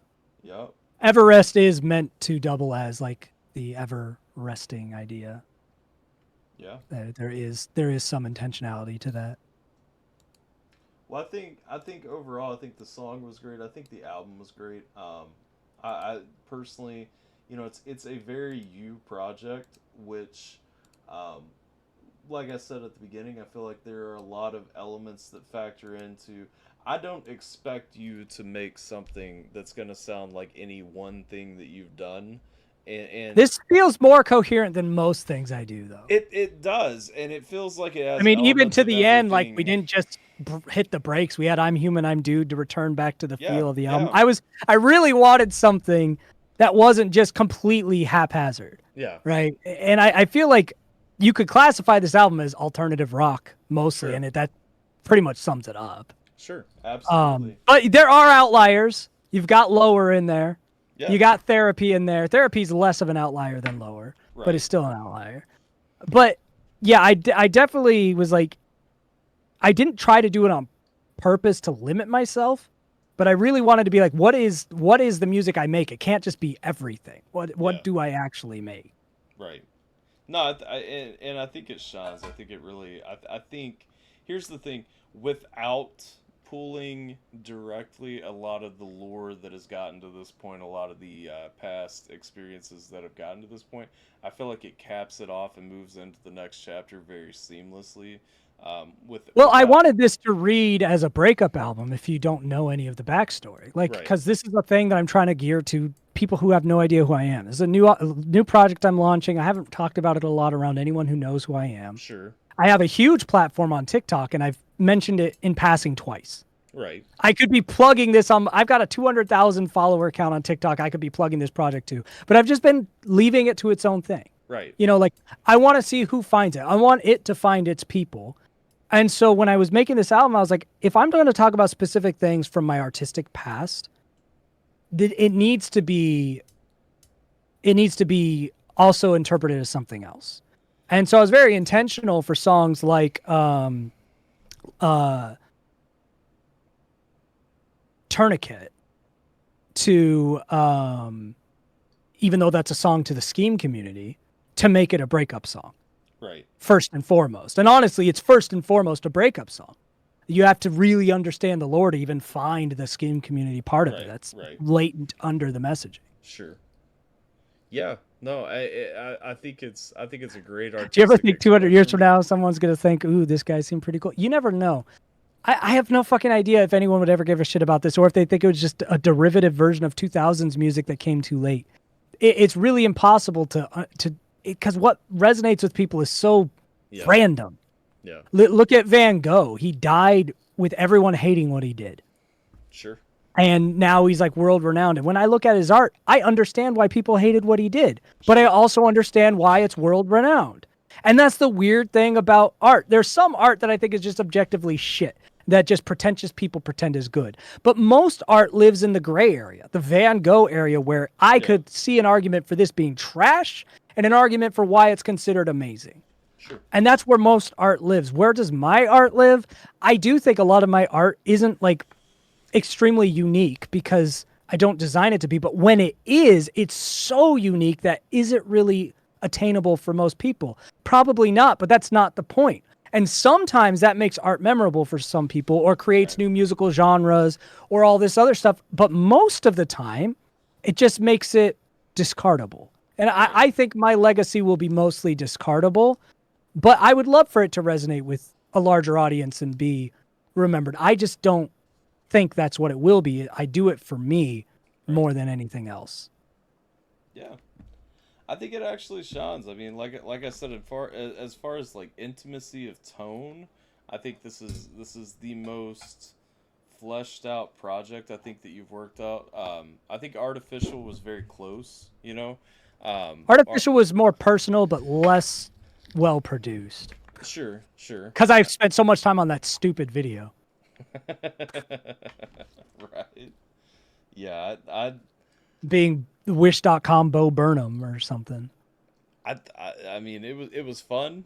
It was great. I'm glad to still have it. You know what I mean? Like I think it was, you know, again, that I go to that one because I think that one was a very relatable album that you made for me. This is the longest I've ever spent on an album. Yeah. I've never spent this much time in the production phase of an album. Yeah. I've had albums that took longer to come out, but it's because I wasn't working on them. I was working on this album longer than any other album I've done. Right. Music videos aren't planned because I just do shorts because short form content's what people do now. Music videos are usually only popular if you're already popular, so it seems like a waste of my time. I might at some point make music videos if any of the songs start to gain traction in shorts, but my plan is just shorts on TikTok and YouTube, and if something gets popular, then I'll invest in making a music video for that song because now it's already popular. People are going to want a music video.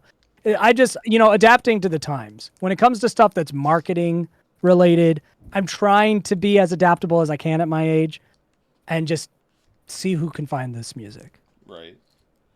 For the record, because I haven't said it yet, in both chats, pinned up to the top, should be the link to robisfine.com if you want to grab a copy of the album. Signed. And if you don't want to unsigned. pay money for it, or you can get it downloaded.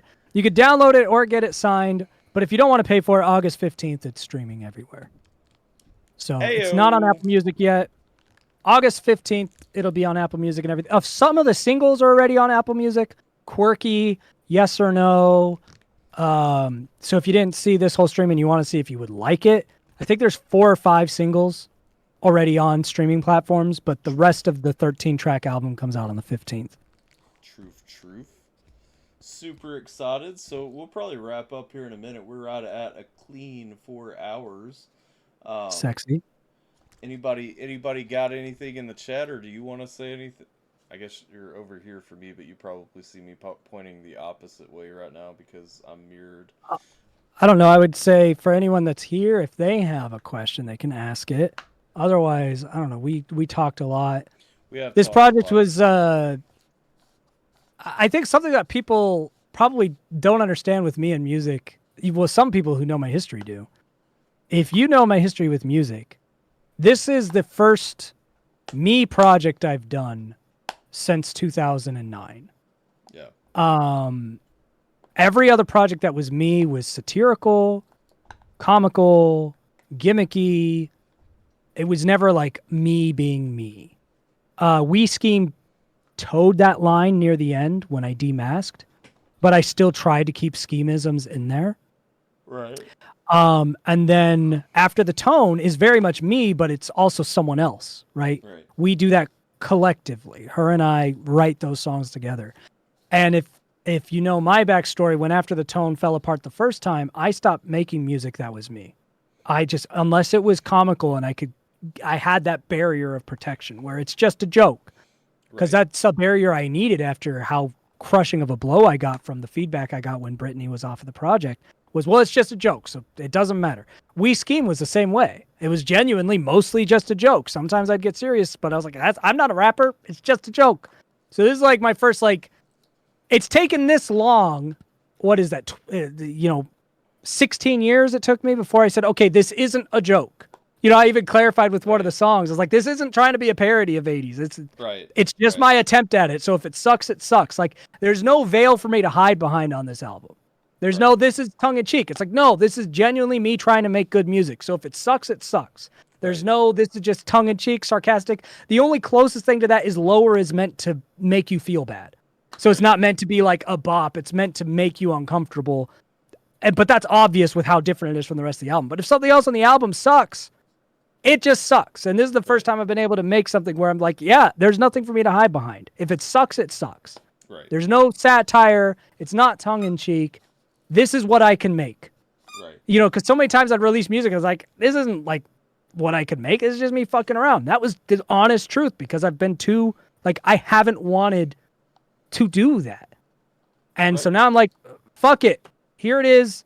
If you hate it, you hate it. But this is the first time I could say I've released a project that from start to finish, there's no excuses. If it sucks, that's just what it is. This is what I can do. I know some of it's not produced perfectly because I'm not a perfect producer, but this is as good as I could do in that time frame. This is it. Right. Yeah. That's all it is. To answer the chat too, the artist's name is Rob is Fine. Rob is Fine. The title of the stream is exactly how it is. Rob is Fine. The project is called Press One. Yeah. The album is Press One. That's the first album. The title is Rob is Fine. And if you look but yeah, I mean, here on it's the album cover is down here in the corner of the stream. And then after everything processes and I come back and edit, it'll also be on the thumbnail for the video. So I started working on this project probably a week after the Tone ended as part of my self-therapy. Because I was really broken up about After the Tone. So was Britt. That was one of those weird instances where both people involved knew they needed to end, but neither of them wanted to. Yeah. There was a lot of tearful moments and just roughness. with that. And so this started as just therapy for myself, and then just kind of grew into a project after that. So that would be middle of March, and I've been working on it daily, and I didn't finish until like a week ago. So for me, 4 or 5 solid months of daily work on an album is much more than I usually do. Right. Why is that sad, Tater? It'll be on digital platforms too. Yeah. And it's digitally available now if you download it. But yeah, it'll be digital soon. You don't have to do physical. Physical's just an option. It hits every streaming platform on August 15th. Yep. So 13 days. You got a little less than 2 weeks to wait. With about 5 songs to hold you off until then. Nice. So it's not like there's nothing to listen to if you're only going to stream it. You've got almost half of the album to listen to while you wait. Well, I think it's awesome. I think it's a great new chapter personally. I think, like I said, I think it does a really good job of passing the torch from After the Tone into this new phase. I think it encapsulates everything that you pulled together. I was glad to have Britt involved on the title track because that felt good to have that transition. I think it's neat to. I do think it's because it was always Rob and Britt with After the Tone. I think it's neat to see Rob is fine and Binks LaFay. On the... Well, what's interesting is, she's always going to be a core part of my musical life because that's just what it is. We Scheme's last song features Binks LaFay. Oh yeah. The very last We Scheme song is A Tone from the Void, featuring Binks LaFay, and that's the end of that whole channel too. Is the music video for that? Yeah. And the first song of my new project features her, and what happened in between was our project. Yeah. So she's very much intertwined with my artistic identity. Right.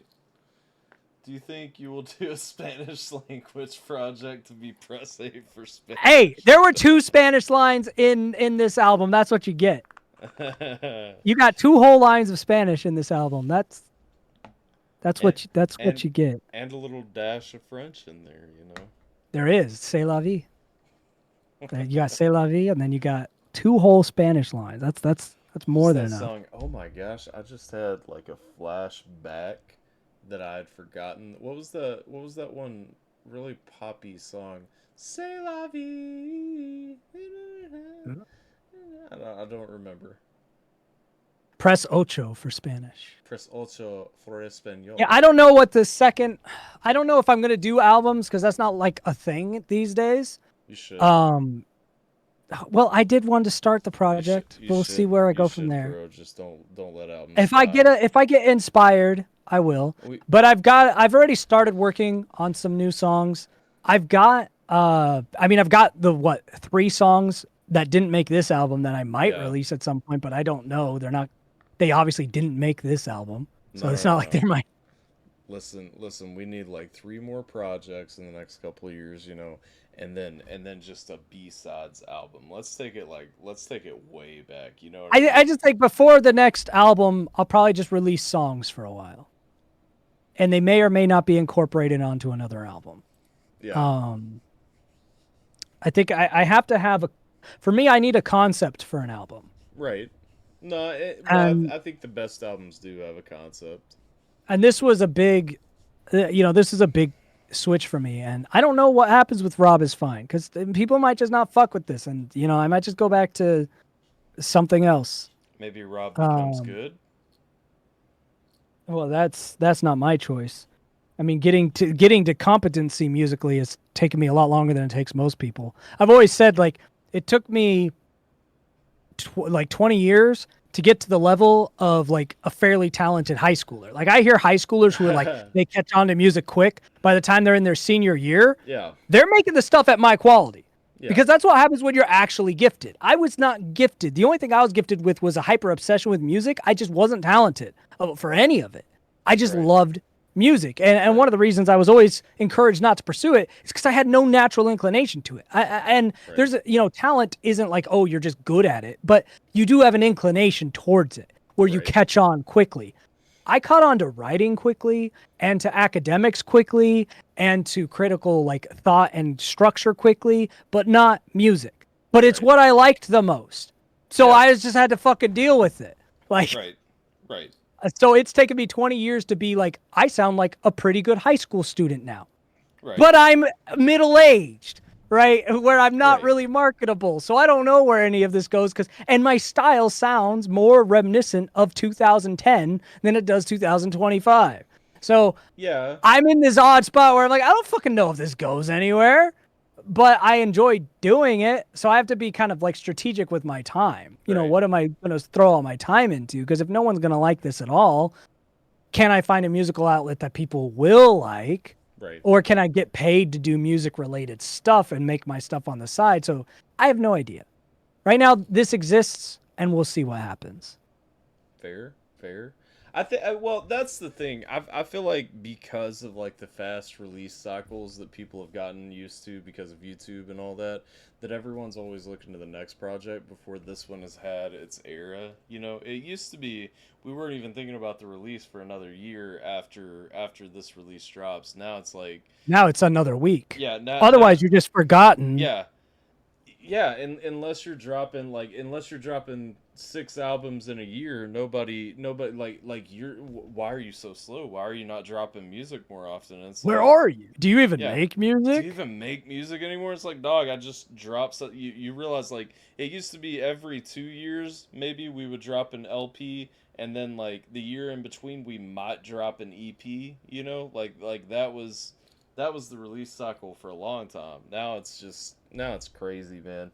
I see these kids. There's this one dude who like he said his goal was what to drop like 10 albums this year, and I'm like, Go for it, brother.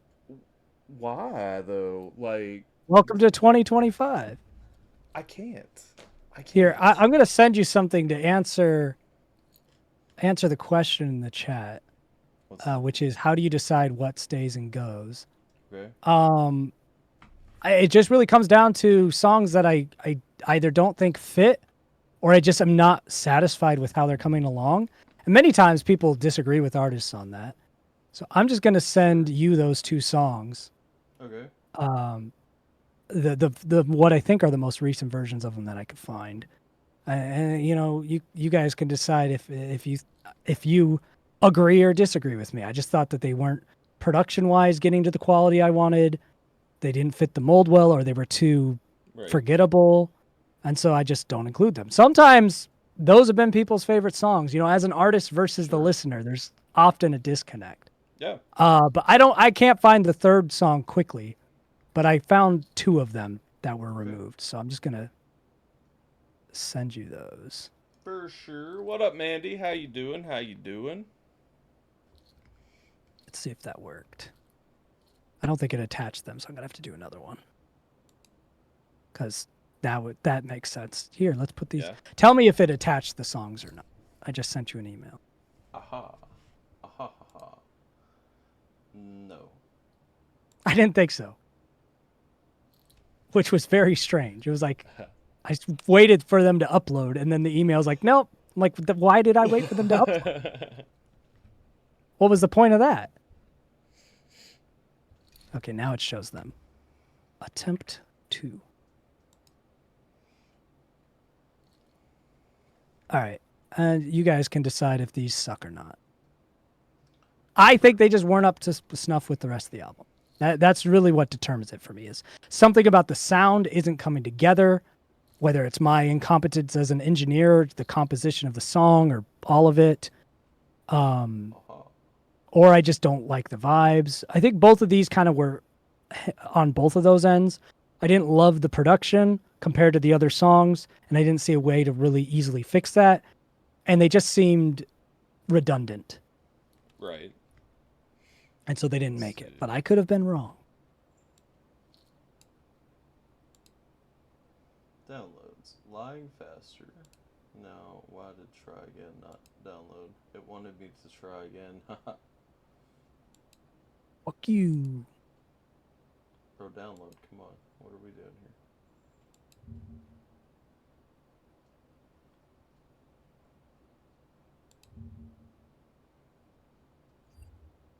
Okay, there we go. Boom, boom.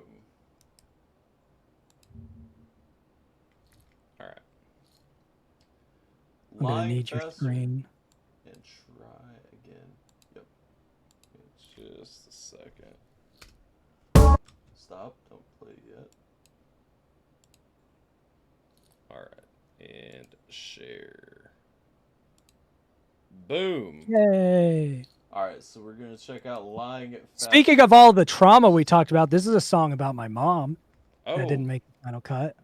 fair, fair. All right, let's see here. Where did I open that? There it is. All right, "Lying Faster." So this is the first of the two that was cut from the album. Let's go.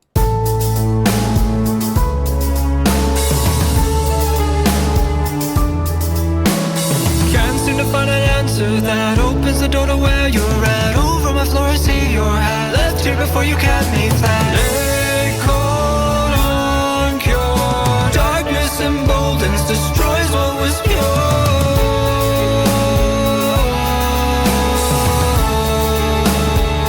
You made everything.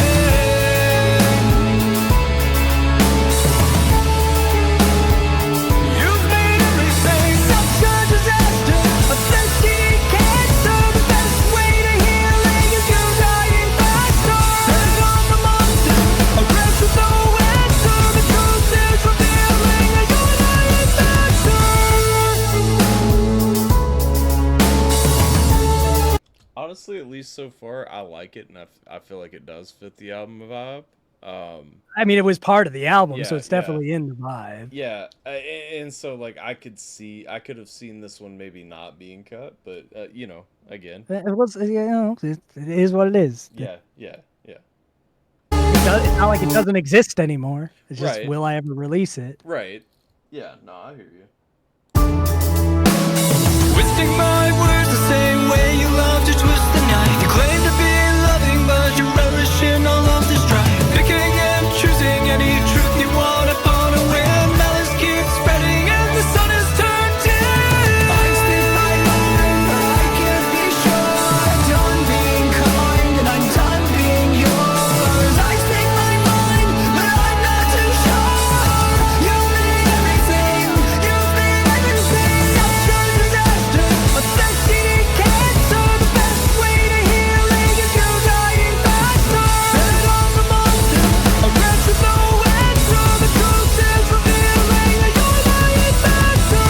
On and on I sang your songs, hoping to everything that I would be wrong. Gone, they're gone now, all my doubts.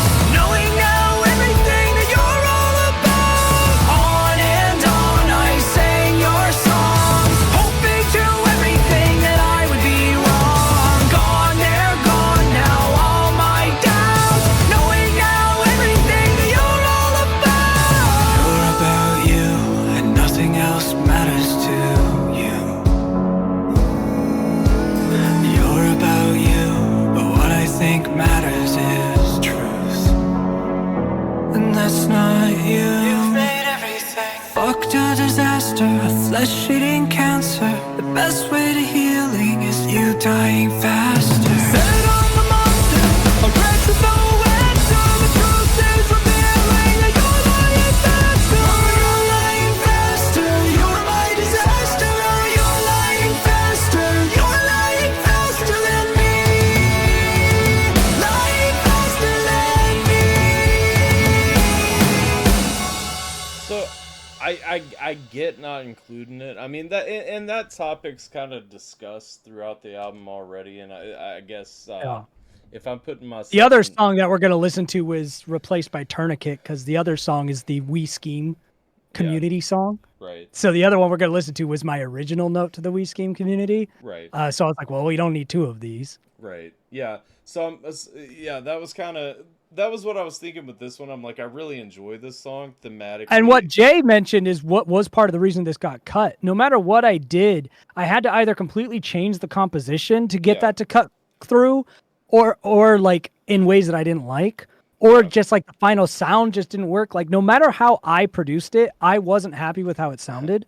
And I So- didn't want to hire someone else to try to fix it for me. So that was one of the main reasons I got rid of this. Is I never liked it That's- from a production standpoint, and I couldn't fix it. That's actually hilarious because I intentionally skipped that piece because I just assumed you just stopped mixing it because you weren't gonna do it. I did because I couldn't get it to a point that I was happy Yeah. with it. That was one of the Yeah. big reasons this didn't make the album. Was I was like, I've talked about these topics elsewhere in the album. Right, right. Nothing I do is making me satisfied with how this sounds from a production standpoint. Yeah. So it's gone.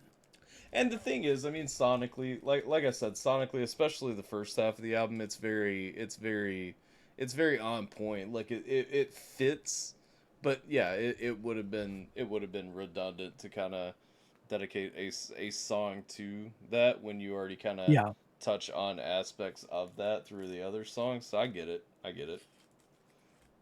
Well, I mean, I think you're just listening to it from a song perspective rather than a mix perspective. Right. But if you like that, you'd probably like a lot of the album because that's very in line with the album. Yeah. Sonically, except the rest of the album is just finished, you know. Because Yes, it sounds more it's mixed better. that was the thing, because I was like, early on, I was like, do I talk about the mix? And I'm like, nah, it's a demo song. Like, you know what I mean? Like, Yeah, I don't judge a demo song the same way, or a cut song the same way that I judge. Yeah, it like just a never final song. got out of demo phase Yeah. because I never could get it to where I liked it. Right. Yeah. Let's see. Let's go. I think Tater would very much like I think a good portion of the album she would like, based on what I know of Tater's taste. Yeah, I think she would like a good portion of the album too, but I'm trying to remember specifically. I'm having a brain fart. Yes or no, she'd Quirky, probably like a Quirky. lot. Quirky, oh yeah, the Quirky 80s was where anthem I she was would going, like. yeah. I think Quirky. Yeah, would so would be, Jiminator. It's so sad he didn't hear that. I hope Good night, I Mandy. got your text today. I did. I saw that earlier. I appreciate the sentiment, sir. I mean, it's always possible that I could have another engineer take a crack at it. I just didn't value the song enough to go through that. Yeah. No, I feel you. And again, it probably wasn't worth the effort, so I get it. I'm just saying, had it been there, it wouldn't have been out of place. You know what I mean? Oh, you did hear Quirky. There you go. Ah. You just weren't able to type. Ah. I don't even remember. What's the title of the other one? Because I think that's the other Scheme song. Or To the Scheme Community song, rather. So the next one is Try Again. Try Again. Yeah, this was my original sort of nod to the We Scheme community Right. about trying something new. Tourniquet. I like Tourniquet a lot, so I'm probably gonna be like, yeah, you made the right choice after this one. I think of the two, I prefer this one. Like, of this one and the other cut song that we listened to, I like this one more, but I didn't like it enough to keep it. Right. I like that this one had the synthwave theme that a lot of these songs had, you know, kind of 1980s inspired stuff, but it just wasn't good enough. This one was less about the production and more about, I just don't think it's good enough. Right. All right, let's roll. I upgraded from music for 14-year-old girls to music for 40-year-old emo women. I mean, that is true. This is for 40-year-old emo women for sure. I'm a pushing 40-year-old emo man, so match made in heaven. You are completely correct. That is what we got. Let's go. All right, Try Again.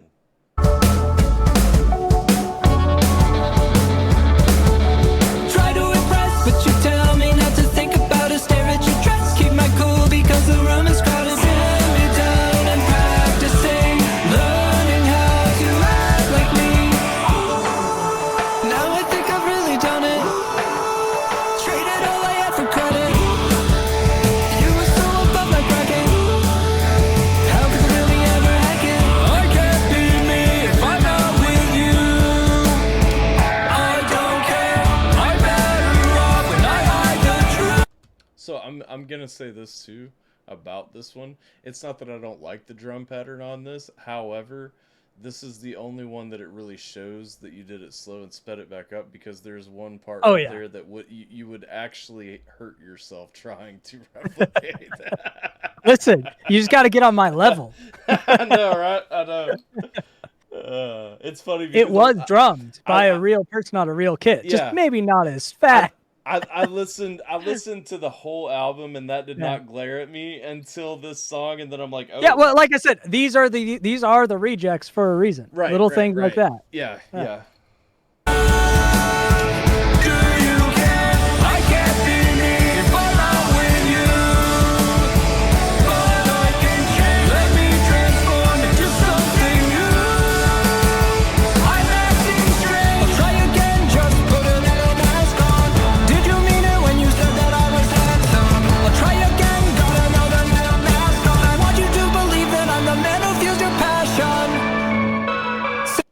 one's also a lot more direct. Yeah, it's Yeah, less yeah. subtle than Yeah, Tourniquet was, far- with the far whole less. mask reference. Yeah, far less subtle. Say what you want, give me time, and then I'll make it happen. Say who you need. Hold on, pause real quick. Be the one you're liking. Got you. So I wouldn't do B-sides, but it always gives you an opportunity to do like a premium edition of an album, like a Right, re-release later, and you right. include the cut songs. B-sides I've done before as well. But like I said, these songs aren't eradicated from the universe. It's just they're shelved. They weren't Right. good enough for the project. We'll see if I revisit them. Right. I feel that. Think of me as a guy who's bending backwards, breaking nothing in me is alive. There's only as I'm thinking. The versions of me I created to be are versions from nightmares I don't wanna see. No home in my head is no safe place for me. I'll remodel instead, just tell me who to be. I can't be me if I'm not with you. I don't care, I'm better off when I hide the truth. Do you care? I can't be me if I'm not with you. But I can change, let me transform into something new. I'm acting strange. I'll try again, just put a new mask on. Did you mean it when you said that I was handsome? I'll try again, got another new mask on. I want you to believe that I'm the man who feels your passion. I'll try again, got another new mask on. Did you mean it when you said that you like that one? I'll try again, but I'm coming up empty, nothing inside. I hope you won't resent me. I'll try again, just put a new mask on. Did you mean it when you said that I was handsome? I'll try again, but I'm losing my attraction. You told me to be me, but you won't like me with no mask on. Rob is fine. He's so fine. This makes me think For more. just to torch you a little, I feel. Oh God, no, What no. happened? Why did we start Throw over? I don't know. Throw on either Yes or No or Quirky for poor Tater, who's liking these reject songs, just to see. Maybe she only likes the rejects. Let's see. Maybe the final song she won't fuck with. Which one would you rather? Quirky or I don't know. Do you want to be? She says she loves the '80s. Just throw on Quirky and see what happens. That's very 1980s.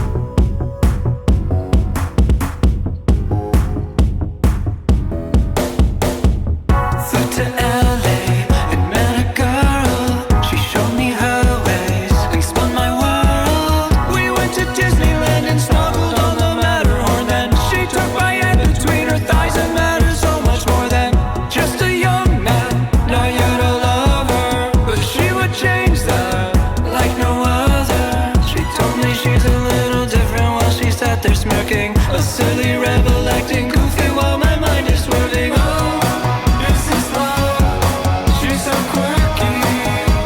If only I was just quirky too. I love how she's flirting, but does she know I'm not flirting too?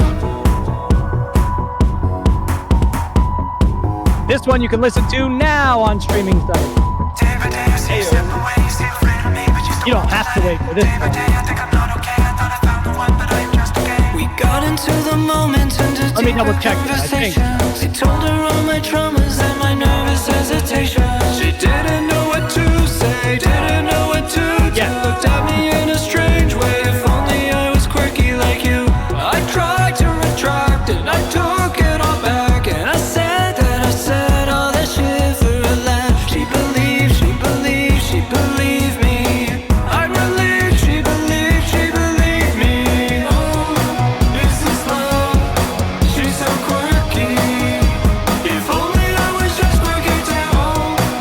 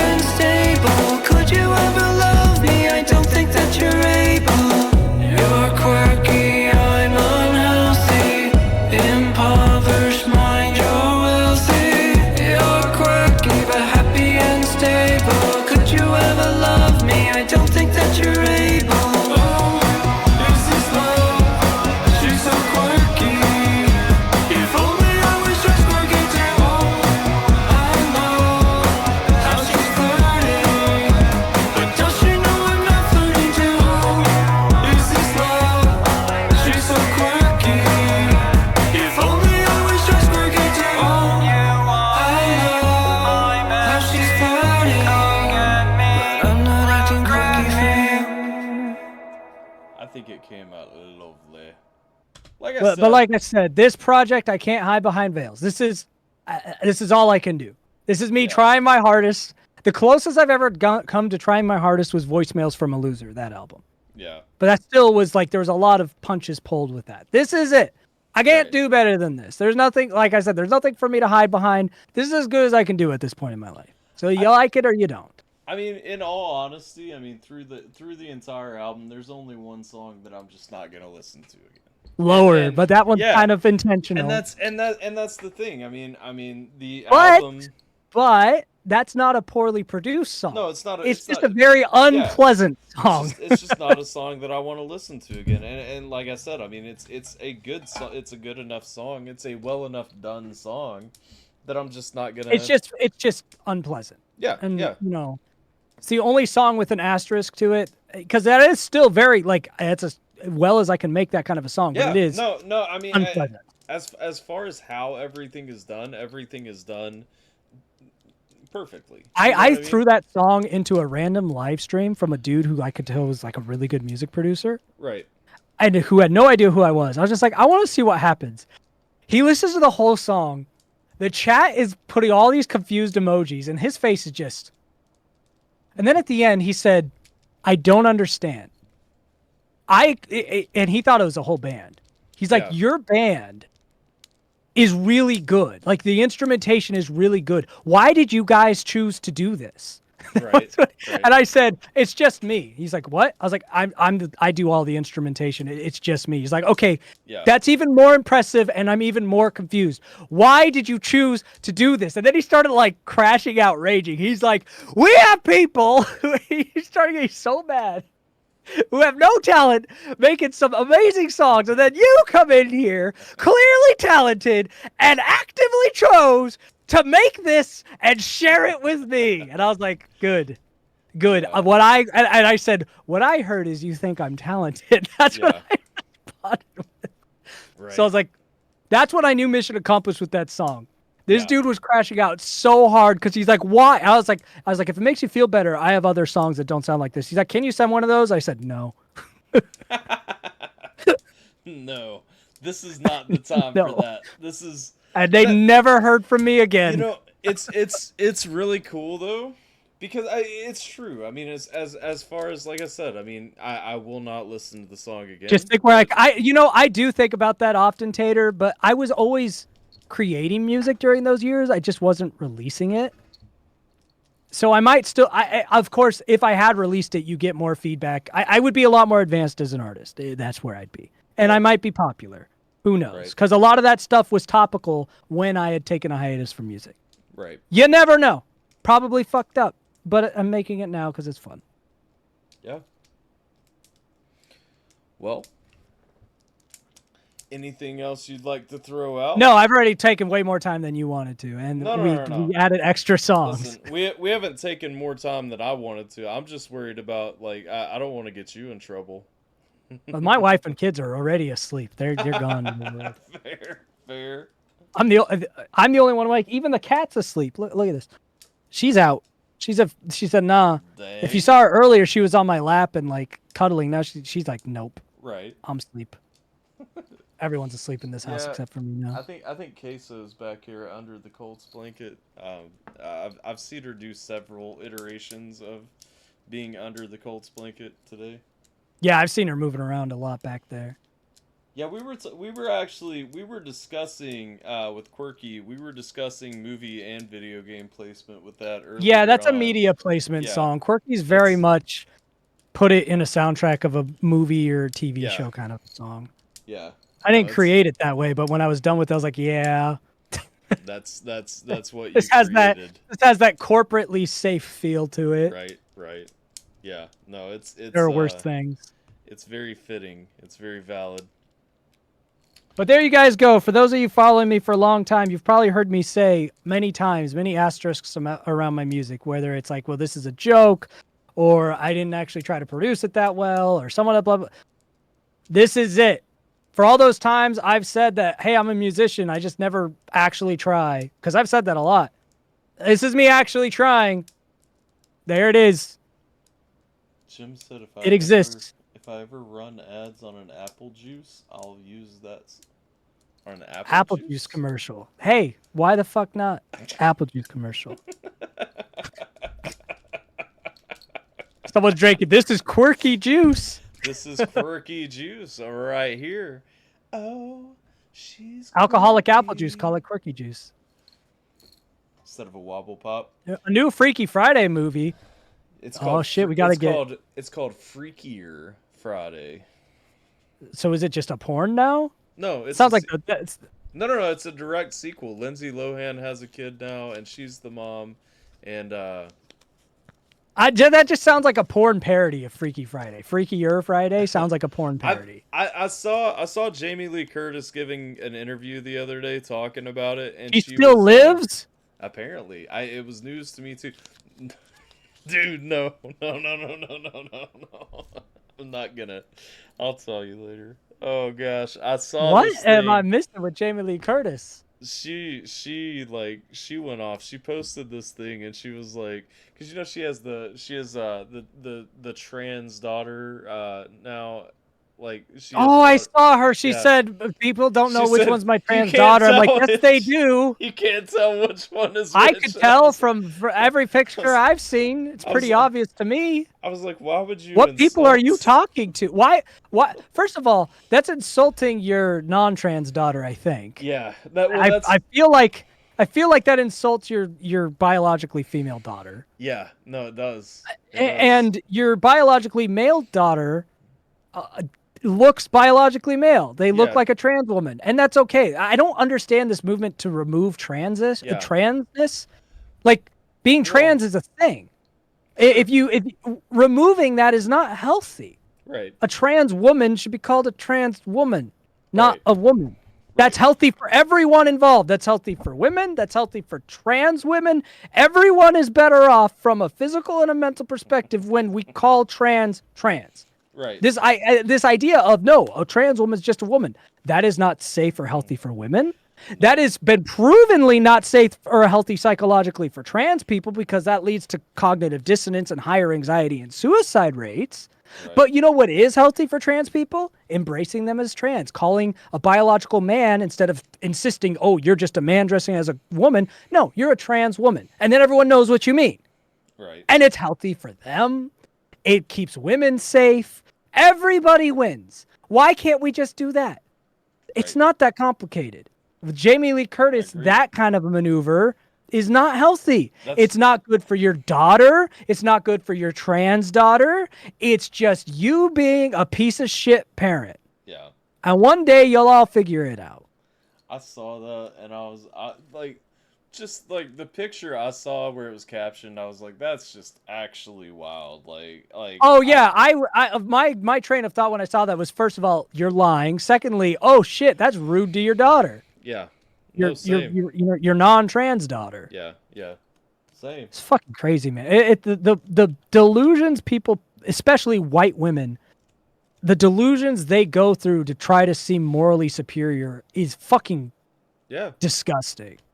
No, Because the it's- only reason we're trying to remove the trans label is people who want to be morally superior. That's it. And then people who are too emotionally lazy and immature to have tough conversations. Yeah. No, for sure. And that's all it comes down to. For sure. Because it is hard to tell someone, I know that you will always feel like you're in the wrong body. And then tell them, but that's okay. That's your journey. And I am glad to walk that journey with you however you need to. Whether that means you need to transition and be trans, or that just means that you're going to be a little struggling or just cross-dress. Whatever that is, I am here for you. But being there for them is not, oh no, you're actually a woman. Right. That is disgusting. right. That is harmful. That will increase their chance of suicide later in life. It will increase their chance of detransitioning later in life, which is a horrible situation to be in. Someone who transitions and stays transitioned did so because they were healthy before they transitioned. Because that was part of their healing, not the thing that was supposed to heal them. When you use transitioning to heal someone instead of part of a healed person's completeness, you fucked up. Because what'll happen is when, I need this surgery to finally heal, they will undo that surgery later in life and hate the people who push them into it. But people who keep that surgery till death, did it after they were already comfortable with who they were.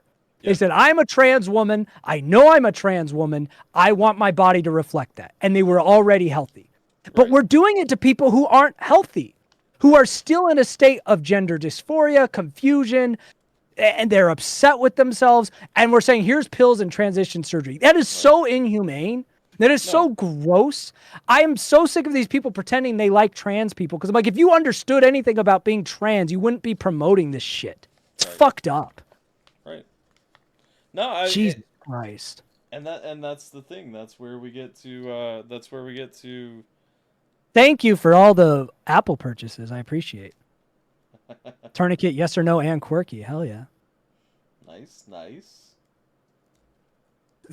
You know that most things on iTunes are $1.29 these days. Yeah, I have to fight for 99 cents. That's true. 99 cents is I mean, that's pretty standard. They used to be standard on iTunes. Now, well, it's $1.29 is standard now. Yeah, you have to $1.29 request for 99 cents. Yep. Fucking craziness. Yep. 69 cents would be lovely. I mean, that's the thing. I feel like a lot of people the group chat is also from that album. If you click play, it'll give you a little 30-second clip to see if you like it. I think a lot of people don't realize that platform, as an artist, when you upload your music to a platform, the platform actually sets your price before you even have a chance to change it. Depending on who your distro is, yeah. Yeah. Some distributors will let you set it beforehand. Well, what I was saying was they have a default that it actually goes to like the standard, and so you have to actually, if you want to do less than that, you have to actually change it, and then I think there is a floor though. I think specifically Apple Music. It used to let me do 69 cents, and I would do that for the memes. I don't think it lets me do that anymore. No, I don't think so. I think 99 cents is usually the floor. I was about to say, I think maybe you might be able to go under. Well, I appreciate it, Tater. I appreciate the wallet and algorithm boost of someone actually buying stuff. It's very helpful. For sure. Aside from that trans tangent, which makes me transphobic to the liberal white women who have never had a trans friend in their life. Fucking hell. In fact, like, dude, I hate it. Like, of all the things to be, that is not, like, Jesus, stop. I'm a lot of things, but not that. Yeah. I think one of the funniest things that happened with working with Brit is, there's a large pocket of the Reddit portion of the internet that thinks We Scheme is a transphobic sexist. Like it's their main talking point. They have a loose basis for it that's not the true factual basis. Right. But that's what they use. It's the same story regurgitated, the one that Cam Steady pushed originally. Yeah. And you'll still see it popping up on Reddit and stuff. What I think was really funny is one of the last conversations Britt and I had before we broke up our things. We were having a deeper conversation about things. And I don't remember what brought this up.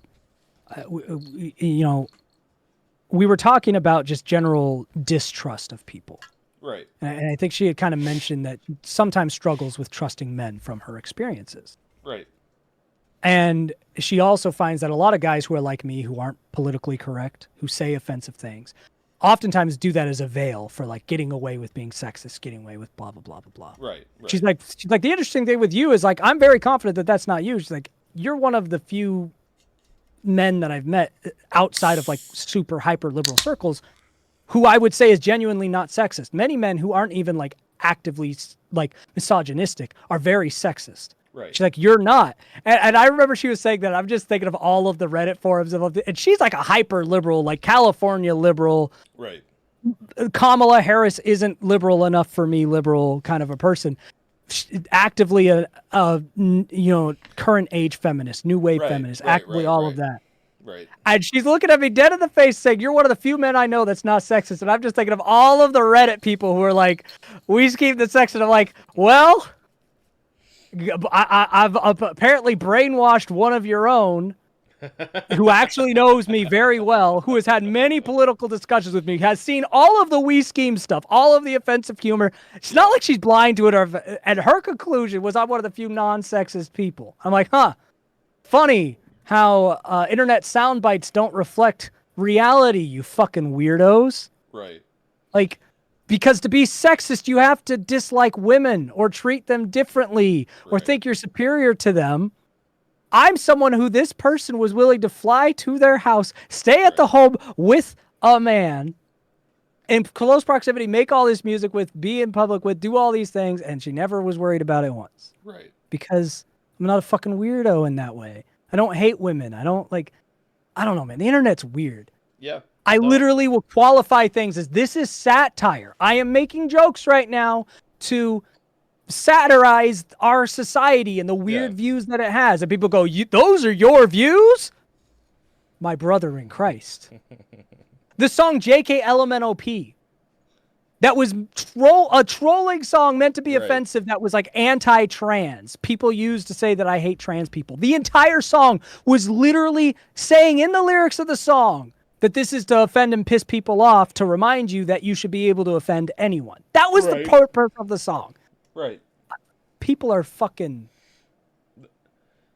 That I don't know how Matt Stone and Trey Parker have survived, because they're like me. They make fun of everybody all the time. Right. And everybody has crucified them constantly. One week, they're the worst conservative bigots ever. The next week, they're woke liberal mob. Like every day, South Park's getting attacked for something because they're actually moderate. Right. And that's like been my existence. I've barely survived it with micro fame. I don't know how they've done it. Those dudes, I need their weed regimen or whatever they do to be impervious. See, to that shit. it's called money. It's called having. Yeah, that is true. They make millions of dollars, so they don't care. You're you- right. That is When it. you just have hundreds of millions of dollars just chilling, like it turns out. Why? It doesn't How am I? matter. Wait. Why is my age showing? What is my age showing about this? I feel like this is a common plight for anyone who's a moderate. I feel like my politics are showing more than my age. Yeah. My age shows plenty. How's my age showing here? I need to know. Also, you are correct, Jay. It is trolls on Reddit. That's why nobody really cares about their opinion. Well, I mean, very much. Reddit is just Reddit is fedora wearing atheist land. They think they're enlightened because they're atheists. It's the worst type of liberals. Right. You know, I'm much more a liberal than a conservative. I'm Right. definitely left leaning, but Reddit is just like makes me feel like I need to be a conservative every time I go on there. I'm like, I feel like I need to buy a MAGA hat when I'm done looking at Reddit. Reddit Ridiculous. and old Twitter. You know, like before. Oh, the older you get, the crazier it is. Okay, Yeah. that's fair. That's fair. Oh. Well, I mean. Well, Twitter became MAGA central after Elon bought it. That was an interesting, because Twitter used to be worse than Reddit. Right. It was more woke than Reddit. Now I go onto Twitter, I'm like, am I on Truth Social? What the? Right. I don't even have Twitter anymore because, I'll go from Reddit, and I don't have Reddit on my phone either for the same reason. I go on Reddit and I feel like I need to buy a MAGA hat. So I go and buy my MAGA hat and jump onto X.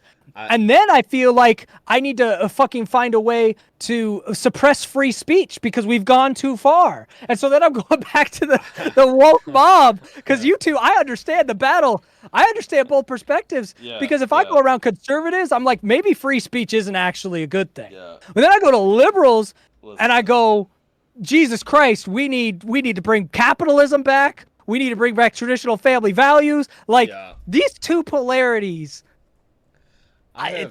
Fuck me, bro. I have Reddit and Twitter on my phone. I don't use either of them often. If I go to Reddit, it's just I've for, gladly like, deleted a both of those niche. apps from my phone. I It- can't do it. I'll go to Reddit for like niche topics like movies and video games or something. I will not Yeah. entertain anything serious or real world based off It's of bad Reddit. out there. And it's just Twitter, honestly, after Elon, like it's just such an echo chamber and such a Dude, Twitter is- rage-baiting- Twitter, man. Twitter genuinely, the reason I got rid of X, every time I was on there, it genuinely was like, because as a traditional liberal, Yeah. free speech is everything to me. Sure. And it was genuinely challenging my perspective on that. Yeah. I was like, maybe in the modern world of technology, free speech isn't actually important. That's what X makes me think. So I can't be Yeah. on there because it challenges one of my core beliefs. Right. Because I genuinely start to think that freedom of speech is not a good thing if I'm on X. It's that bad. Yeah. It's a little bit wild there. I don't God, know. it's crazy. It's man. Instagram is the only social media that I actually particularly care to use, and I only. I don't barely even use care I about don't use that. Instagram. The closest thing to social media I use is TikTok because that's where my platform is. Yeah. But even still, I'm usually on there just to get content ideas and then I get off. I just watch YouTube videos sometimes, but most of the time I'm playing video games, playing with my kids, making music, keeping to myself. Social media, Yeah. I can't anymore, Well, man. that's the thing, man. Every social media platform has been taken over by some. Like, Instagram is only I don't have useful. Facebook. I don't use Instagram. I'm I off of X. I'm off of Reddit. I can't fucking do it. I have Facebook, but I feel like Facebook is just boomers and Gen Z bitching like nonstop. Like Gen Z's not on Facebook. You no, mean Gen X? no, they absolutely are. No. Are they on there just to get mad at the, boomers? The youngsters are on there complaining about the world, and the old fucks are on there complaining about the world. Well, I know boomers are on Facebook. I didn't even know Gen Z knew what Facebook was. They both just stay on there. Gen Z is mostly on TikTok. I see Gen Z all the time because they're all on TikTok. And what's funny is Gen Z is just boomers. They are boomers. Yeah, They like they're inverse I was boomers. rooting for those broccoli-headed fucks. Yeah. Because they had access to all the knowledge in the world from day one. I was like, broccoli-headed weirdos. Like, who cares about the broccoli-headed shit? Everyone has weird trends. We had bleach tips, broccoli head. Yeah. We're all good. I was all up for Gen Z to do good. They're boomers. All they do, like, they have such a one-sided beef with millennials. It's crazy. Yeah. Gen Z's always talking about how cringe millennials are for ankle socks. They're like, you guys wear, like, bro, do you know how much of a boomer you sound like? And they're always like, well, millennials just do all this stuff that's so cringe. I'm like, you mean be individuals and have personalities? You guys are so afraid of being cringe that it's cringe. Do you know the only other generation that was so uptight about being yourself? The fucking boomers. Yeah. You are and they both have the for lead sure. paint stare where they have no social skills. So when you say something to them, like at a fast food place, a boomer will just be like, and then a Gen Z will be like, well, they got that like, and you know where I think the Gen Zers got the lead paint stare? Vaping, because that's got trace amounts of lead in it. So the boomers got lead from the lead paint. The Gen Z's got the lead poisoning from vaping. So I think both of those generations are literally the results of lead poisoning. Yeah. Gen Z had hope because when Gen Z, like 10 years ago, they were actually looking dope. Yeah. I was so stoked for Gen Z. They were a little more politically balanced. Yeah. And they were looking great. And then 10 years goes by, and suddenly they're boomers. How? Lead poisoning. I'm convinced it's the fucking lead poisoning. It got to Gen Z. Yep. You're not convincing me otherwise because it didn't happen to Gen X. It didn't happen to millennials, but boomers who were exposed to lead poisoning and Gen Z through vaping was exposed to lead poisoning. And guess what? They got the same personality. The dead-eyed stare in any public setting where they look like they've never talked to a person before. Weird judgmental things about things that shouldn't matter. How did Gen Z become judgmental? They were all about live and let live. Lead poisoning. It got them. I'm with you. I feel it. Oh, man. There's asbestos in TikTok? Yeah, sure. Crazy. Yeah, I get the joke. No, it's lead. It's the vaping. It got our boys. They had so much promise until the lead poisoning. I'll tell you honestly, as somebody who vaped for a long time, and I actually built my own coils, there is a certain, like, you can't help but take lead in because the coils, you have to burn them before you can actually get them going, so you're getting literally... You're lead poisoning, man. Yeah. Happening. Yeah. I think, honestly, I think we're going to find out vaping was probably worse for you than cigarettes. Oh, I'm sure. I mean, at the end of the day... I mean, if you ever vape, as long as Gen Alpha doesn't pick up vaping, we might have hope from them. Except they'll just end up like Gen X and millennials, somehow under the foot of the boomers, which will be Gen Z. Gen Z, with that personality, the one thing that comes with it is control. Right. They'll find a way because nobody's going to want to be them. So they'll run the country because millennials aren't going to deal with it. Gen X doesn't even exist. They're invisible. Yeah. And so the Gen Z is going to run everything. after the yeah. boomers die. It's not going to be millennials. It's not going to be Gen X. Well, we're going to get skipped. Millennials are going to be too busy doing their own thing because that's Yeah, that's millennials. what it comes Millennials down to. checked out years ago. They're like me. The only time we get Yeah. passionate is when we're talking about stuff. Put us in the real world. Yeah. We're like, I don't Yeah. care, bro. Yeah. I'm not going to be protesting or rioting. I'll complain about this stuff, but Yep. fucking leave me alone. I've had enough. So Yep. Gen Z is going to end up ruling the world. And if Gen Alpha comes out as cool, they're just going to be like the millennials with the boomers. In all reality, like the millennials. Also, Gen X doesn't get a pass. You raised Gen Z, and you didn't teach them not to smoke. You told them vaping was better than cigarettes. So they're like, well, at least it's not cigarettes. I don't know why millennials just didn't smoke. We were the only ones that realized that shit wasn't cool. Most millennials didn't smoke. And they've aged a lot more gracefully as a result. But Gen X raised Gen Z and said, you know, here's an iPad, and most Gen Z kids survived the iPad kid treatment somehow, so that's Yeah. good. But then when they started vaping, they're like, well, at least it's not cigarettes like what we did when we were kids. It's your fault, Gen X! You let Gen Z vape! You said it was better than cigarettes! You fucked them up with the lead poisoning. Gen X doesn't get a pass because you parented Gen Z and you let them vape. Your fault. Millennials, we're raising Gen Alpha, and we already know we're not going to raise them to stand up against Gen Z. That's going to be on us. They're going to get owned by Gen Z and deal with the boomers just like we had to. They'll deal with the new boomers. Fuck it. We're all screwed. The cycle goes on. And now and that brings us full circle to generational trauma and how we are Yeah. in fact passing it on. We're passing a different type of generational Yep, trauma. yep. It's passing on the parenting that tells you you are helpless. Find a way to be happy anyway.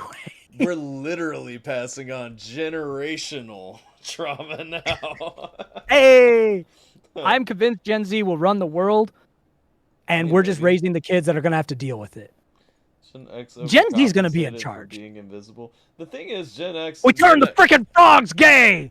He was right about that. Do you know that? Yeah. They actually found out the chemicals were making the frogs gay. Yeah. Of all the things for Alex Jones to have been right about, it was the frogs. Well, it's crazy because there have been every time. I feel like every time Alex Jones was right about somebody, everybody's like, where did this come from? He had no evidence. Okay, let's be real. He had nothing behind The broken clock is right twice a day. That's all it is. He hears a rumor. Sometimes that comes from a valid source, but he's running with it every time. Yeah. The dude's been right about so many conspiracies because he believes every single one of them, and some of them are bound to be real. Yeah.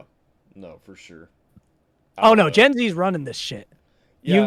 You wait, No, Tater. it's- Because I mean- millennials, we don't fucking want it. You can see from their sense of entitlement, man. Look at Oh, Gen yeah. Z in the world It's right the now. same boomer Yeah, entitlement yeah. that apparently lead poisoning leads you to. Yeah, it's that just mindless point. Like you have no. It's that NPC, do Yeah. what you're told to do, you, and be in charge. You have no right or justification to feel the way that you do, but you just so You're confidently got feel to that it. way. If and it's something makes you crazy. upset, Yeah. something makes you upset, it is obviously everything else. That's the boomer mentality. That's where Karens come from. If I'm Yeah. upset, it's your fault. Gen Z has that. If Yeah. I'm upset, it's your fault. Gen Z Yeah. got that from the boomers. Guess who ends up in charge? The people that no one wants to deal with. Who do you not want to deal with? The person that says everything that's wrong is someone else's fault. Gen Z will be in charge. No, I Because 100% good people don't end up in charge because they just don't want it. They don't Yeah. fucking care. Leave me alone. If I can get by, I'm fine. Shitty people, entitled people rule the world. They're ruling the world. Gen Z is going to take over when the boomers die. Not millennials, not Gen X, Yeah. Gen Z. No, for They're going to sure. be in charge, and it's boomers 2.0. For sure. What up, Jacksonville Joe? How you doing, my guy? Fat Jesus is crazy. Well, I've got little Jesus right here too. Why are all the Jesuses in my screen white? See, okay, somebody left this one at my house hidden, and I found it. Yeah. So I know it's not real Jesus, but it may. Jesus certainly wasn't black, but he also wasn't white. No, okay. no. He was brown. Where the fuck is Gen Y? Gen Y died. You know, Gen Y used to be Yeah. the See- mid '80s babies, but now it's just all millennial.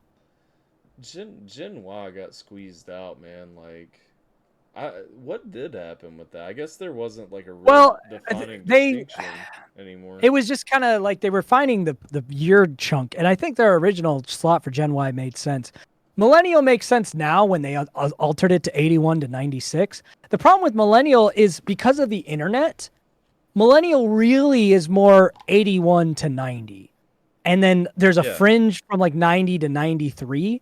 But those who are like 94, 95, and 96, those 3 years are one of the weirdest fringes and generational Yeah. gaps ever. Because they're neither Gen Z nor millennial, and that's always been considered Well- fringe, but it is so much more fringe for that 3 years than any other Yeah. generations before. Well, that's They where don't my- remember 9/11. Yeah. They like their upbringing is so much different that from 81 to 92 or so, pretty similar childhoods in that range because we all have formative years without the internet. We all were very cognitive when 9/11 happened. We all have very similar things. We probably have, if you have older siblings, you have older siblings from the 80s or not, if not the 70s.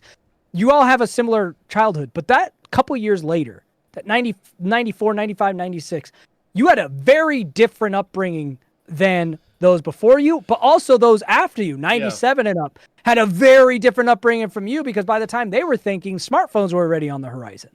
So I'd say Generation Y wasn't lost so much as mid-90s kids have no identity.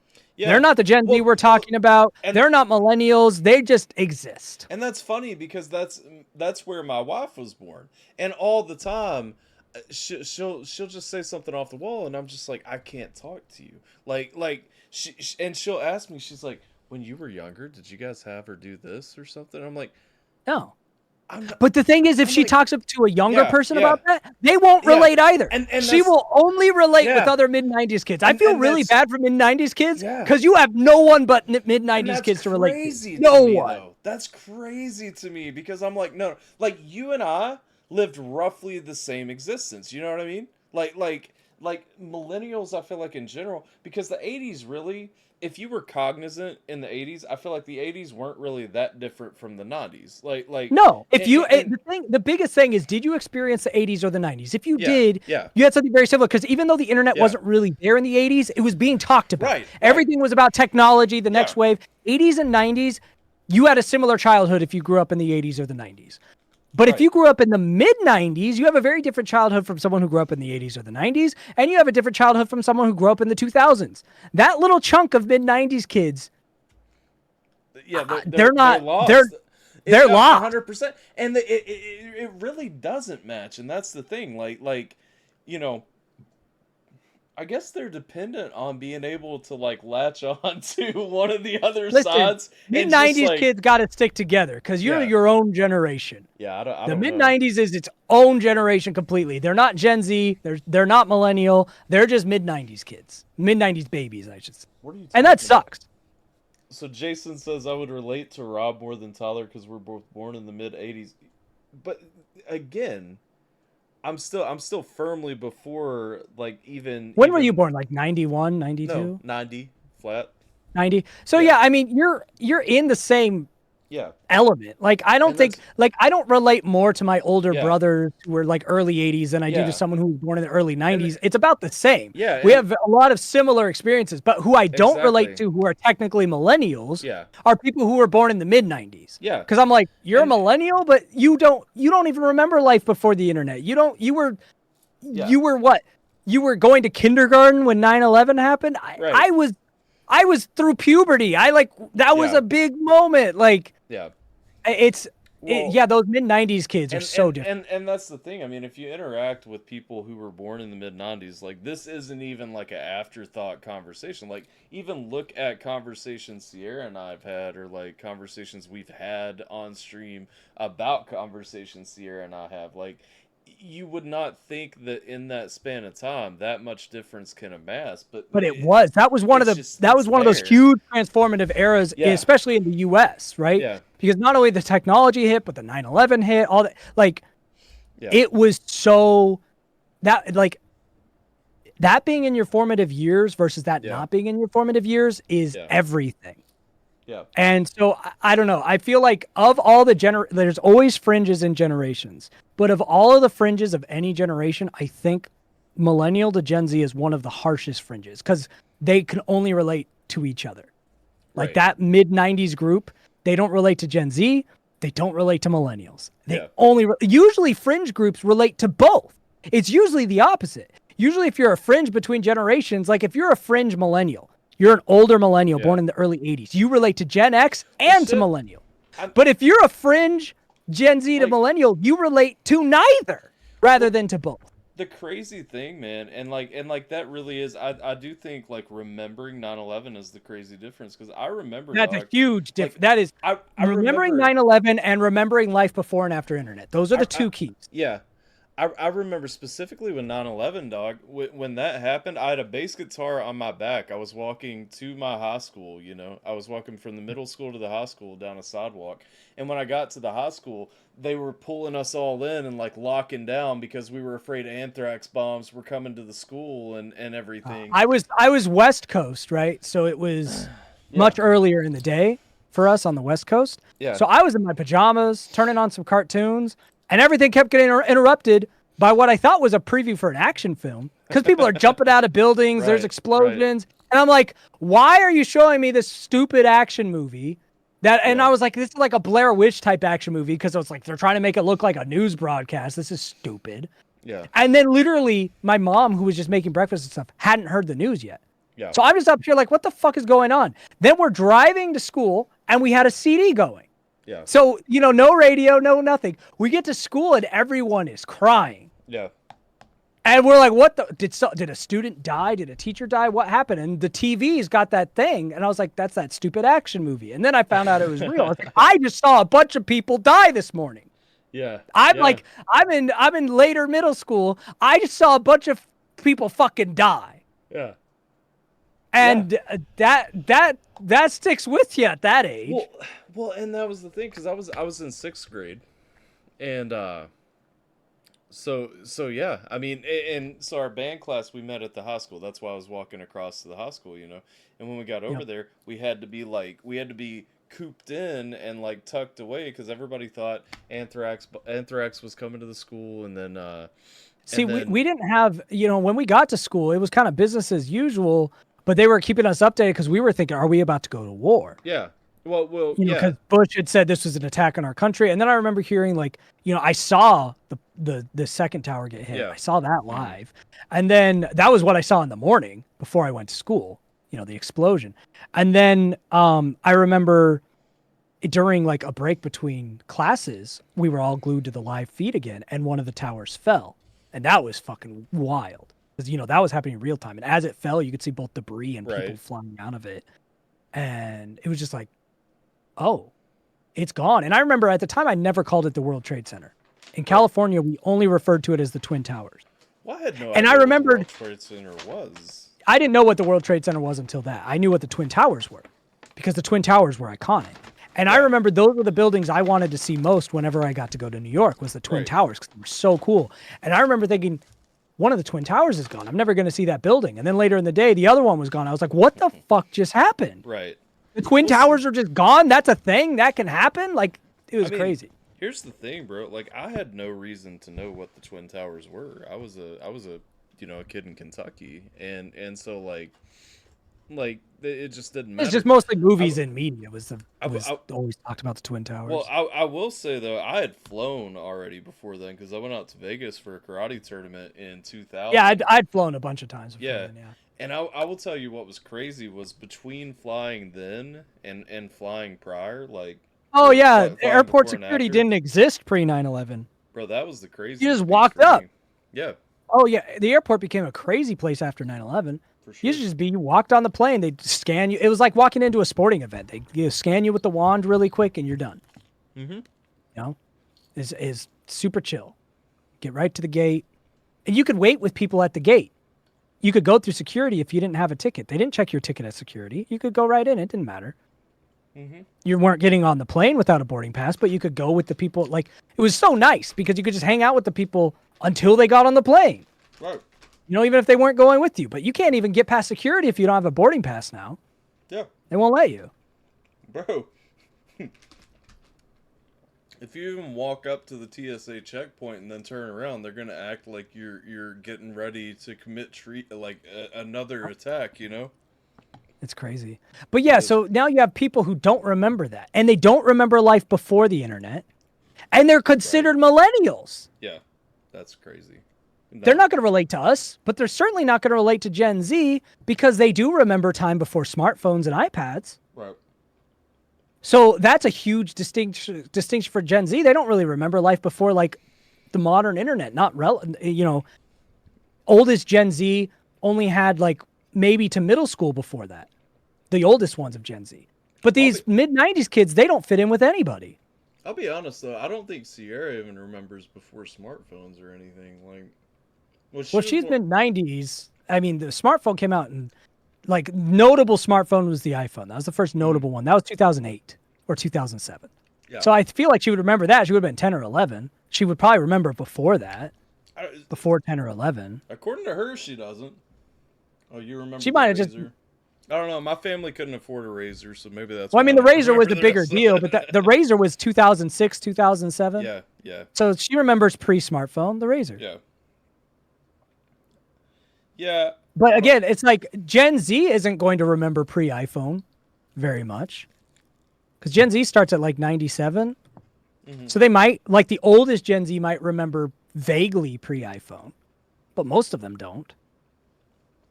There was smartphones before the iPhone, just not really notable ones. BlackBerry, there was an Android phone before the iPhone. They just all sucked. The iPhone was the one that figured out, hey, let's just make a good operating system. The iPhone itself sucked from a hardware perspective. It was the software and the touch technology that made it make sense, because there was no multi-touch before that. The idea to pinch to zoom and all of that was invented on iPhone.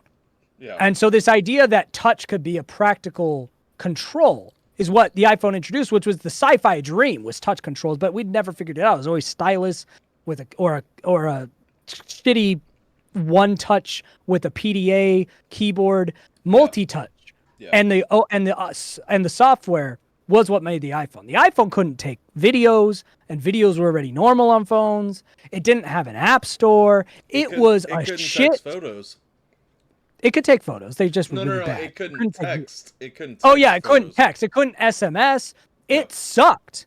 It was a great MP3 player, a shitty phone, but the technology of that software and the multi-touch, everybody knew that was the future immediately. Even though they knew the phone sucked, they knew that was the future. See, the first iPhone came out right before I went to basic training, so I got one of them when I was joining the Army I want a cool phone, you know. I'm an adult now, you know what I mean? And like Sierra correcting you. Listen, Sierra, you already know from the start. I was like, she's gonna remember before iPhones. I don't think she does. That was a Tylerism. I never see her put her phone down, so I'm well, I still maintain you don't relate to millennials or Gen Z for the reasons I've stated. It does not mean you don't remember life before iPhone. No. In fact, the fact that you remember life before iPhones, one of the reasons you won't relate to Gen Z. Right. Yeah. No, I don't know though. Listen, you guys, you younger people won't understand the craziness of being someone like my age. One of the unique things about millennial experience, and a lot of other millennials would have had this, is we went from traditional dating experiences, like I called people on their house phones and had to talk to like the mom or the brother to get to the girl I was trying to talk to. We experienced that, which connects us to like Gen X and all the prior generations. Is Ashley? Yeah. But then I also experienced in college discovering what nude dating was going to look like the first time I got sent a nude. And I was like, that's a thing? A chick could just show me her tits on my phone, and I had a flip phone at the time.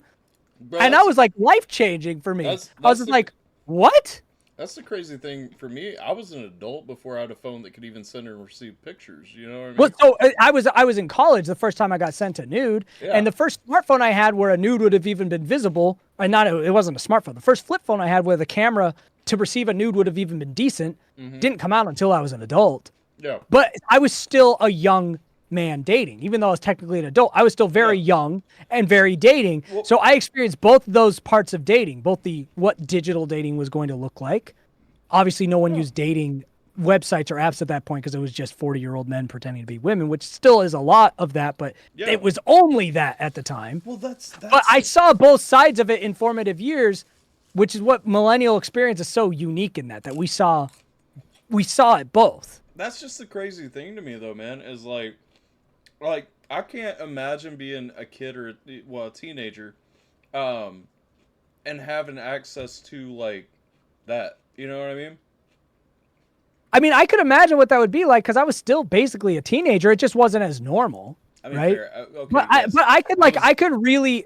but I'm saying like it's not a stretch of the imagination to imagine that at all. Like some things, Right. like you can imagine that from an empathetic Right. third party perspective. okay. And like I feel like we lived close enough to it to really No, know no. what it would be like and experience it. I can imagine it, but I'm saying I would not be. My point was I would not be responsible with that. No, of With course, that yeah, ability. no, absolutely, no one is. You think the kids are now? No, Yeah, no, they're bro. absolutely not. No kid is going to be responsible with a phone ever.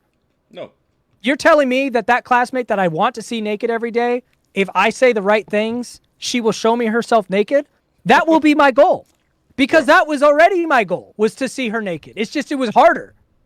I had to do shit in person. I had to be savvy. I could just probably finesse her. Or if I know one of her ex-boyfriends that doesn't like her, I could just see it that way. Like, and 100% of people are going to do that. Obviously, we just didn't have the means. It wasn't, we had the motive.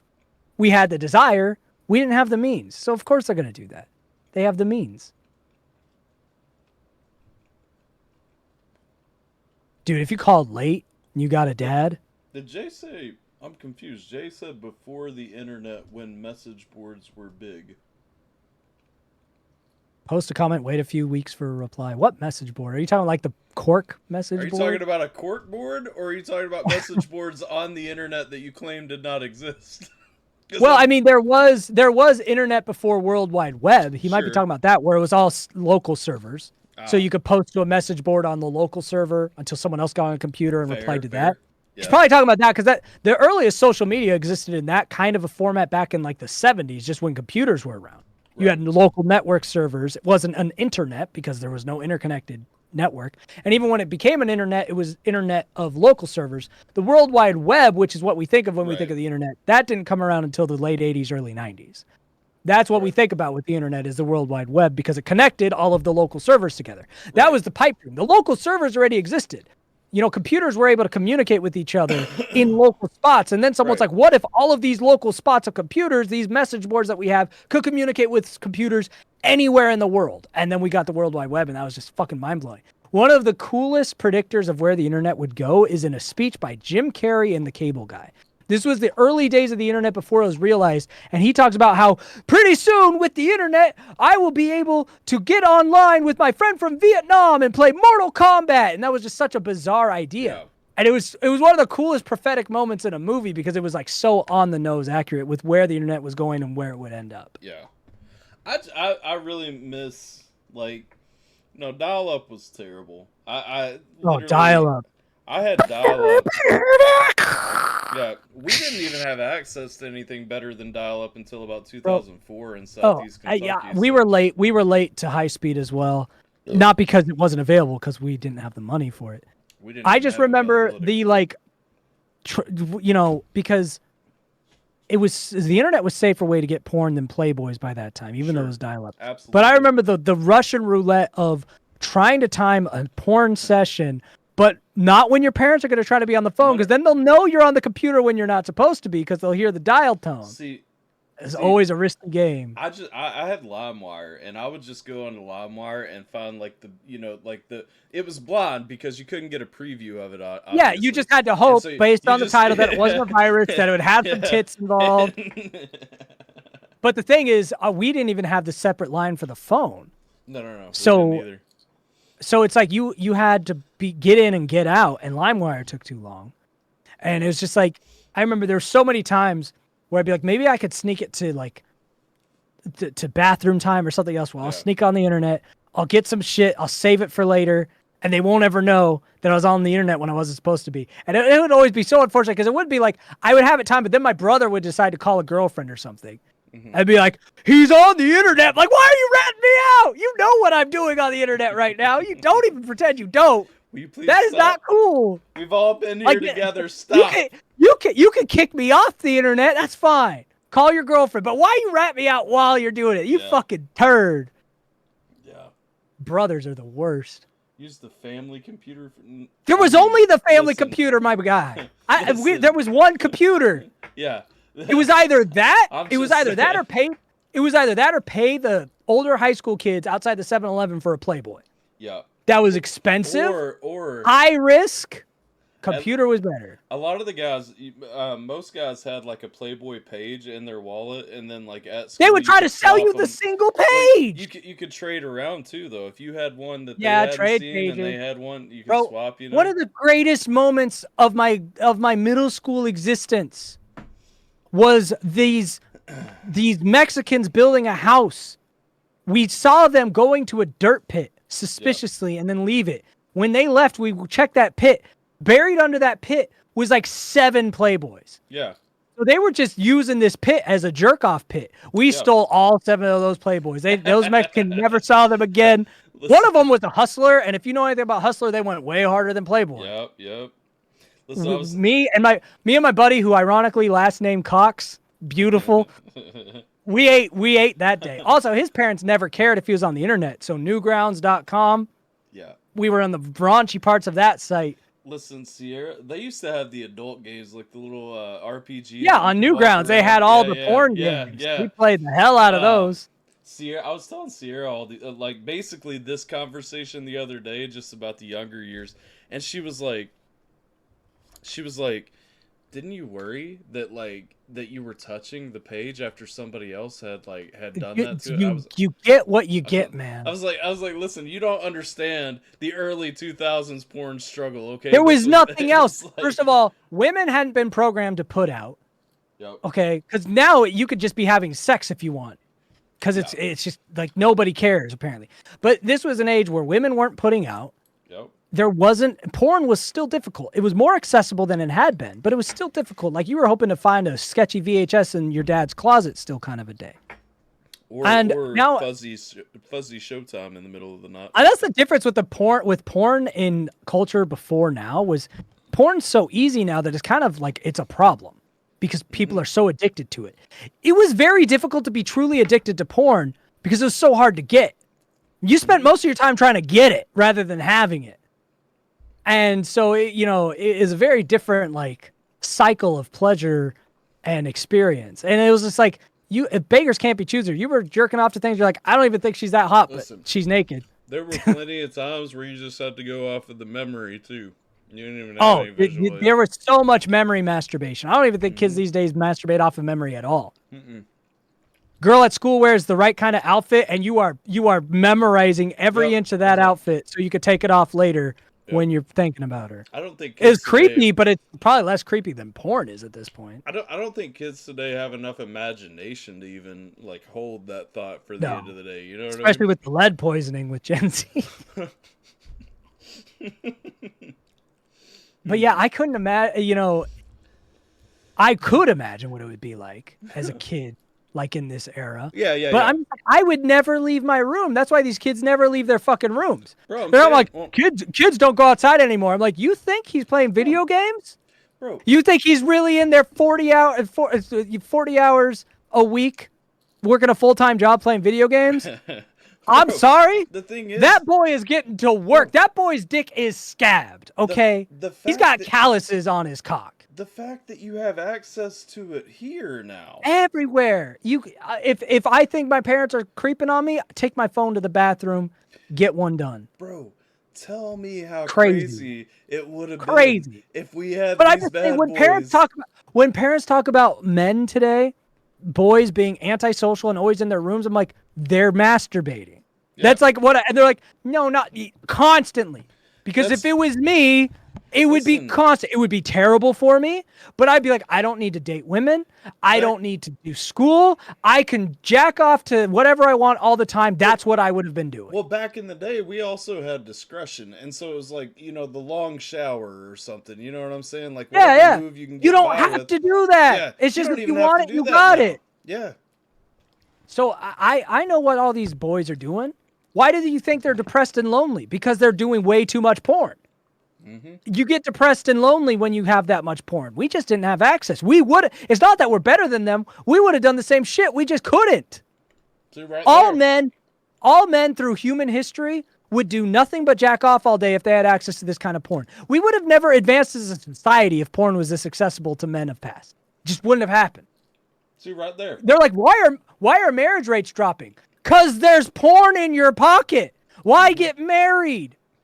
You know how many men get married just because they want to get off more consistently? Bro, yeah. Well, a lot They don't have to do that.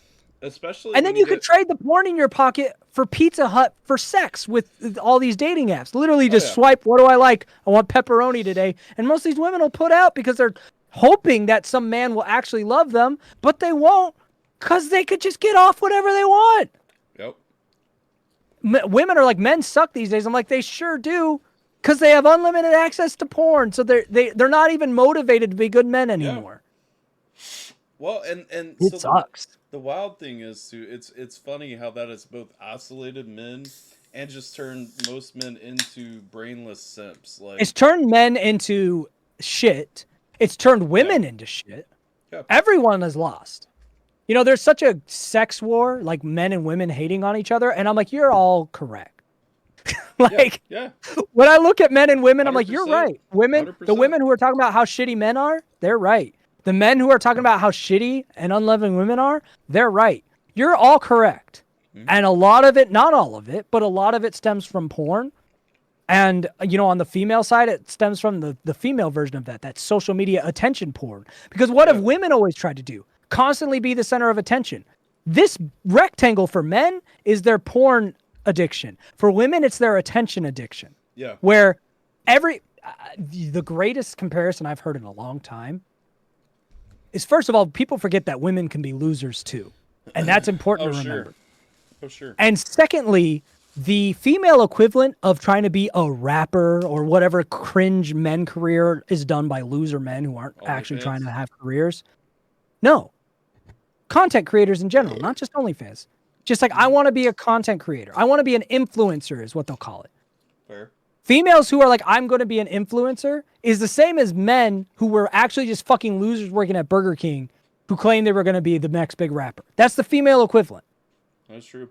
So this damn rectangle makes men into soy boy porn addicts with low testosterone because they're constantly jerking off, and women into insatiable attention whores. And they're terrible for themselves and terrible for each other. And obviously a bit of this is just the fact that, it's fear of the young people. But it's also, this technology is different. I'm not even saying this is about like their personalities. I'm saying every generation would have done the same thing that they're doing. We just weren't able to. It's not like, the kids. When I talk about, the kids, it's Gen Z's lead poisoning bullshit at making them act like boomers. But like, I don't say that about Gen Alpha or anything. It's literally just every generation would have done this. This is just the first generation able to, and it sucks. It sucks for them. That's because we're busy teaching Gen Alpha how to get a fallout shelter ready before they need it. Like, honestly, technology's at a place where it would be a lot more healthy for a societal collapse of technology. Oh, absolutely. For AI to go too far and the mainframes get shut down, and it'll take us decades to ever get back to the nanomechanics needed to make processors again. That would be very healthy for the world. It would be very bad. There'd be a bit of a mass extinction that would happen. But as far as like humanity long term, that's a necessary correction. Or singularity, where we become one with machine. You through quantum, those are literally the only two paths. Because singularity could be healthy, because then your neurology is attached to computing, and because the reason that this doesn't work for us is our brains weren't designed for it. But if we can artificially enhance our brains to be able to handle this kind of chemical serotonin hit, dopamine hit, and to adjust for it, we'll be fine. So those are the two ways you have to go. You either have to use technology to make our brains go from caveman brain to a brain able to handle this technology healthily, or the technology has to go away. One of those two things has to happen. Right now, the tech people who just actually started to finally get quantum computing to work, which is crazy, they're hoping for singularity. And honestly, people who are afraid of that, I'm like, they're not wrong. Because with this technology, we either reset and have mass extinction as a result, or we literally say, hey, evolution won't catch up to this technology, so we're going to rewire our brains with technology to keep up. Those are the only two ways to go. But is mass extinction? Never mind. Oh, no, I you know how I feel about that. I know. I'm just saying, like. I'm just saying those are the only two happy endings. Yeah. Is we become one with the computers, or the computers go away. Yeah. If I live long enough, I will live long enough to see the fight for AI rights, led by liberal white women. Yeah. They're going to be the champions of it. Clanker rights matter. Clanker is a racial slur. I will live to see that if I live into my 80s, right? I'll see that. What I don't know if I'll live to see is singularity. I don't know how long it'll take. If I do, it means that I could be granted immortality digitally if we really get there. Right. It's just a weird.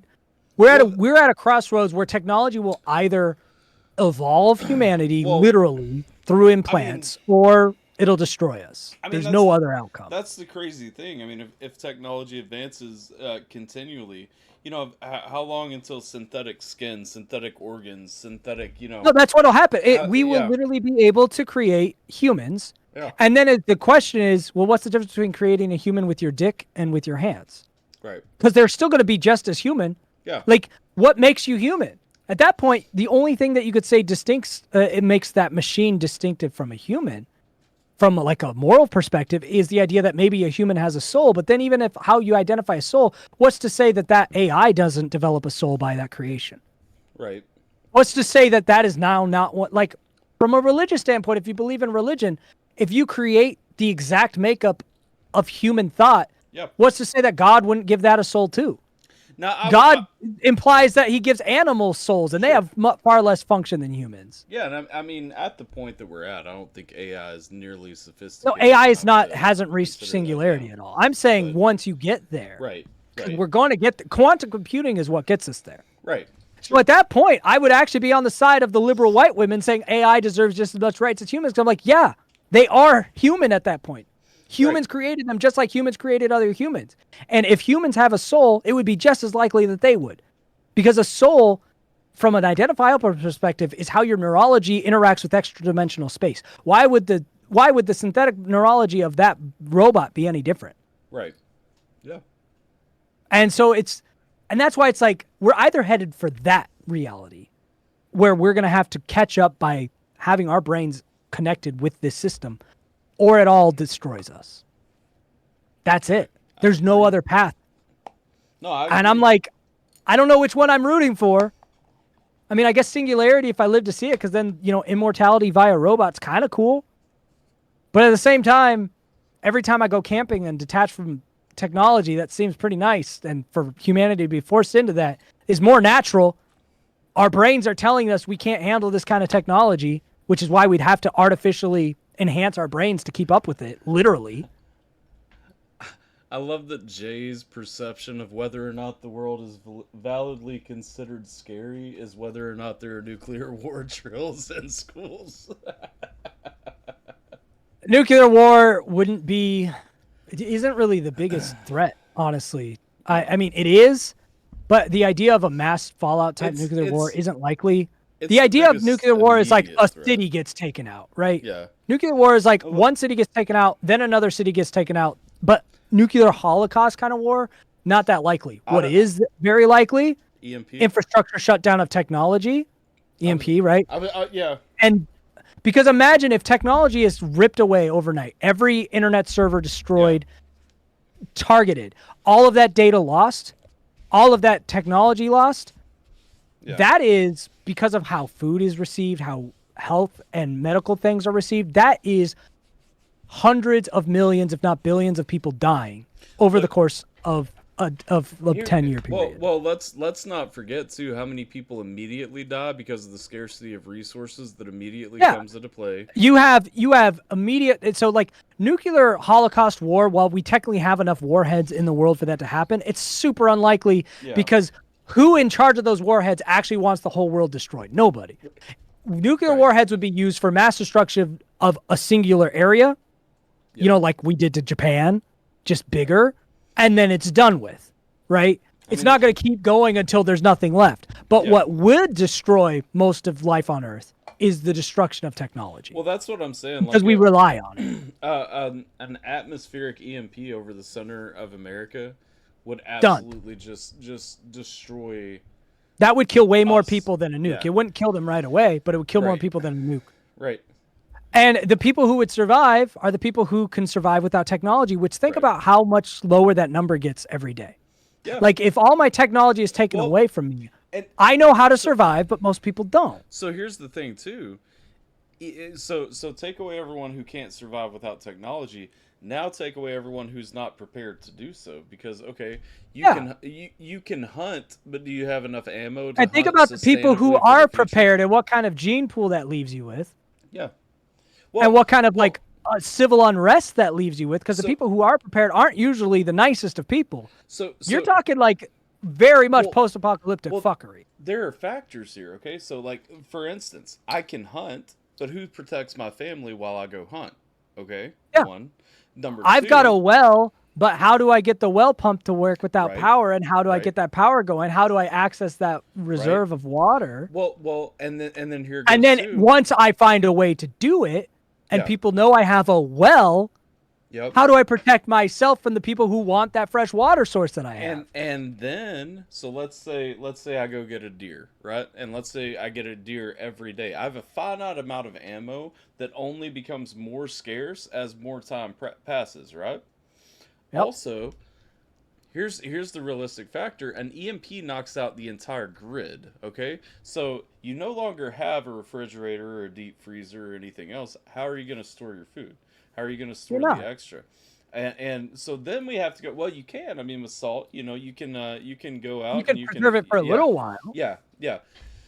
But that's the thing. But your you know- body's also not going to be used to those kind of bacterias Exactly. that people were exactly. in the past. Yeah. You're gonna, and when you get sick, your risk of dying from just a regular illness is skyrocketing. Yeah. Because you also don't have climate control. So Yep. like you need a basement. I have a basement, so that can Right. help. You know, when it gets too hot, too cold, Yep. run to the basement. There's climate control underground. But a lot of people aren't even gonna have that resource. Right. Or they'll have a basement like mine that's only actually half underground. Yeah, and so if the heat gets too bad, you have no Yeah. escape. You need to find a water source to cool down. And then you have to like think maybe I move to a cold region where I can keep fire, because then I could keep food outside in a cooler, in like Yeah. move up full north into Canada, regions that are always ice. But then it's like hunting's harder. You're gonna have Yep. to do ice fishing. Yep. And that infrastructure would take decades to rebuild, and by the time that happens, hundreds of millions have died. See, that's the thing, Tater. You say that you're waiting for these days. You live in Hawaii. Like, Yeah, you're fucked in Hawaii. There's no Yeah. natural resources. You're- And there's no plane to take you off. You're going to have to get a boat that can hopefully get you to a mainland, because Hawaii was never meant to be inhabited. That you've got 10 years optimistically before that island is depleted of resources. There's not a lot of Yeah. there's some fish, but you have no water supply. yeah. You're not going to be able to build a filtration system for the salt water with that limited technology. Hawaii's fucked. Yeah, I mean that's the thing. Like that's where, like people say, like I've even said several times, like yeah, I could survive. Like I would be excited about these, but realistically, there's so many I second, wouldn't third want order to. effects. I wouldn't want. What's to either. funny is when Taya's talked about it, she said, "Whatever caused the apocalypse, I want to be ground zero." She's like, "If it's nuclear war, nuke me. Yeah, I want to be dead before I knew it. I don't want to survive." And Right. I feel that with her as well. Just kill me first, because I could survive, but she's not going to be able to. I have a disabled son. He's going to be very difficult to keep up. It's like right. I wouldn't want to live in that world. I would be able to, but I wouldn't want to. Right. When I was single, it sounded fun, and it probably would have been. As a single guy, surviving post-apocalyptic world, that just tickles the manness of you. Yeah, But if you have a absolutely. family, that no longer sounds entertaining. No, I mean that's the thing. You just because, kill me first. well, that goes back to what I said. While I'm out hunting, who protects my wife and daughter? You know what I'm saying? My wife doesn't know how to shoot. That's her fault, yes, and she won't remedy that. But at the end of the day, who protects my wife and daughter? You know. Yep. And so, you hit all these other, literally everyone that you have to take care of is an extra burden on your survivability, you know? And there comes a point, it's like you said, when you're a single man, it hits that masculinity, and honestly, like, as a single man, it's probably easier to survive, you know? Most of the survivals, here's the thing about true post-apocalyptic world, most of the survivors will be single men, and then the women who survive will survive because they want to sex them. Yeah. It's not a good time to be a woman in post-apocalyptic world, because it goes back to strength wins. Yeah. Right? When you get primal, strength wins. That's why men were in control for most of human history. You can disagree, Tater, but most disaster models, I mean, absolutely indicate. Yeah, islands are the last place you want to be. Well, some islands are better than others. Hawaii would be very low on the list. Like Japan is an island, but that's got a lot of natural resources. Hawaii's resources seem natural, but they're really not. They're mostly imported. You could survive, like I said, probably about 10 years is a reason, if you're smart about it, is a reasonable Hawaiian expiration date before most of the water supplies that exist have kind of been run out. Most of the foods.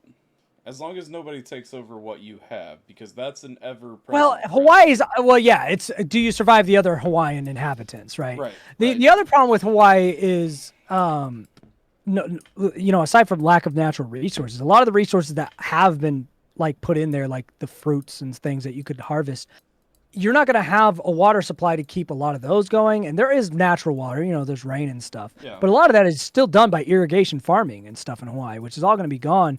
And doing like homegrown farming in a climate like that's a lot harder with the kind of water supply that exists. Hawaii would be a very hard place to survive for more than about 10 years based on what we know about it. Because it's such a new type of island, right? It was made from the volcanic eruptions. It hasn't really established like a lot of other islands. Now, the natives managed to survive in Hawaii for quite a while, but they also had sailed in, and it seems like there's never been a long time where Hawaii didn't have a trade route, because Japan seemed to have a trade route with Hawaii for pretty much all the known history of that island, and Hawaii was very known for being adventurous and sailing. Yeah. So I don't think Hawaii's. Spain was propping up Hawaii when we. I don't think Hawaii's history has ever had more than like a decade without some sort of interference from the mainland. So if you guys got good boats to be able to travel, then you have longevity. Hawaii needs boat trade to survive. It has ever since we've known about the island existing. It's not like other islands that are self-sufficient. It just doesn't have that ecosystem. Right. Indiana is a survivable state. Corn is easy to grow and other things are easy to grow. Winters are harsh, but not too harsh. The Midwest is a very survivable area. The West Coast is tough because there's not a lot of water. Yeah. The South has some of those similar issues, except for like Louisiana. The East Coast is too bitterly cold. That makes it very tough to survive. But obviously it was doable in the West, but people did die a lot from weather in the colonial days. The Midwest turns from the shithole to its a fairly ideal place to be in post-apocalyptic world. Right. Which sucks, right? Because I don't want to survive an apocalypse. Right. I want to be the first one dead. We're the least likely to be targeted, so we probably survived the initial blast. And we're in a place to be able to survive. It's not what I want. We've talked about moving to California just to be in the blast zone. Like, hey, if shit goes down, California's going out first. Let's live there so we die first. Yeah, it's. I mean, that's the thing. I mean, realistically, you know, when it goes back to it, though, places like Kentucky, Indiana, Tennessee, it does make sense because you have ample fresh water supply. You have fertile soil. You have. I mean, the fact is, I can grow something in Kentucky relatively easy compared to most places in the world. Well, and even when the grid's down, you could build a greenhouse. Yeah. Right. Yep. You don't need the grid for something like that. So, yeah. She's getting tired of being neglected. Damn dog. Anyway, now that we've added an extra hour to this, it feels more right. Now we can end it. Now it's time to end it. Now that we've now it's time. Now that we've made it 6 hours now. Doomsday scenarios and Listen, whatnot. I just hope if doomsday happens, I'm the first to die. it's When an I was a interesting- single man, when I was single, it sounded fun because it would have been. But as having a family with a disabled child, I want us never to even know it happened. We all died before we realized it happened. The bomb just takes us all out peacefully. Well, here's the thing, because no matter what, if you survive, you are going to fight to survive. You know what I mean? I'm going to fight to survive. Yeah. The only and- way I don't is if my family dies, then I'm killing myself. Like, fuck it. Like, screw that. But if my family's still alive, I'm going to have to keep fighting. And I see it very likely that my wife doesn't make it, but the kids still do. And she even knows that's likely. And I'm like, fuck. Right. I'm going to have to go The Last of Us, Joel and Ellie life, fighting for what family I have left. It's going to suck. I would just rather die. John says, like, A lot of people are like, oh, I don't want to do that. I'm like, especially when you get my age, you start to really realize the truth of you're going to die. Yeah. And it makes death have a little less hold over you. Because when I was a younger man, I was like, no, I have to survive. I don't want to be in the blast zone. I want to be far away from the nuke and then survive in the apocalypse. Now I'm like, I'm going to die anyway. Take me out immediately. Yeah. Like, I understand my mortality a lot more now. I don't want to live in that world. I don't want to have a family that way. Just let me die. Here's the thing. I don't want my family to have to struggle without me. You know what I mean? And so No. my My family has to die with me. We're all dying together. When the nuke is dropped, I want the nuke to land on my house. While you're having like we dinner? don't even we never knew it happened. Yeah. We were dead before we could have ever thought about it. That's what I want. Yeah. I mean, We're ground zero. They chose a random house in the Midwest to start the nuke off on. Fine. Blow me the fuck up. When it comes to like instantaneous, like painless deaths, really a nuke is the way to go. What you have like 3 milliseconds of agonizing burning before everything's just gone. Like, You wouldn't even register that. yeah. Good. Your nervous system wouldn't react. If you were ground zero of it, your nervous system wouldn't react by the time you were dead. Yeah. that's You'd what be I'm dead saying. before your nervous system could register pain. Yeah. You're gone. You would have never known it happened. Here's what I don't want to be. I don't want to be at like ground 2. I know that's not a real reference. Yeah, where you know, see it coming for you or no, whatever. No, not even that. Where you get killed by radiation where, poisoning. Where like the house around you goes down, but you were next to the fridge, and so it blocked everything immediately. Yeah, You end up yeah. with like radiation. If you burns, survive the radiation blast, you poisoning. get killed by radiation. Yeah. No. Yeah. Take me out in the center of it, man. And then it takes weeks for all the everything to just. Well, now catch you think up you have to kids. You're gonna have to watch your kid die from radiation poisoning. They're gonna die before you. Yeah. No, that's And you're not the gonna have worst. you're not gonna have the heart to kill them like humanely. You're not gonna be able to kill your own kids. No. So you're gonna have to watch them die. Yeah.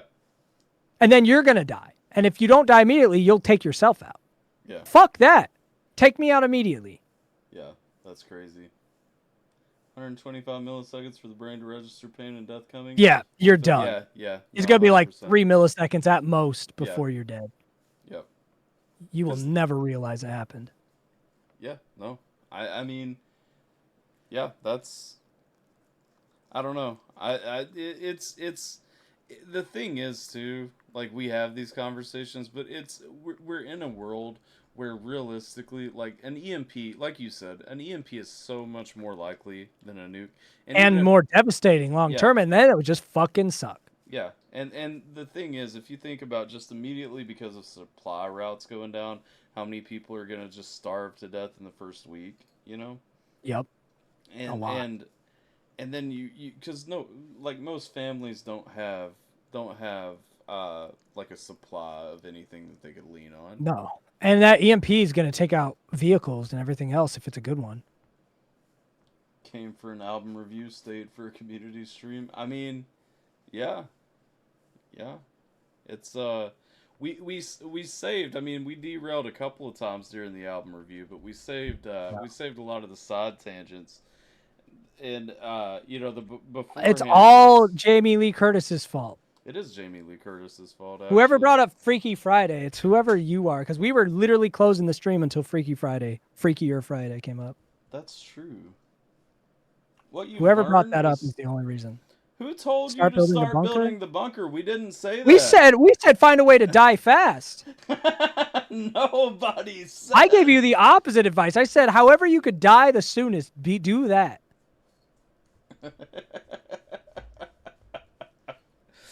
Jim took the wrong message from this. He's gonna be out building an igloo fort. Nah, bro, just find a way to die quick. You don't want this life. Here's the thing, guys. Yeah, I know you know it technically, but one day it might hit you intimately when you know it for real. You're going to die. Yeah. Okay. And everyone says that, but if you've never sat down and really laid into that, felt yourself like it was before you were born, even if you believe in an afterlife, there's always uncertainty there, whatever it is, you will be gone from this plane. And it will either be in a new existence that's scary and foreign to you, or it will be like it was for all of human history before you were born. When you really understand the inevitability of that, and you look at a situation like a post-apocalyptic world, you will no longer want to survive the initial wave. That's all I'm saying. Well, and but when you're young, I don't. But when I was young, it was the same thing. I knew I'm going to die, but it hits you differently. It's weird. Your brain it seems to understand it a little more. Like I even had near-death experiences. I was suicidal, but death really didn't make sense to me as much until I got older. I don't know why that is. I don't know if that's the same for you. Yeah. No.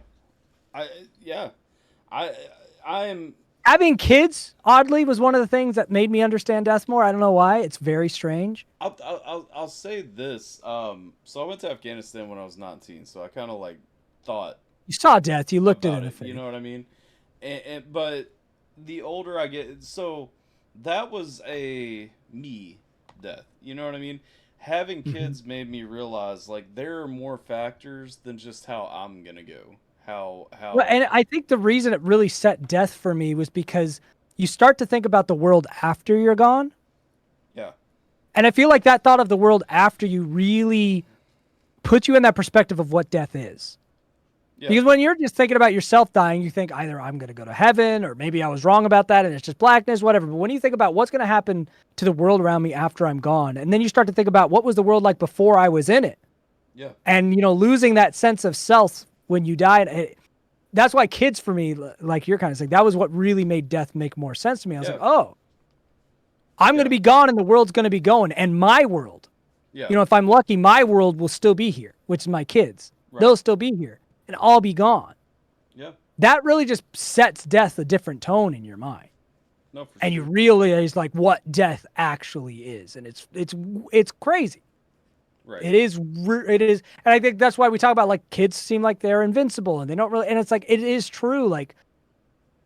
Death, even though it's real, it sits different. Yeah. When you get older and you have kids.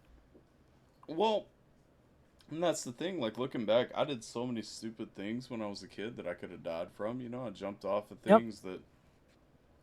I think about the stuff I did. I'm like, how did I survive? I jumped off of a roof. And I was a cautious person. Yeah. Compared to my friends, I was cautious. And the stuff I did, I went on an 8-mile run in a blazing thunderstorm in the Colorado Rockies. Yeah. Some of the water went up to our knees. We could have gotten swept away, struck by lightning. During that run, there was a kid playing soccer who died from getting struck by lightning. Yeah. I remember one time, I think... And I was a cautious kid! Yeah. And I was doing that. I remember one time, I think it was 99 or something. I was riding with my mom, and my mom always, for whatever reason, would ask my opinion on things. And that was before it was always, don't drive through running water. And, there were nobody ever put that out. There was high water up over the road, though. And she looked at me. Yeah, you'll make it. Do you think we can make it? And I was like, I thought that was why you had a Jeep, send it, let's go. And how and Jeeps work. And it was literally water up to the hood, to the point that it was trying to stall out and stop. We got to the other side, thankfully, but the brakes wouldn't work because they were soaked, Yep. And so I even could think have about so easily gotten swept away. We could have just been washed into a river, you know what I mean? Over. Yeah. And it's it's crazy. I don't know, man. Like it's it's you know, but here we All are. I know is here's the one thing about death. When you confront your own mortality when you have kids, and death becomes a bit of a freakier thing. Yeah. There's one interesting comfort in death. It's regardless of what it leads to, whether, because even when you're religious, it's unclear if you are going to be conscious of your own identity after you die, right? Right. And so who you hold on to as yourself might not exist in the afterlife, Right. even if you believe in it. This Yeah. might be the only time you get to experience what being you is. Yeah. And the one comfort about death is whatever happens, you won't worry about it Yeah. anymore. It's freaky when you're here to think about, Yeah. what if I never get to be me again? What if I never get to, because you can know what that's like. Think about before you were born. Yeah.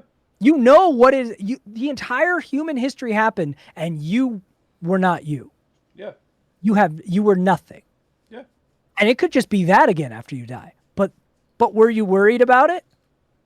No. When they And- were and building the temples in Egypt, the pyramids, were you That's- worried about it? That's the thing, bro. Like going down those rabbit holes. Like I have, in the past, I've thought about because obviously I am religious. Yeah. I've thought about heaven, like to the point that even thinking about heaven has given me a panic attack. For me, before, you know what I mean? heaven, when I was younger and I was fully religious, heaven scared me more than death ever has, Yeah. because eternity is the most terrifying thing Well, I have ever heard. Yeah, and then you get into And I remember I used to pray. I was like, God, when I go to heaven, can you make a door where if I go into it, everything goes away? right. Because eventually in eternity, it just would make me like bawl crying, like thinking about living forever. Yeah. Freaked me out. I'm like, is there a door where I can make it stop? Right. Where I could just go to Well, nothingness? that's what I said. Like I've thought about heaven to the point of having anxiety attacks, just because it's like so I'm not gonna know like my grandma if I'm hanging out with her, or I will know her, but I won't remember the bad things, which kind of like the bad and the good shapes like everything that I understand how to perceive. The only version of heaven that ever brought me comfort was C.S. Lewis's interpretation, because it was basically just continue. It Yeah. was like Earth, Yeah. but you didn't die. You remembered all the bad things, they just didn't bother you. Right. And you were still growing as a person. So it didn't have that creepy, because like immortality doesn't scare me. Eternity in heaven does, because where's the growth? If it's just perfect, Right. that sounds horrible. Well, and see, that's the thing. That's where I've had to personally. I've had to just like settle it to. I don't know what it's going to be. You just have to trust. That's the only yeah. thing that I did when I was fully religious. I was just like, I just Yeah. trust that it's not going to suck. I Here's- hope that you don't let me down. Well, to me, I'm just like, okay, I have on the one hand this thing that I don't know a whole lot about, but I'm told is perfect. And then on the other hand, I have this thing that sounds really bad. Yeah. So, if eternal life was to happen, I would hope that it wouldn't just be perfect, because that sounds miserable. Now, Right. For immortality would be fine. The pains, the growth, whatever. And that's why C.S. Lewis always made it a little nicer, because it's just like, no, it's not just perfect and vanilla. It's just the pains of the world don't impact you the same way. Right. And that was always nice. But yeah, in any case, the one peaceful thing about death is it's over. Yeah. And that's it. That's the only piece. Yeah. What a dark stream. It really went that way. Do we need to revisit Watch List right now? I mean, that's a good song for this stream, I think, in a way. I think it's been good. We're all gonna die. To turn things back around, because it is almost 1, and I do have church in the morning. You guys, if you didn't catch the album review, definitely go back. We talked a lot throughout the songs, more about the music than we did after the album was over. After Jamie Lee Curtis came up, it was It was game over. and I'm specifically saying this at the end because of that one person who actually does watch this, and they're kind of skipping around, and they skip to the end to see where we landed, and I don't want them to think that we just talked about Poor nuclear. John. He's gonna be thinking about death and the apocalypse for days. He's sitting in one of those things. Like when I was younger, especially like thinking about the afterlife, I would have mental breakdowns all the time. Yeah. So I'm sorry, John.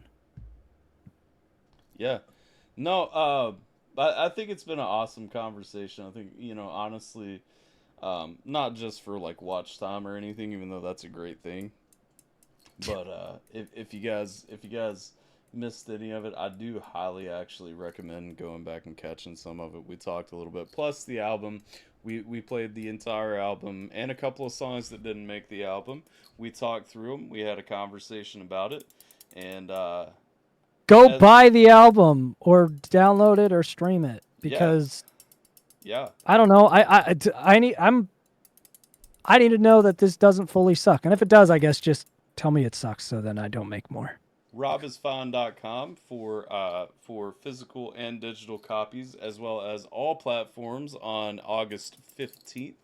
So make sure that you guys are looking out. There's a few songs. Damn it, already Laurie out there. Strode. Yeah, Laurie Strode. Ooh, you watched the new Naked Gun movie. I want to see that. Oh, I haven't seen it. I didn't. It just I don't came out think I this haven't weekend. seen anything about it. Sierra went and watched the. I love- Fantastic. I just love those movies, and it feels like it's actually trying to stick to that feel of the old ones. Yeah, despite my suggestion not to do so, Sierra decided to go watch the Fantastic Four today with her mom and sister, and every time I heard it wasn't terrible. she said it was awful. She said Oh, well. they were all falling asleep halfway through. I told her it seemed pointless to you know what I mean, I have no interest in it, but Yeah. you know. Well, I mean, the MCU has proven one thing to me is that they have no idea how to make a movie about the Fantastic Four. No, they've struggled with that a lot.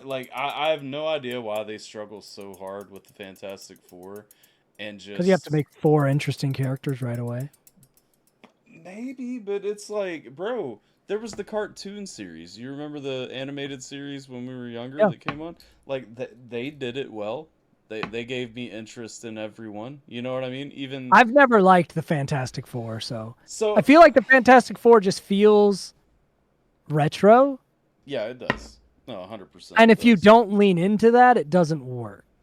No, and It's the same problem with Superman. Like if you Yeah. don't lean into Superman feeling old school, it doesn't work. So- Modernizing Superman feels weird most of the time it's tried. I think the new Superman movie did a decent job of that. The biggest thing the new Superman movie struggled with was making him too fucking weak, which makes him less interesting. But other than that, Right. like they did a much better job than most do. That's why I heard the new Fantastic Four was decent, because apparently they put it in like a retro future kind of vibe. So I'm like, maybe Yeah. it's not terrible, but I don't know. Well, so I just when it comes to the Fantastic Four, when I was a kid, the Fantastic Four was my first favorite comic book. Yeah. It was my first. Mine was favorite. Spider-Man, and then Well, Superman. Spider-Man was shortly behind, but first was the Fantastic Four.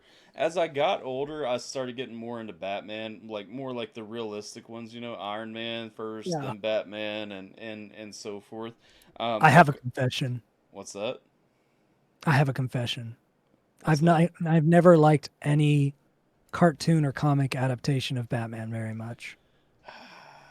I've loved live action Batman, even Adam West. Something about the comics, most of those, and even like I like the Batman animated series. That's Yeah. like it for cartoon Batman. Well, I've liked Batman in other properties, like in Justice League series and stuff, but Yeah, like I'm a comic reader. right. Same. Batman comics never did it for me. I've liked some of the villains, but I've hated like the character of Batman in most of those. See, My favorite non-live action Batman adaptation is the Arkham Asylum video Yeah. games. so here's the thing with Batman for me. Batman was always my favorite, not because of Batman but because of his villains, because the villains added an extra angle. No, They the always villains had are more way better than character. Batman. Yeah. But I have always found Batman on the page, not live action. I think live action he's been all right.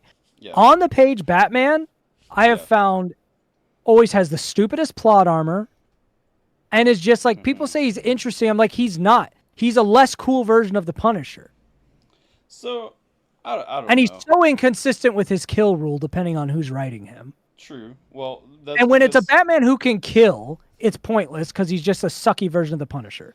When it's a Well- Batman who can't kill, like you let these people do the most heinous stuff and live for what? For justice? 'Cause shut up, you so bitch. Batman initially could kill. That's the thing. So the Yeah, no I know he kill killed rule- originally. Yeah. The no kill rule is more modern, but Yeah. but when Batman kills, the Punisher just became a cooler version of him. Yeah. Now, I will say one take on Batman that I generally enjoy is when he's more of a detective than a superhero. Yeah. I like that Batman. It also makes his dynamic with the Riddler way more interesting because That's it's like a battle of wits. so that's the real Batman. I don't know how far you've gone back into like. I the know that's early- the real early Batman, books. but Batman is usually portrayed as like the hero that could beat all of the metahumans. I'm like, no, he fucking can't. No. Shut up.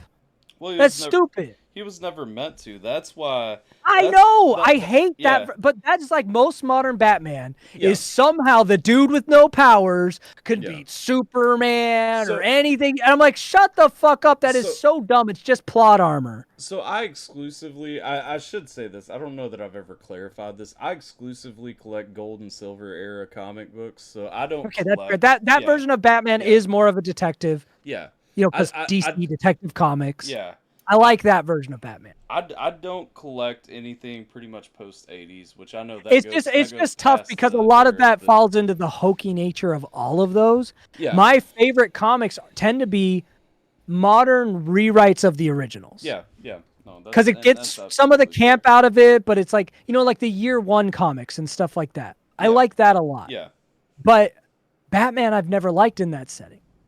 So live action Batman's always been better for me. So here's the thing about the year one Batman comics, and I have a few of them. Like I have them from when they first. Well, I have all the new 52 issue ones and everything just because I bought them for the sake of Yeah. having like number ones, you know.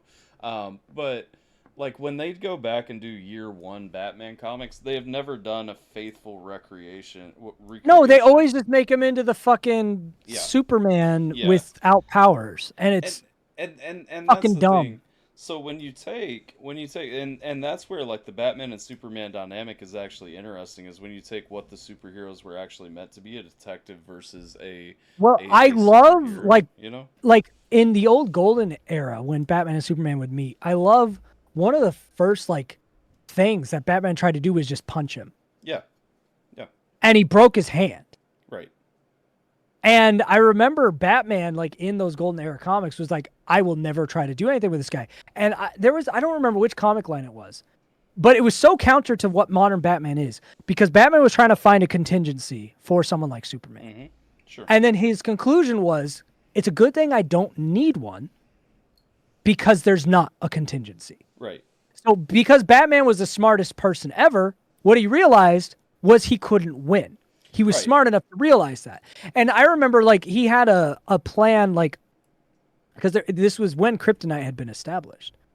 But one thing he realized was that Right. Superman, because in most canon Superman, even though he's like virtuous, his intelligence is enhanced by the yellow sun as well. Right. And what Batman realized was that if Superman turned evil, he is smarter than Batman is Right. and would know what his plans were and would be able to undo them even if they involve kryptonite. And Batman also reasoned every time Lex has gotten one over on Superman, it's because Superman basically allowed it to happen because of his sympathy and empathy for Lex, made him put his guard down.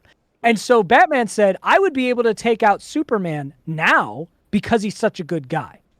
Right. But a Superman that was evil who I needed to take out, I couldn't. That was Batman's conclusion. If Superman became evil, I can't win. I can beat a good Superman because he plays by his rules.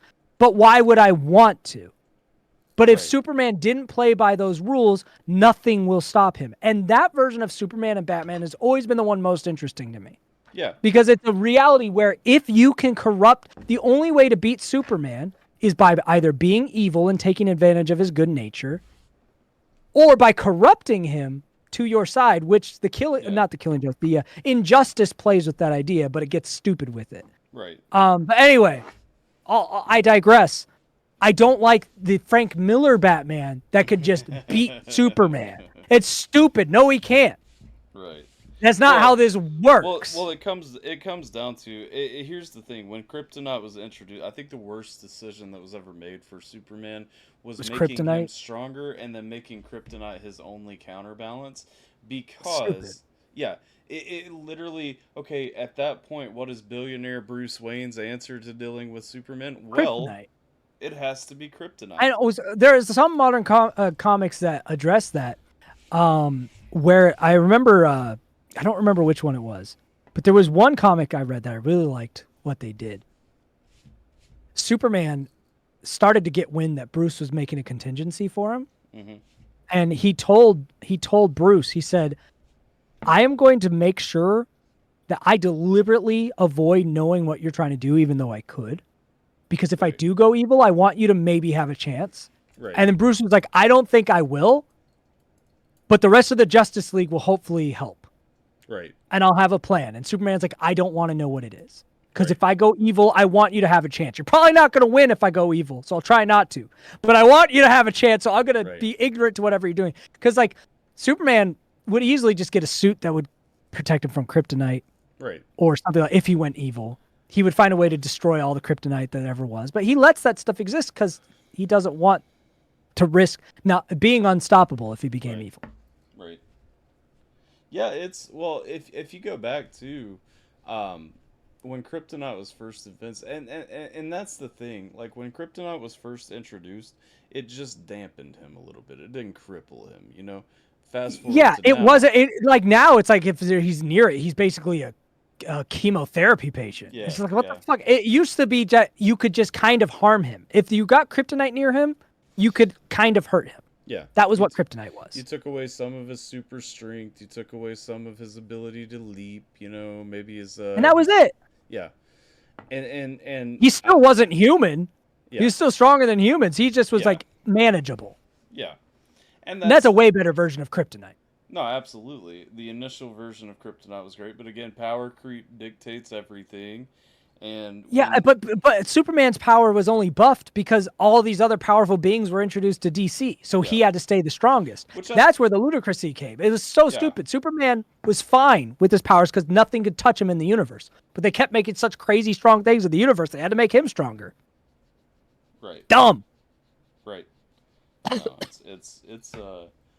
it's a roundabout. We have tried to round this back, though. I want to end on the album and Good night. If you guys have not already, robisfine.com. That's where you get physical and digital copies, all platforms. August 15th, some of the songs are on all platforms. Rat Meow. 6 of the you guys can 13. get them. 6 of the 13. That's a good almost half. Yeah. But y'all check out my Stream it homie now. over here. It is Rob is Fine. Just like the title of the stream says, Rob is Fine, period. The album is called Press 1. You should get it. You should check it out. You should at least stream it if you don't get it. And still check it out. But I am... Oh, and also don't forget that Rob does still stream on Twitch very frequently at Subpar Professional. So make sure that you guys...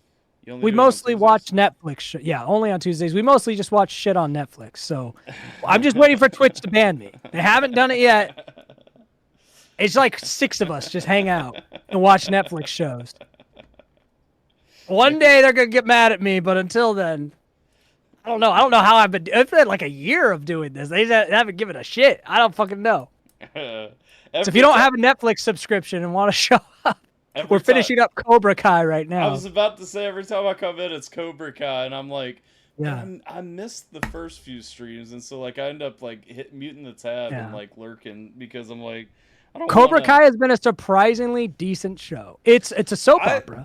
to be sure. Yeah. But you know what else is a soap opera? Star Wars, and I like True. Star Wars. True. Same. Not all soap operas are bad. It's Yeah. definitely a karate soap opera, but it's a good one. I've watched a few episodes while you've been hanging out playing it, and honestly, like, I ain't mad at it. You know what I mean? Like, I thought I would. The first couple seasons that were done by YouTube are a little rough. yeah. It picks up steam after that. I thought I was gonna be miserable with it and hate it, especially since I didn't love the movies, the Karate Kid movies. Right. But honestly, for what it's trying to be, an overdramatic soap opera karate show, I'm not mad at it at all. I've enjoyed it quite a bit. Yeah. No. I've watched a handful of episodes on your streams, and I've not hated what I've seen. So No, it's I've- actually. I mean, it knows what it wants to be, and it's good at it. I'm not mad about it. I've enjoyed it enough that at some point I will be watching it.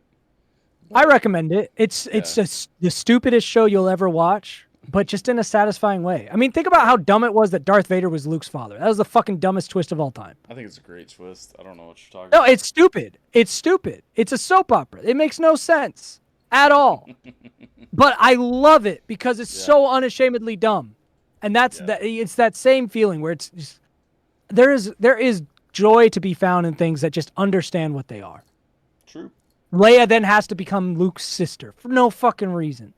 Like, there is something beauty about soap opera logic applied to things that are a little different than soap operas. And Right. I'm a sucker for it. And that is Cobra Kai. Like, why this town cares about karate the way they do makes no fucking sense. How, like, everything turns into the most dramatic relationship trauma makes no sense. But it is fucking gold. It's beautiful, and I love it. That's the great thing about these sitcoms is when it's like I don't know, like High School Musical or something. I know it's not a sitcom. It's the same reason I like Fast and Furious. That's Yeah. a soap opera as far as I'm Yeah, concerned. I mean, it's yeah. so focused on family. That's a fucking car soap opera. Well, actually, That's what I call all of these things. They're just different genre of soap opera, and I love it. American Dad said Fast and the Furious is actually a gay porn that has all the sex scenes cut out before it hits theaters. Yeah. That checks out too. You know, a lot of soap operas have a lot of sex. Yeah. So yeah, I mean, Cobra Kai, recommended if you like the soap opera type genre, which is Fast and Furious, Star Wars, traditional soap operas. If you're into that kind of shit, overly dramatic for no reason. I'm plugging this instead of the album. Fuck my album. Cobra Kai. Forget the album. Streaming on Netflix. Go watch Cobra Kai. Press 1 for more options and then tap Cobra Kai. More options is Cobra Kai. 6 seasons. Johnny's character arc you're gonna love. Go watch it. It's horrible. It's trash, and I love it. In all seriousness, Rob is Fun. Press 1. All platforms. August 15th. I am DJ Alpha Tyler.